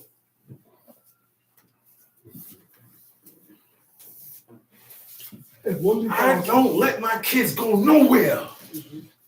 That's the right. I already know you want it. Right. When they were there, no, listen, man, look, they can't go to their moms no more. Sorry. That's why she didn't like me. Yeah. That's why our mother didn't like me. Yeah, you know, All right? That was the real reason why. It wasn't no skin color, nothing. That was the reason why. Because you know why? First of all the vacations, every sleepovers, everything happens when? On a Friday, Saturday. Weekend.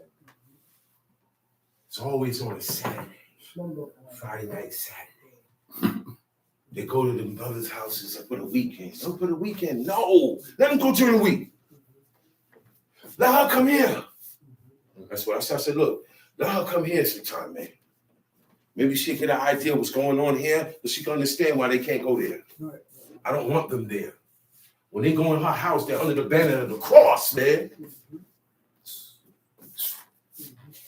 They're under that banner, man. It's in there. That's why I don't go to these camps. Under that banner. They're under the banner of of the the up, six-point the up star. star, the up triangle, and the down triangle. And that's the the cross. female and the male. The cross came from that. Do your research. You know that? The cross Do your came from the research. 6-point star. Do your research. Y'all niggas is different. I'm staying. That's where it came. All signs, Places all cursed. symbols, all images come from the 6-point star. Places Triangles ain't no joke. Look at Egypt, triangles, pyramids, triangles. Facts. You're not gonna put a All right. cross up. All right? The word pyra comes from the word pyro, meaning fire, gods of fire. Yeah. Talk about it. All right? It points to the sun. And they're trying, y'all don't even know how Heathens. deep this religion and paganism and all this stuff get, man. And you don't even know how deep it is, man. Heathens That's talking why about. God say leave it alone. Heathens talk about that. They talk about it and say, yo, this is what they doing. That's Israelites why we gonna don't- have it up, Leave that alone. praying to the devil. Each man, listen, and they said North Africa. They said they was taken out of Israel, out of Judah, right? And taken into North Africa. So that means Jerusalem is not in Africa. No, It's not in Africa. they lied to us. North Africa is They Egypt, lied to us. Libya, Ethiopia. And then you got the Sinai Peninsula. And then you got Palestine. They even changed the map. Okay? They changed the map. Geographical locations. People don't. Asia. It's in Asia. Not Today that. they call it the Middle East. Middle East what? The Iran. Eastern continents Iran. All that those are in spots between Europe, okay, and Africa. That's the lands that our forefathers walked around on. That's Babylon. That's Israel. That's Syria. Okay, that's Assyria, Persia. Those are the lands that they call today Iran, Iraq. Syria is still there. Palestine, that's Israel. All of that is where our fathers was at. That's the Middle East, which is called Asia. Okay? It's called Asia. Now, above those continents is Europe, Mhm. the European countries, Russia, Poland, Mhm. Czechoslovakia, London, all those Europeans. Okay. That's what y'all. That's the rainy, cold weather, cold, dark weather lands. Marshes, caves, highlands, snow caps. That's there. That's there. We already know the Middle East. A lot of deserts, a lot of high hills, mountains, very big, giant mountainous areas. Had the biggest mountain regions ever. Caves, hills, tunnels, everything is there. Valleys. And then you got the Sinai Peninsula, which is its own. They call it Arabia. Okay? That's where Arabia is. Okay? And a peninsula means a body of water that is covered on three sides. There's only one point, and it sticks right here in between Israel and Egypt. And that part is the border of the Red Sea. Now, after you cross that, now you're in Africa. That's the continent of Africa, the continent of Ham. Most Hamites went there. When God hit the world with the languages and made everybody split up, most of the sons of Japhet went to Europe. Most of the sons of Ham went to Africa. One son out of Ham named Canaan, he stayed in Asia and stayed in the land that they call Canaan land. It's the same land that the Most High told Abraham to walk around, and it became later known as Israel. That's why he said, yo, these people, I don't want you going into them. These are the sons of Ham, they are Hamites. And their father, which is Canaan, was cursed by Noah. And he told Abraham, in Abraham's day, their days have not been fulfilled to get wiped out yet. They still got like 400 years ago. Around the same time it took for Moses to draw Israel out of Egypt. So at the same time, he said, okay, I'm going to use you guys to get rid of these guys. When you get in there, kill them all, wipe them out, don't marry them. That's Deuteronomy 7. That was the order for the Canaanites. Didn't listen, left a lot of them alive. You can stay to paying rent. Now you can stay there and pay rent. And that's what they did. Tributaries, they call it. Now you are able to stay in your land and still serve your idol king God or whatever, but all you got to do is pay me to stay there. That's rent. And then after a while, I want to know what you're doing. And I like it. Then you tell me what it is. The next thing you know, we so cool, I give you my daughter. You marry her or you marry her to your son. And this is what God did not want. So he said, kill them all. They sound harsh, right? Sound harsh, right? Right? No. To the wicked, it would be harsh. Serve a hard God. Okay. Wow. But this was a sentence that there was already sentenced to go hundreds of years already. It was already, and God said, but not yet. They still got the look. I already know they ain't gonna get no better. But their God is a just God. I am He. You never go soft. You stay hard. He never go down. He said because everything go down in His time. You don't hear that now today. That's the thing now. If somebody lit, like, all right, they want to talk about somebody lit. Like LeBron James, he did his thing. They're like, that's him. Yeah, he is him. They put he is him. Nah, that you ain't know that. If they want to Jay-Z, like, he is him. Nah. They put the H-I-M. The only one get that is her. God get that, man. You know he is her. You know she is her. You know and he is him. Everybody is making themselves a God. Own God. Yeah. You serve it self-worship, nigga. Everybody is serving themselves. This is what it's about now. Self-worship. Accept me for who I am. Be yourself. All this crap. That's where it leads to. We're all one. We're all the same. No, we're not. God don't say that. God said, I want you to be different. I want you to be holy. I don't want you doing what they do. I don't suffer you to do the same things they do. Some shit. Right.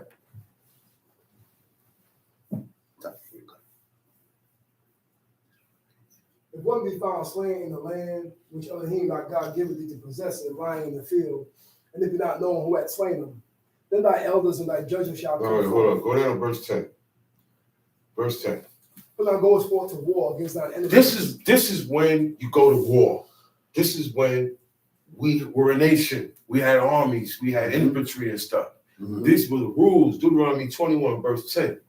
This is for when there were rules for everything we did. This is the way of God.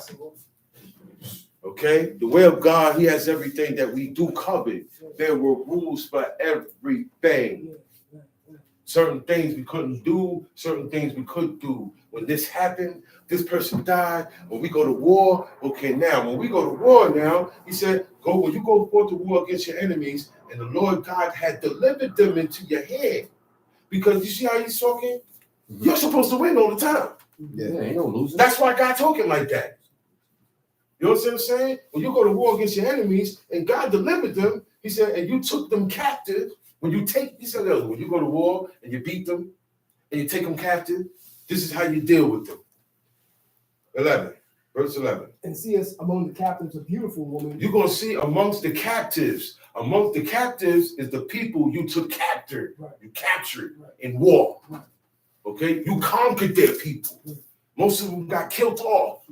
There's a security up in there. Fox. Yeah. Read. And hast a desire unto her that thou wouldest have her to thy wife. I just don't want to, you know what? I'm going to hit that up real quick. Or I'm going to rape her. Because that's what most of the times, that's what they did. They raped the woman. It ain't funny. They didn't take them to be their wives. You know what I'm saying? He said, but these are different type of people.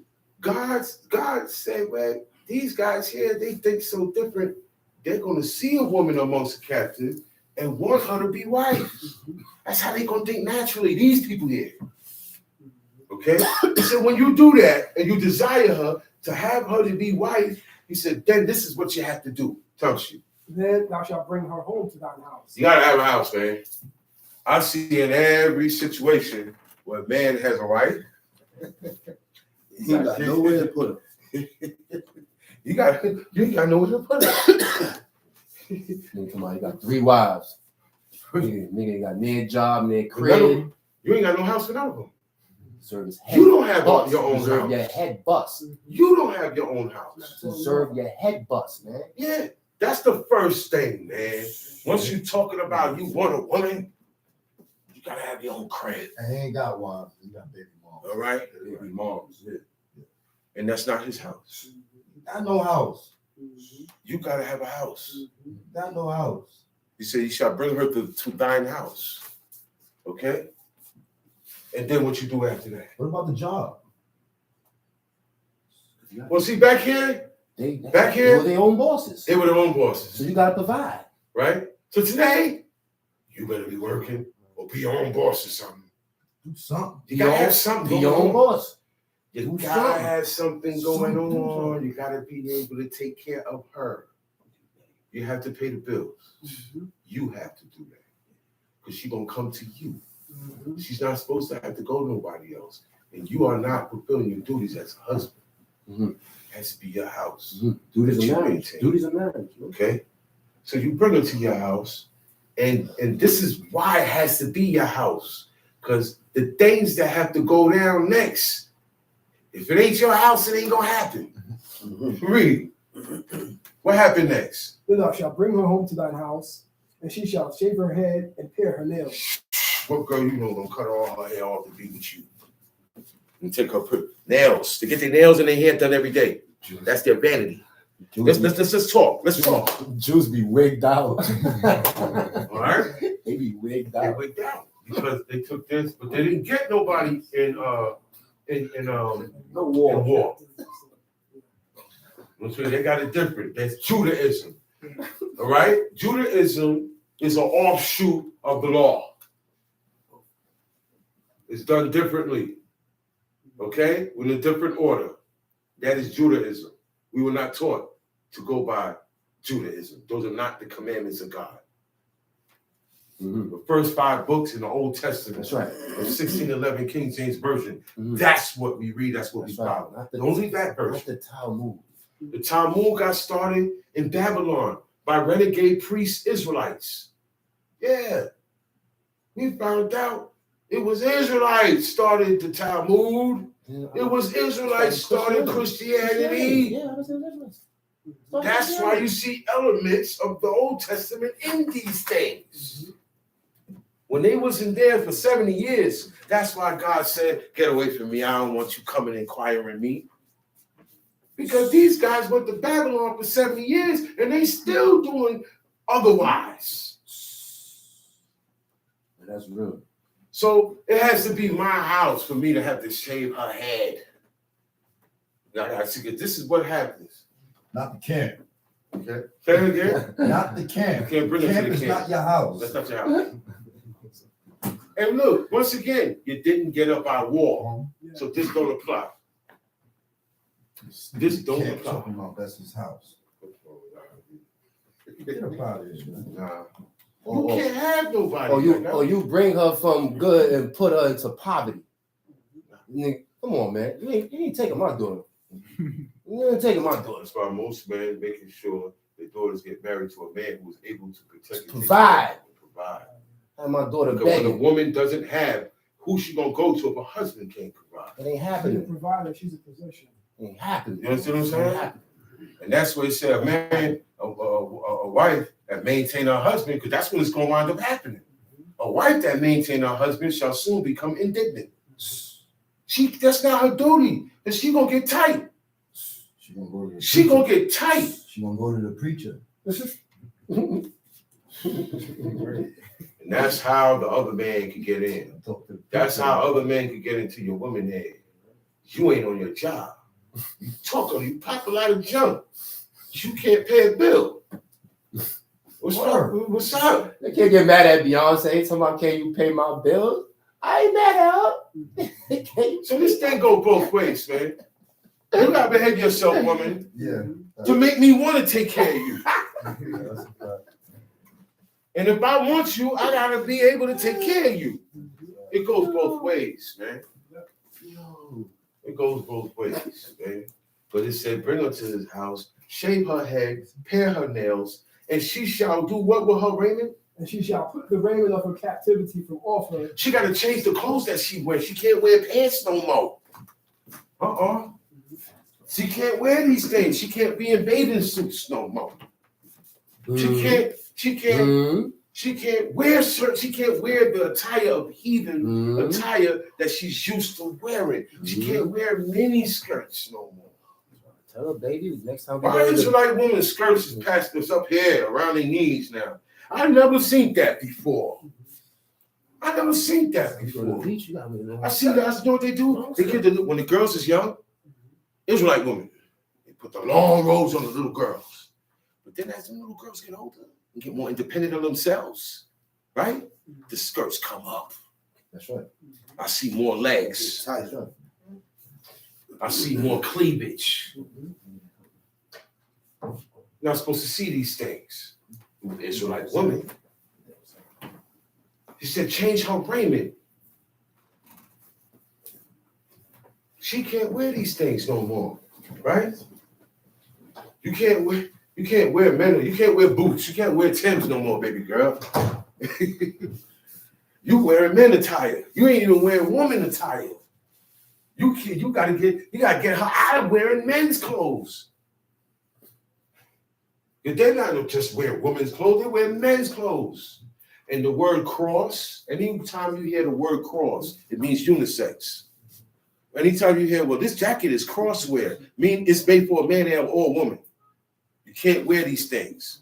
Nothing that's for a man and a woman, we can involve ourselves or put on our backs. Unisex is not for us. It's either man or woman. So watch the word. They don't use unisex no more. They use the word cross. Down to designer glasses. It says crosswear designer glasses, meaning this is for a man or a woman. But you could tell what's cross and what's unisex because it has a little female, something that if you're a man, you're not gonna wear it. It still look a little female. It's got some type of femininity towards it. So you have to watch that too. Change her raiment, put of her captivity from off her. It shall remain in thine house. She got to stay in his house. Ain't no one gonna give her a briefing. She gotta get accustomed and used to where you at now. And that's a lot. You know why? Because all her life, she's been like this. So this takes a time. This is a time. This doesn't happen in 1 second. You didn't start following God in 1 second. You understand what I'm saying? You got to remember that. The man didn't start following God in 1 second. No. So ain't nobody, you can't expect anybody to start following God in 1 second. Anytime. You make yourself the example and set it off. Set it right. Yeah. That's what you got to do. And that's how you command your household after you, right? So when you do all of these things, she stay in the house, she bewail her father and her mother for a month. She mourns for her father and mother. Allow her to mourn for a month. He's saying after that, then you go into her. See all that time? You can't touch her. You know how long that's been? The war is 600,000 miles away. By the time we get back home, it's 2 years now. I still ain't touch her because we didn't go through this process. I gotta bring her back home now. Hey, come in now, shave your head off. That's the only ones that can do that. In that situation, shave her head off. You know why? Because, all right. You know boot camp, right? When they send the girls to boot camp, they shave their heads too. And if she got pretty nails, they cut it. Humility. Because when a woman got her, she got a wig on. She fighting. They take the wig off. What happened? She ain't fighting no more. She grabbed the wig and she fighting. Because it's a woman's shame. They do something with their hair. They're emotionally attached to their hair. Okay? I'm over him. I'm new lease on life. What she do? Go get her hair done. Well, she cut it all off and bring it over. So God know these things, little feminine things. He said, you get a new one out there, bring her in here, shave her head, and pare her nails. She ain't gonna be too talkative. She ain't gonna want to walk around and see who got mad when she was being joked about her baldness. Whether it was a disease or not, she was bald. She got upset, right? And that caused a scenario at the Grammys. A bald woman joke. Think about it. That got her tight and got her husband riled up. Because the man was making fun of her being bald. He said, G.I.J. too? You can't wait to see it. It was funny. Because what? G.I. Jane, what? That's the army, that's boot camp stuff. You want to go there and be like a man, that's what they do to the men. They cut everything off. So they got to do the same thing to you. Because women, they're about their hair. Yeah. It said, go up there, bald head.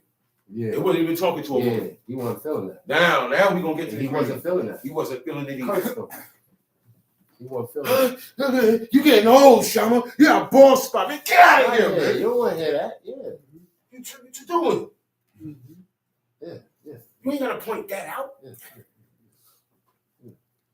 You understand what I'm saying? So that's why they got cursed. Cursed them. You're mocking what's happening to me as I get older. They died for that. And they died for that. You don't mock a person or make fun of a person when they're going through their age. They're getting older in age. You're going to lose things. You young whippersnappers ain't going to keep it all the time. That's right.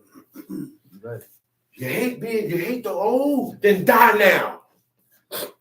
That's why I tell them, since you got a problem with, die now, die young, like everybody else doing today. Yeah, live fast. Die young. Live fast. Die young. Live fast and die young. Die stupid. Stupid. Why are you getting like that? Because you stupid. The man telling you something for your own good. And you want to talk about all of this because y'all old heads. You know, old heads will kill you quicker than a young head. You don't know that because we don't show it. We keep ourselves in. Just saying. We have to keep ourselves in because of our lives now. Yeah. So if you don't want to grow old and lose teeth, lose hair, You don't want to get like that?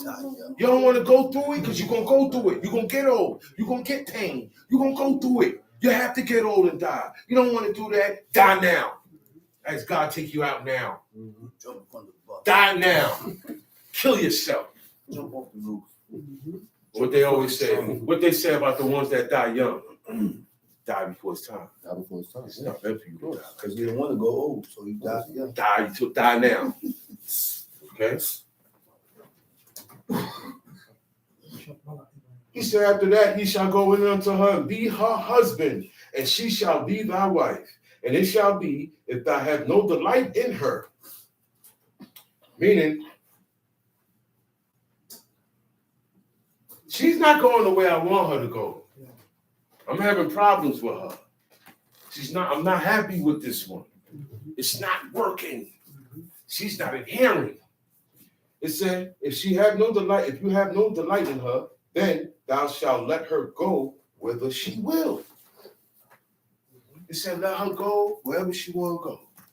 Whither she will. We don't hold cuffs. Remember, this is not a Hebrew woman. It was an outsider that you brought in.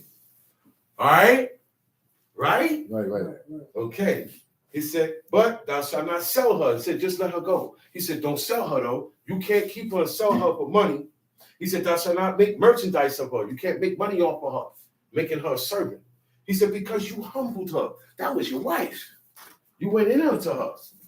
You the one that brought her here and shaved her and pared her nails and did all this stuff. Now you don't want her no more, so you want to sell her off. You can't do that to her. Even though she's not doing how you want to go, you have to get rid of her the way God say get rid of her. Okay? He said, you can't make merchandise. You know what that means? I can't make money. I can't sell her. Okay? Or rent her out. I can't do none of these things. Because that's what's going to come to the man's mind. That's what's going to come to his mind. He said, and be her husband. He said, because you humbled her. Okay? He said, if a man had 2 wives, so what's the controversy, man? Now, I can understand a woman who grew up different and she just got here. It's going to take her a while. To get used to it. It's still going to mess with her. Yeah. Okay? It's going to take her a while if she really accept this. She's going to accept it. After a while, it won't bother her. She'll help out. She'll help. She'll scan a good woman. She'll find one that you like. It's probably better than her. That's a good woman. Or that's capable of doing something that you need in a wife that she's not capable of doing, like having a baby. Sarah said, man, I'm not complete. I can't have this baby. That's the man, but you know what? You can. Get in there. But it got to her head. And she started thinking, oh, yeah, you can't tell me what to do now. I got the baby's baby. Whoa. You wouldn't have got that. He wasn't looking at you until I told him to go in there. Abraham wasn't looking at her. She had to tell him, look, man, I need you to go in there. He said, okay, cool. And then when she started acting up, he said, look, man, she's under your jurisdiction. You are her mistress. Do with her whatever you want. I got nothing to do. You can't come and complain to me about that. Look, you got to handle what you started. So she dealt hard. She dealt hard with her. But worse is she want to act up, so she started dealing hard with her. So hard, you could deal hard with a person to make them flee. Yeah. So she left. Angel said, she don't know where she going. Angel said, go back. Look. Where she going? Where she going? That's why he said, he said, thou servant of Sarah. Yeah, go back. So where you going? Go back to your mistress. Mistress is the word for master, for feminine master. Okay? So go back to your mistress. You're not supposed to leave all from even your master. The servant was not supposed to leave all. You ran away. Yeah, for the woman too. Yeah. So it went for the woman too. Beat her to her. You can't be getting up and going. Exactly. Well, I can't take this. And then you want to get my kids? Most of the women that do that, man, if it wasn't for the rules of his government, man, you'd be dead. Yeah. You can't just run off with a man's children. You can't do that. But they know that's what get them, man. Especially when you got a son. They know the government. They know the government is on their side. So they play with that. That's why you gotta be smart. Get your own crib, pay your own bills. Lit. That way, anything you go to court, look, Your Honor, I work. I got this, I got that, right or wrong. I got receipts. Keep your receipts. When they could, well, your child needs something, okay, get it. Keep your receipts. Show proof, because now it's on you now. They got the upper hand with the kids because the government wants your kids. They don't even want your woman. But she's stupid enough to go along with their way, okay, with how they think. And that's how they control the families in this planet. That's right. With their system. System, yeah. If a man had 2 wives, that's why they don't want you with 2 wives. There'll be too much of you. Imagine. You got 3 wives. You got 4. Israel ain't going You nowhere. only got 5. Israel ain't going You nowhere. like 5. Look. You like 5. This guy, he got his woman foreign. He got a woman in every other country. Okay? I got like 11. How many kids we going? You're gonna have more kids than you have now at a faster rate. And Israel gonna stay right. It's gonna populate. All these things is to depopulate. That's right. To make desolate. That's right. To make empty. That's right. Okay? Condoms. Pull-out method. Anything beside getting her pregnant the way it's said by God is wicked. It's paganism. You sun worshiping. No dogs, no frogs, no cats, no horses. But those who know what I mean, know what I mean.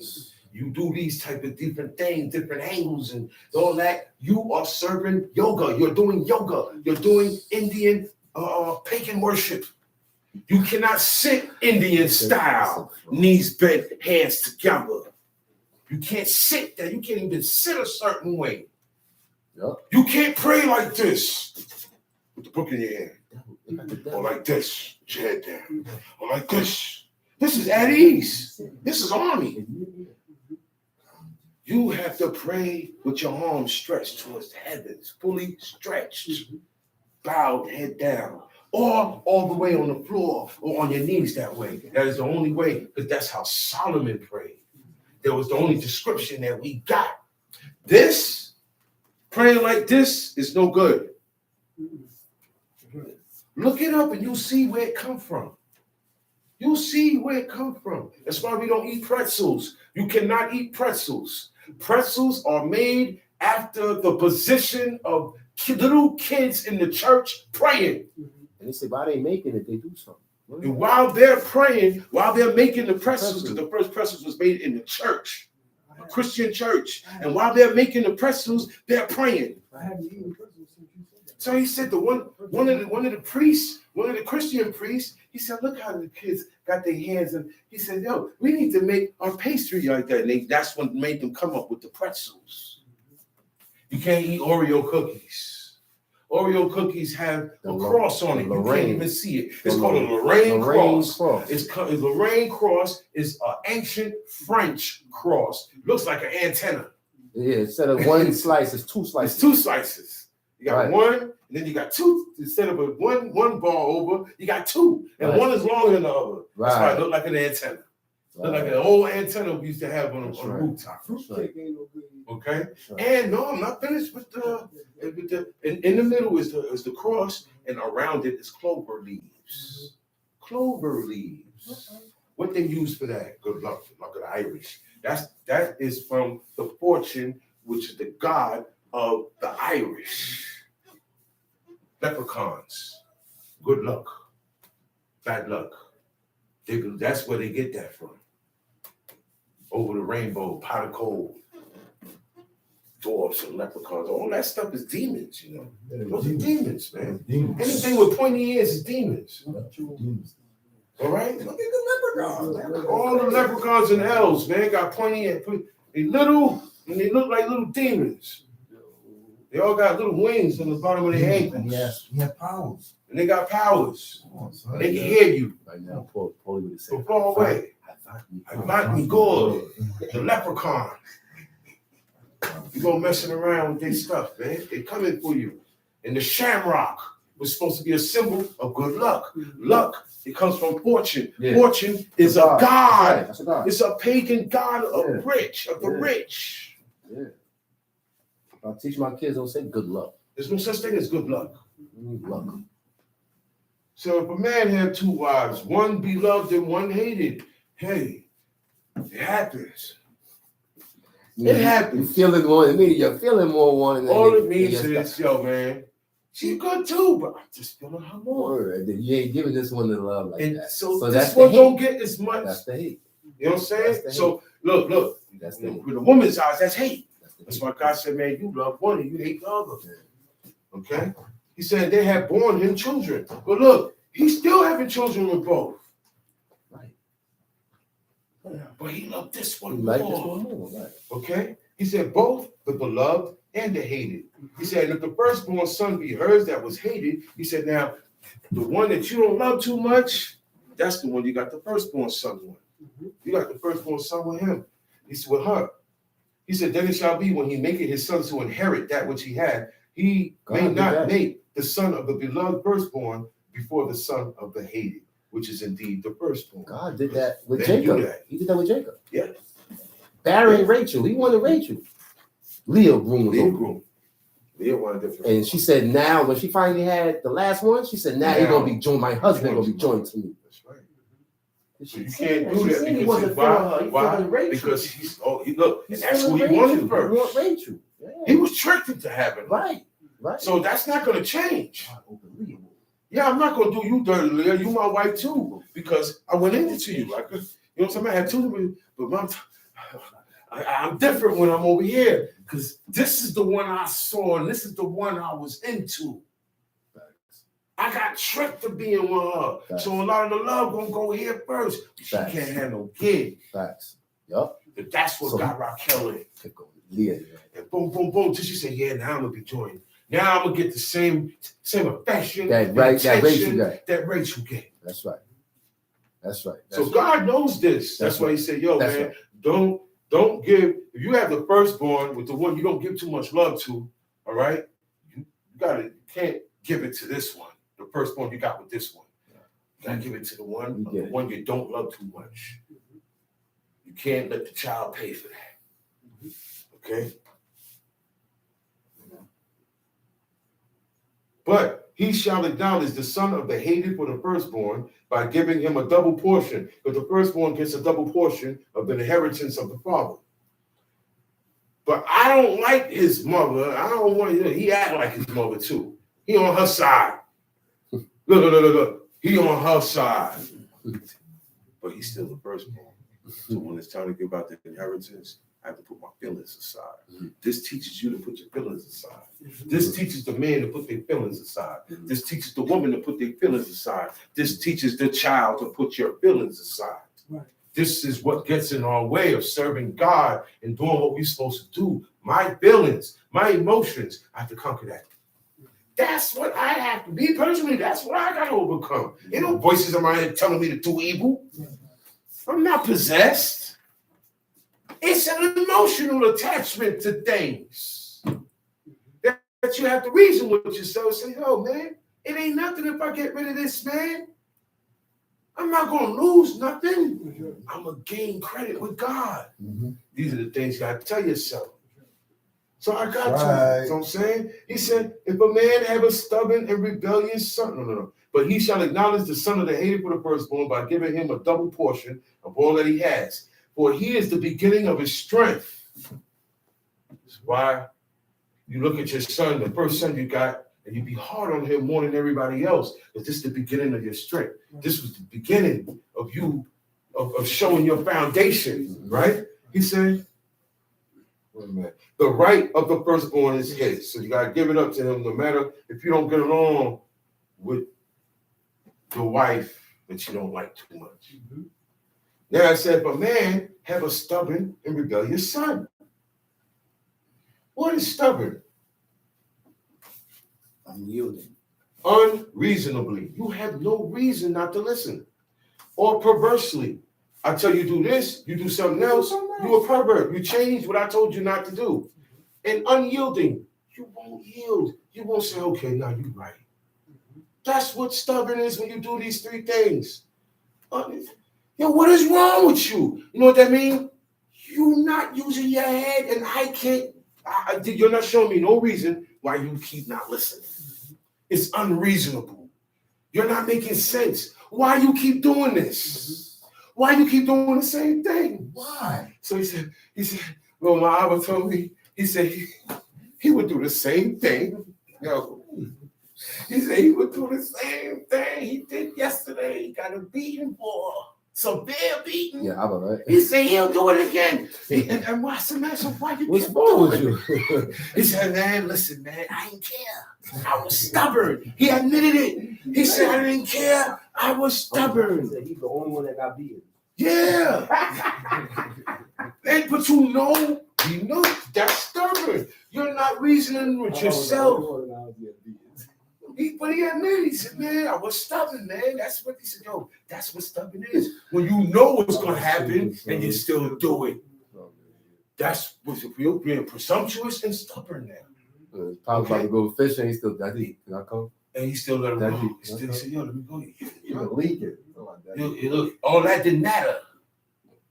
When his father, he want to still be with his father. No matter how hard his father got on him. That's the strength that's needed. That's what makes you a man. That's where you get the strength to serve God. Because God is harder than your father. Listen, God is harder than your father. So if your father's too hard for you, God too hard for you. Ooh. Thank you. You can't serve God. Ooh. You can't serve God. You can't serve God if your parents is too hard for you. You can't listen to your father. You can't listen to your mother. You can't serve God. You can't listen to nothing. That's a banger. Because this is your practice. That's why he said, Banger. You hit me in the head with that one, bro. there you go right there. You hit me in the head with Yeah, that one. that's it right there. I wish you'd have said this to me years ago. Goodness. Why, man? That's why the penalty is death. Damn. He said, which will not obey the voice of his father. You know what that means? He won't listen. He said he's being stubborn and rebellious. You're being rebellious because you won't listen to what your father say, right? And he will not obey our voice. This is mommy and daddy saying the same thing.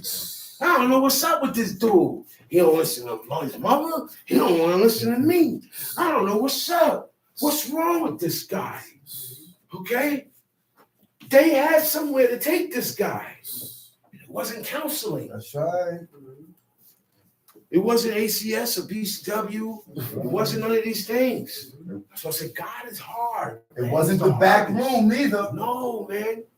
You know where they take this rebellious son in Israel? And it's godly to do. They take him Before the judges.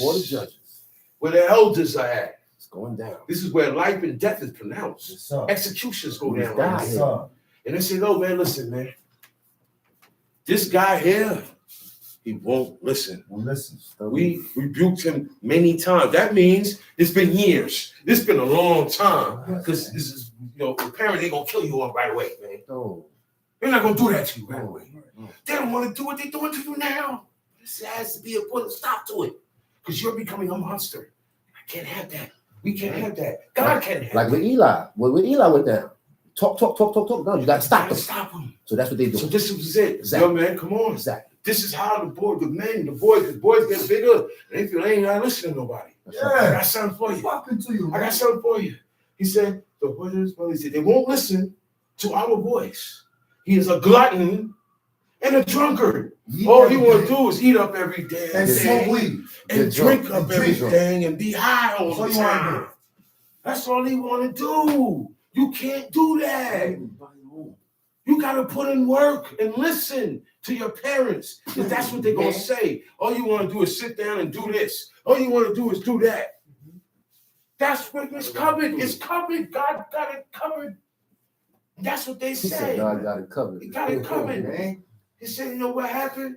The men of his city shall stone him with stones that Kill he him. died. They said put him in a room. So that he died. Put him in So a room. that you put evil away from among you. Because so that means what I'm doing is evil. Yep. Wow, man. So this is where the child messed up at now. We talking about the man messing up with God, right?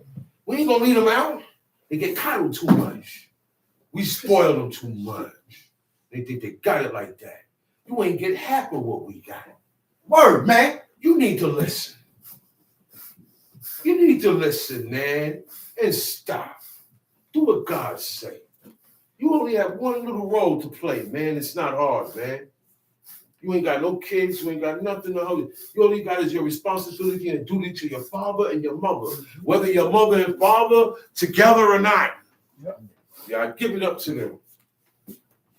He said, Then shall the father and his mother lay hold on him, bring him out into the elder of the city, unto the gate of his place, and they're going to say, our son is stubborn and rebellious, he will not obey our voice, he's a glutton and a drunkard. All the men of the city shall stone him with stones that he die. So shall I put evil away from among you, and all Israel shall hear and in fear.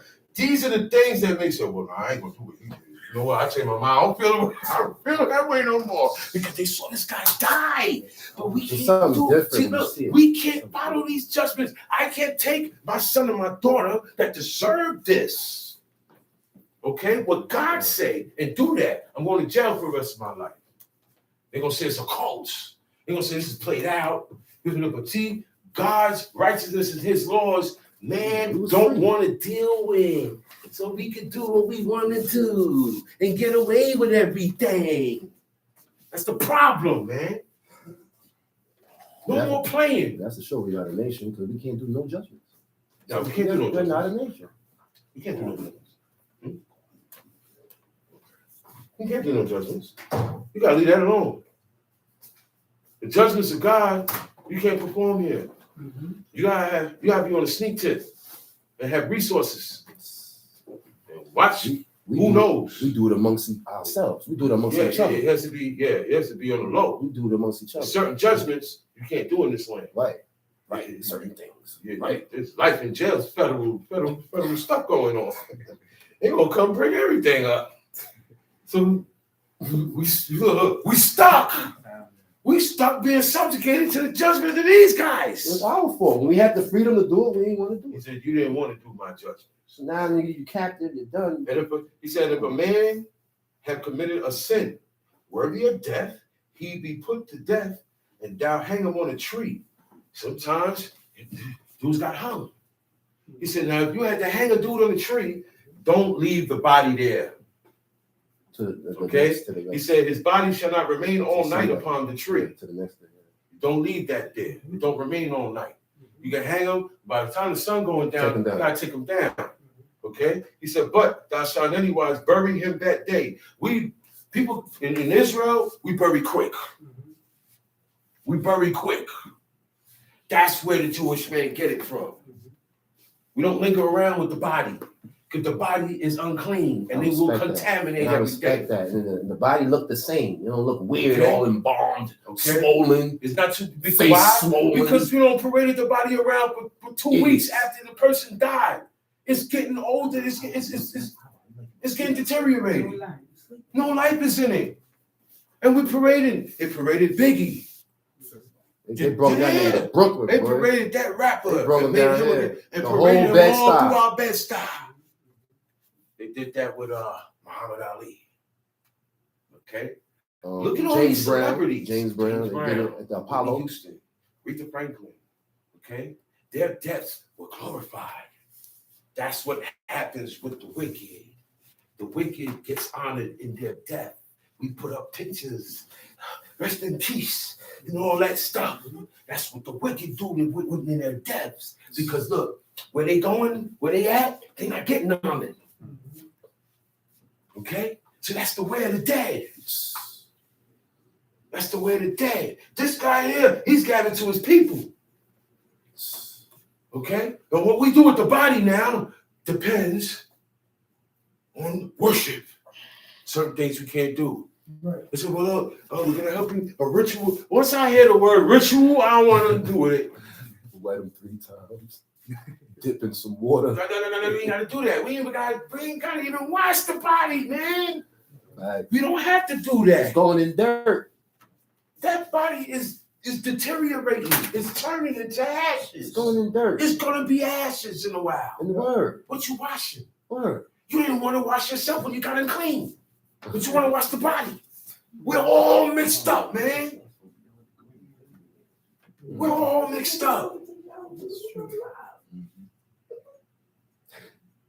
You said we take a Shabbat bath, a Shabbat shower. Where you get that from? Yeah. Take the shower before the Shabbat, because you're going to be working when you rain.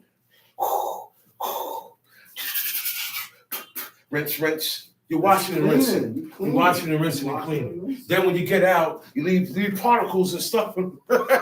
Yeah, and then you turn it on and let it what? Let it wash everything, right? You're cleaning. We can't be like these people. They did that for the dead. You say it's Shabbat stuff, but it's really for the dead. There was no, oh, well, this is the anniversary of his death. We don't do these things. That's right. That's right. We don't do the anniversary of life, which is birthdays, or death. That's right. So let alone celebrate somebody's birthday when they dead already. That's right. But when he was alive, you ain't honor the man. Idiot. You ain't love him that much. Happy, And you ain't come around that much. Happy. But now he dead, or she dead, or now you want to be uplifted. And I got so much to say now. That's why I ain't gonna lie. When some people came around, I was not around. It's personal for me. Preach. I feel personal. You wasn't around here. You wasn't here getting this. You wasn't here with the fire. Now you want to come with the fire? Well, you think the fire gone? Nah, Fire's still here. And what was ever established will stay established. Stay established, man. It's gonna stay established. Understand that. What Ahithophel did, he put his house in order Understand and died. So that means they had to follow his orders when he died. Had to When he's understand dead, it's still standing. all men make declarations of what they want done and done before they die. It's still standing. He said, yo, immediately say, yo, listen, I'm about to leave here, man. But he said, yo, I'm about to go to all the earth. David, right? He called his son and gave him. He ain't called the rest of them. They wasn't right. You only gonna call the ones that's damn right. And tell them, Yeah. because he know you are capable. You gonna do. I know you're gonna do it. So listen here, man. When I leave here, you make sure that they, if you do this, if you do that, So it ain't over. So you can come around if you want. It ain't over. This is going to be upheld. They said, man, somebody said, man, okay, so, yeah, man, y'all bury your father. He said, so y'all still having teachers? I said, yeah, we still having teachers here. Nothing stopped. Nothing stopped. This is what he wants. This is what he wants. For us to keep going what he started. With God. That's what God said. This is what God said when he said, keep my commandments. How you going to keep it? When it's your turn to keep it, you got to keep it. You know it, but keeping it means living it. Shalom Aleichem. Shalom Aleichem. We'll call up, at this time, we'll call up Chief Abraham To say a to say a few words. Shabbat shalom, Baruch Shemo. Shabbat shalom. I'm gonna be real quick. I just want to say, let's stop disrespecting the Most High God and not giving him his glory. All right, science didn't create the world. Okay, and I get everything I get from the book. All right, real quick. Psalms 148. King David, he said, "Praise ye the Lord, praise the Most High in the heavens, praise him in the heights, praise him all his angels, praise him all his hosts, praise him sun and moon, praise him all you stars alike, praise him ye heavens and heavens, and ye waters that are above the heavens." So wait, pause. Heaven, God is not in heaven. God is above the water. Heaven is us. Heaven is in the firmament. The sun, the moon, everything is in heaven, all right? So when you die, you don't go to heaven, all right? Go to the airplane, you're in heaven, all right? One. Let's continue. You waters and waters that are above the heavens. Let them praise the name of the Lord. For he commanded, They were created. they were created. That's it. That's it. That's it. That's all I want to say. Baruch Shemo. Baruch Baruch Shalom. Shalom. And with that, shut up. And with that, Shabbat Shalom. We don't do the seasons. We don't shave our head. No seasons. Damn, I'm sorry. Stop playing. I'm too loud, baby. Come on. Yeah, we was- That was real, right? That was real, right?